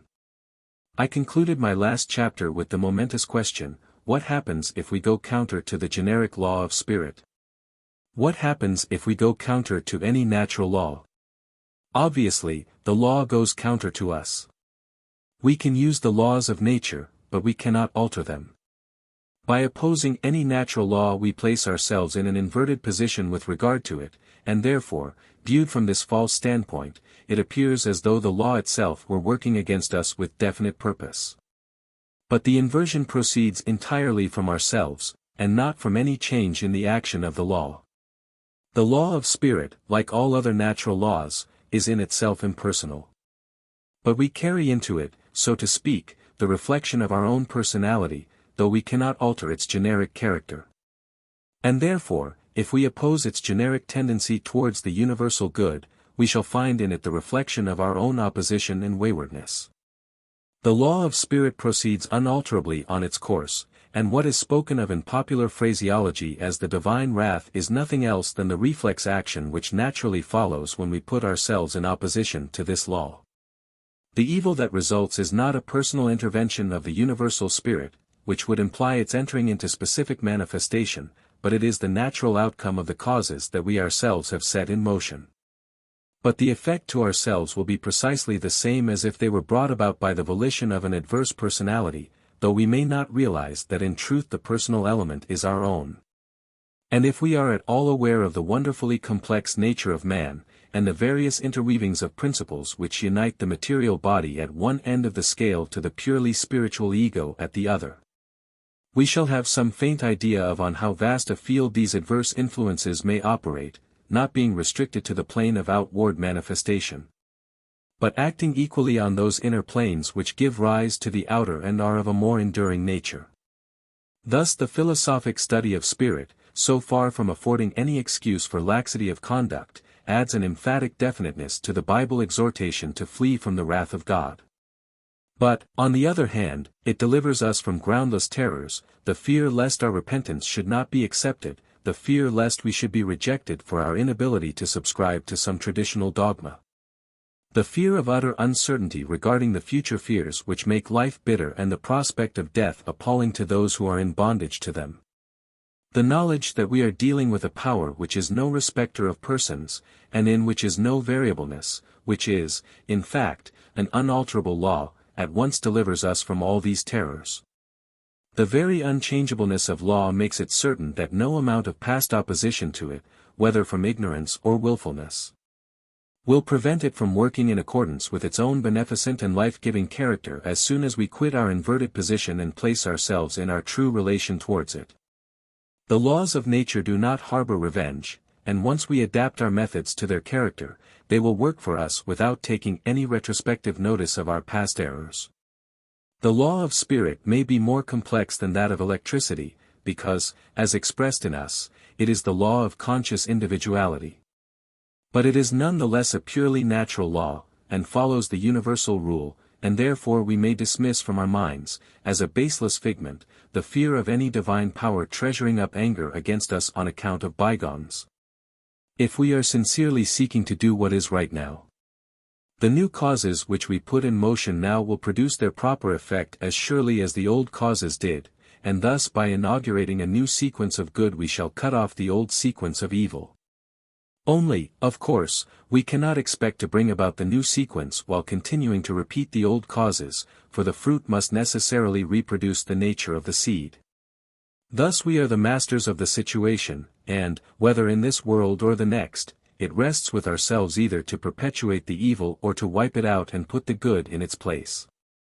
And it may be noticed in passing that the great central Christian doctrine is based upon the most perfect knowledge of this law, and is the practical application to a profound problem of the deepest psychological science. But this is a large subject, and cannot be suitably dealt with here. Much has been written and said on the origin of evil, and a volume might be filled with the detailed study of the subject. But for all practical purposes it may be summed up in the one-word limitation. For what is the ultimate cause of all strife, whether public or private, but the notion that the supply of good is limited? With the bulk of mankind this is a fixed idea, and they therefore argue that because there is only a certain limited quantity of good, the share in their possession can be increased only by correspondingly diminishing someone else's share. Anyone entertaining the same idea, naturally resents the attempt to deprive him of any portion of this limited quantity, and hence arises the whole crop of envy, hatred, fraud, and violence, whether between individuals, classes, or nations. If people only realize the truth that good is not a certain limited quantity, but a stream continuously flowing from the exhaustless infinite, and ready to take any direction we choose to give it. And that each one is able by the action of his own thought to draw from it indefinitely, the substitution of this new and true idea for the old and false one of limitation would at one stroke remove all strife and struggle from the world. Every man would find a helper instead of a competitor in every other, and the very laws of nature, which now so often seem to war against us, would be found a ceaseless source of profit and delight. They could not enter into rest because of unbelief. They limited the Holy One of Israel. In these words the Bible, like the New Thought, traces all the sorrow of the world, that terrible Weltschmerz which expresses itself with such direful influence through the pessimistic literature of the day to the one root of a false belief, the belief in man's limitation. Only substitute for it the true belief, and the evil would be at an end. Now the ground of this true belief is that clear apprehension of the Father which, as I have shown, forms the basis of Jesus' teaching. If, from one point of view, the intelligent universal life principle is a power to be obeyed, in the same sense in which we have to obey all the laws of nature, from the opposite point of view, it is a power to be used. We must never lose sight of the fact that obedience to any natural law in its generic tendency necessarily carries with it a corresponding power of using that law in specific application. This is the old proverb that knowledge is power. It is the old paradox with which Jesus posed the ignorant scribes as to how David's Lord could also be his son. The word David means beloved, and to be beloved implies that reciprocal sympathy which is intuitive knowledge. Hence David, the beloved, is the man who has realized his true relation as a son to his father and who is, in tune with the infinite. On the other hand, this infinite is his Lord, because it is the complex of all those unchangeable laws from which it is impossible to swerve without suffering consequent loss of power.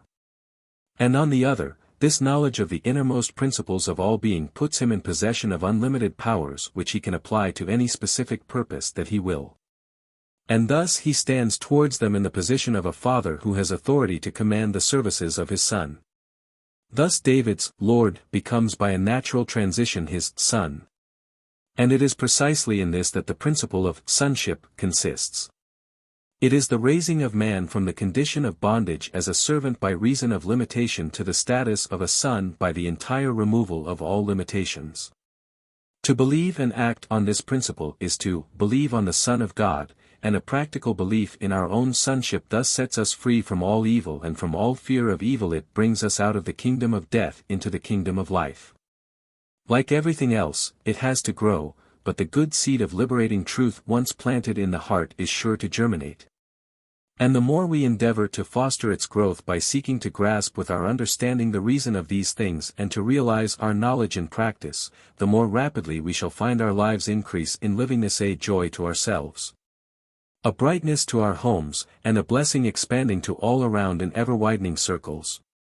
Enough has now been said to show the identity of principle between the teaching of the Bible and that of the New Thought. Treated in detail, the subject would extend to many volumes explanatory of the Old and New Testaments. And if that great work were ever carried out, I have no hesitation in saying that the agreement would be found to extend to the minutest particulars. But the hints contained in the foregoing papers will, I hope, suffice to show that there is nothing antagonistic between the two systems, or, rather, to show that they are one, the statement of the one truth which always has been and always will be. And if what I have now endeavored to put before my readers should lead any of them to follow up the subject more fully for themselves, I can promise them an inexhaustible store of wonder, delight, and strength in the study of the old book in the light of the new thought. 1902. 20. Jachin and Boaz. And he reared up the pillars before the temple, one on the right hand, and the other on the left, and called the name of that on the right hand Jachin, and the name of that on the left Boaz. 2 Chron. 17. Very likely some of us have wondered what was the meaning of these two mysterious pillars set up by Solomon in front of his temple, and why they were called by these strange names.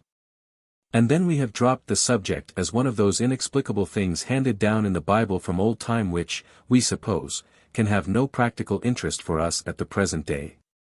Nevertheless, these strange names are not without a purpose.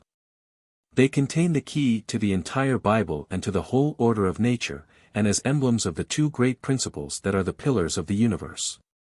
They fitly stood at the threshold of that temple which was designed to symbolize all the mysteries of being. In all the languages of the Semitic stock the letters J and Y are interchangeable, as we see in the modern Arabic Yaqub for Jacob and the Old Hebrew Yahweh for Jehovah. This gives us the form Yakin, which at once reveals the enigma. The word Yak signifies one, and the termination Hi, or Hin, is an intensitive which may be rendered in English by only. Thus the word Jachin resolves itself into the words one only, the all-embracing unity. The meaning of Boaz is clearly seen in the book of Ruth. There Boaz appears as the kinsman exercising the right of preemption so familiar to those versed in Oriental law, a right which has for its purpose the maintenance of the family as the social unit. According to this widely spread custom, the purchaser, who is not a member of the family, buys the property subject to the right of kinsmen within certain degrees to purchase it back, and so bring it once more into the family to which it originally belonged. Whatever may be our personal opinions regarding the vexed questions of dogmatic theology, we can all agree as to the general principle indicated in the role acted by Boaz. He brings back the alienated estate into the family, that is to say, he redeems it in the legal sense of the word. As a matter of law his power to do this results from his membership in the family. But his motive for doing it is love, his affection for Ruth. Without pushing the analogy too far we may say, then, that Boaz represents the principle of redemption in the widest sense of reclaiming an estate by right of relationship, while the innermost moving power in its recovery is love. This is what Boaz stands for in the beautiful story of Ruth, and there is no reason why we should not let the same name stand for the same thing when we seek the meaning of the mysterious pillar. Thus the two pillars typify unity and the redeeming power of love, with the significant suggestion that the redemption results from the unity. They correspond with the two bonds, or uniting principles spoken of by St. Paul, the unity of the Spirit which is the bond of peace, and love, which is the bond of perfectness. The former is unity of being, the latter, unity of intention, and the principle of this dual unity is well illustrated by the story of Boaz. The whole story proceeds on the idea of the family as the social unit, the root conception of all Oriental law, and if we consider the family in this light, we shall see how exactly it embodies the twofold idea of Jachin and Boaz. Unity of being and unity of thought. The family forms a unit because all the members proceed from a common progenitor, and are thus all of one blood. But, although this gives them a natural unity of being of which they cannot divest themselves, it is not enough in itself to make them a united family, as unfortunately experience too often shows. Something more is wanted, and that something is love. There must be a personal union brought about by sympathetic thought to complete the natural union resulting from birth.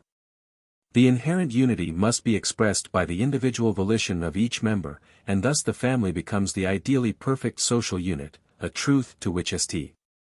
Paul alludes when he calls God the Father from whom every family in heaven and on earth is named. Thus Boaz stands for the principle which brings back to the original unity that which has been for a time separated from it. There has never been any separation of actual being. The family right always subsisted in the property even while in the hands of strangers, otherwise it could never have been brought back. But it requires the love principle to put this right into effective operation. When this begins to work in the knowledge of its right to do so, then there is the return of the individual to the unity, and the recognition of himself as the particular expression of the universal in virtue of his own nature. These two pillars, therefore, stand for the two great spiritual principles that are the basis of all life, Jachin typifying the unity resulting from being, and Boaz typifying the unity resulting from love.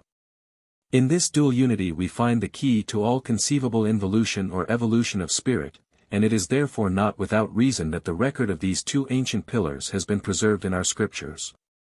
And finally we may take this as an index to the character of our scriptures generally. They contain infinite meanings, and often those passages which appear on the surface to be most meaningless will be found to possess the deepest significance. The book, which we often read so superficially, hides beneath its sometimes seemingly trivial words the secrets of other things. The twin pillars Jachin and Boaz bear witness to this truth. 5. 23. The central control. In contemplating the relations between body, soul, and spirit, between universal mind and individual mind, the methodized study of which constitutes mental science, we must never forget that these relations indicate not the separateness, but the unity of these principles. We must learn not to attribute one part of our action to one part of our being, and another to another. Neither the action nor the functions are split up into separate parts. The action is a whole, and the being that does it is a whole, and in the healthy organism the reciprocal movements of the principles are so harmonious as never to suggest any feeling than that of a perfectly whole and undivided self. If there is any other feeling we may be sure that there is abnormal action somewhere, and we should set ourselves to discover and remove the cause of it. The reason for this is that in any perfect organism there cannot be more than one center of control. A rivalry of controlling principles would be the destruction of the organic wholeness. For either the elements would separate and group themselves round one or other of the centers, according to their respective affinities, and thus form two distinctive individualities. Or else they would be reduced to a condition of merely chaotic confusion. In either case the original organism would cease to exist. Seen in this light, therefore, it is a self-evident truth that, if we are to retain our individuality, in other words, if we are to continue to exist, it can be only by retaining our hold upon the central controlling principle in ourselves. And if this be the charter of our being, it follows that all our future development depends on our recognizing and accepting this central controlling principle. To this end, therefore, all our endeavors should be directed. For otherwise all our studies in mental science will only lead us into a confused labyrinth of principles and counter-principles, which will be considerably worse than the state of ignorant simplicity from which we started. This central controlling principle is the will, and we must never lose sight of the fact that all the other principles about which we have learnt in our studies exist only as its instruments.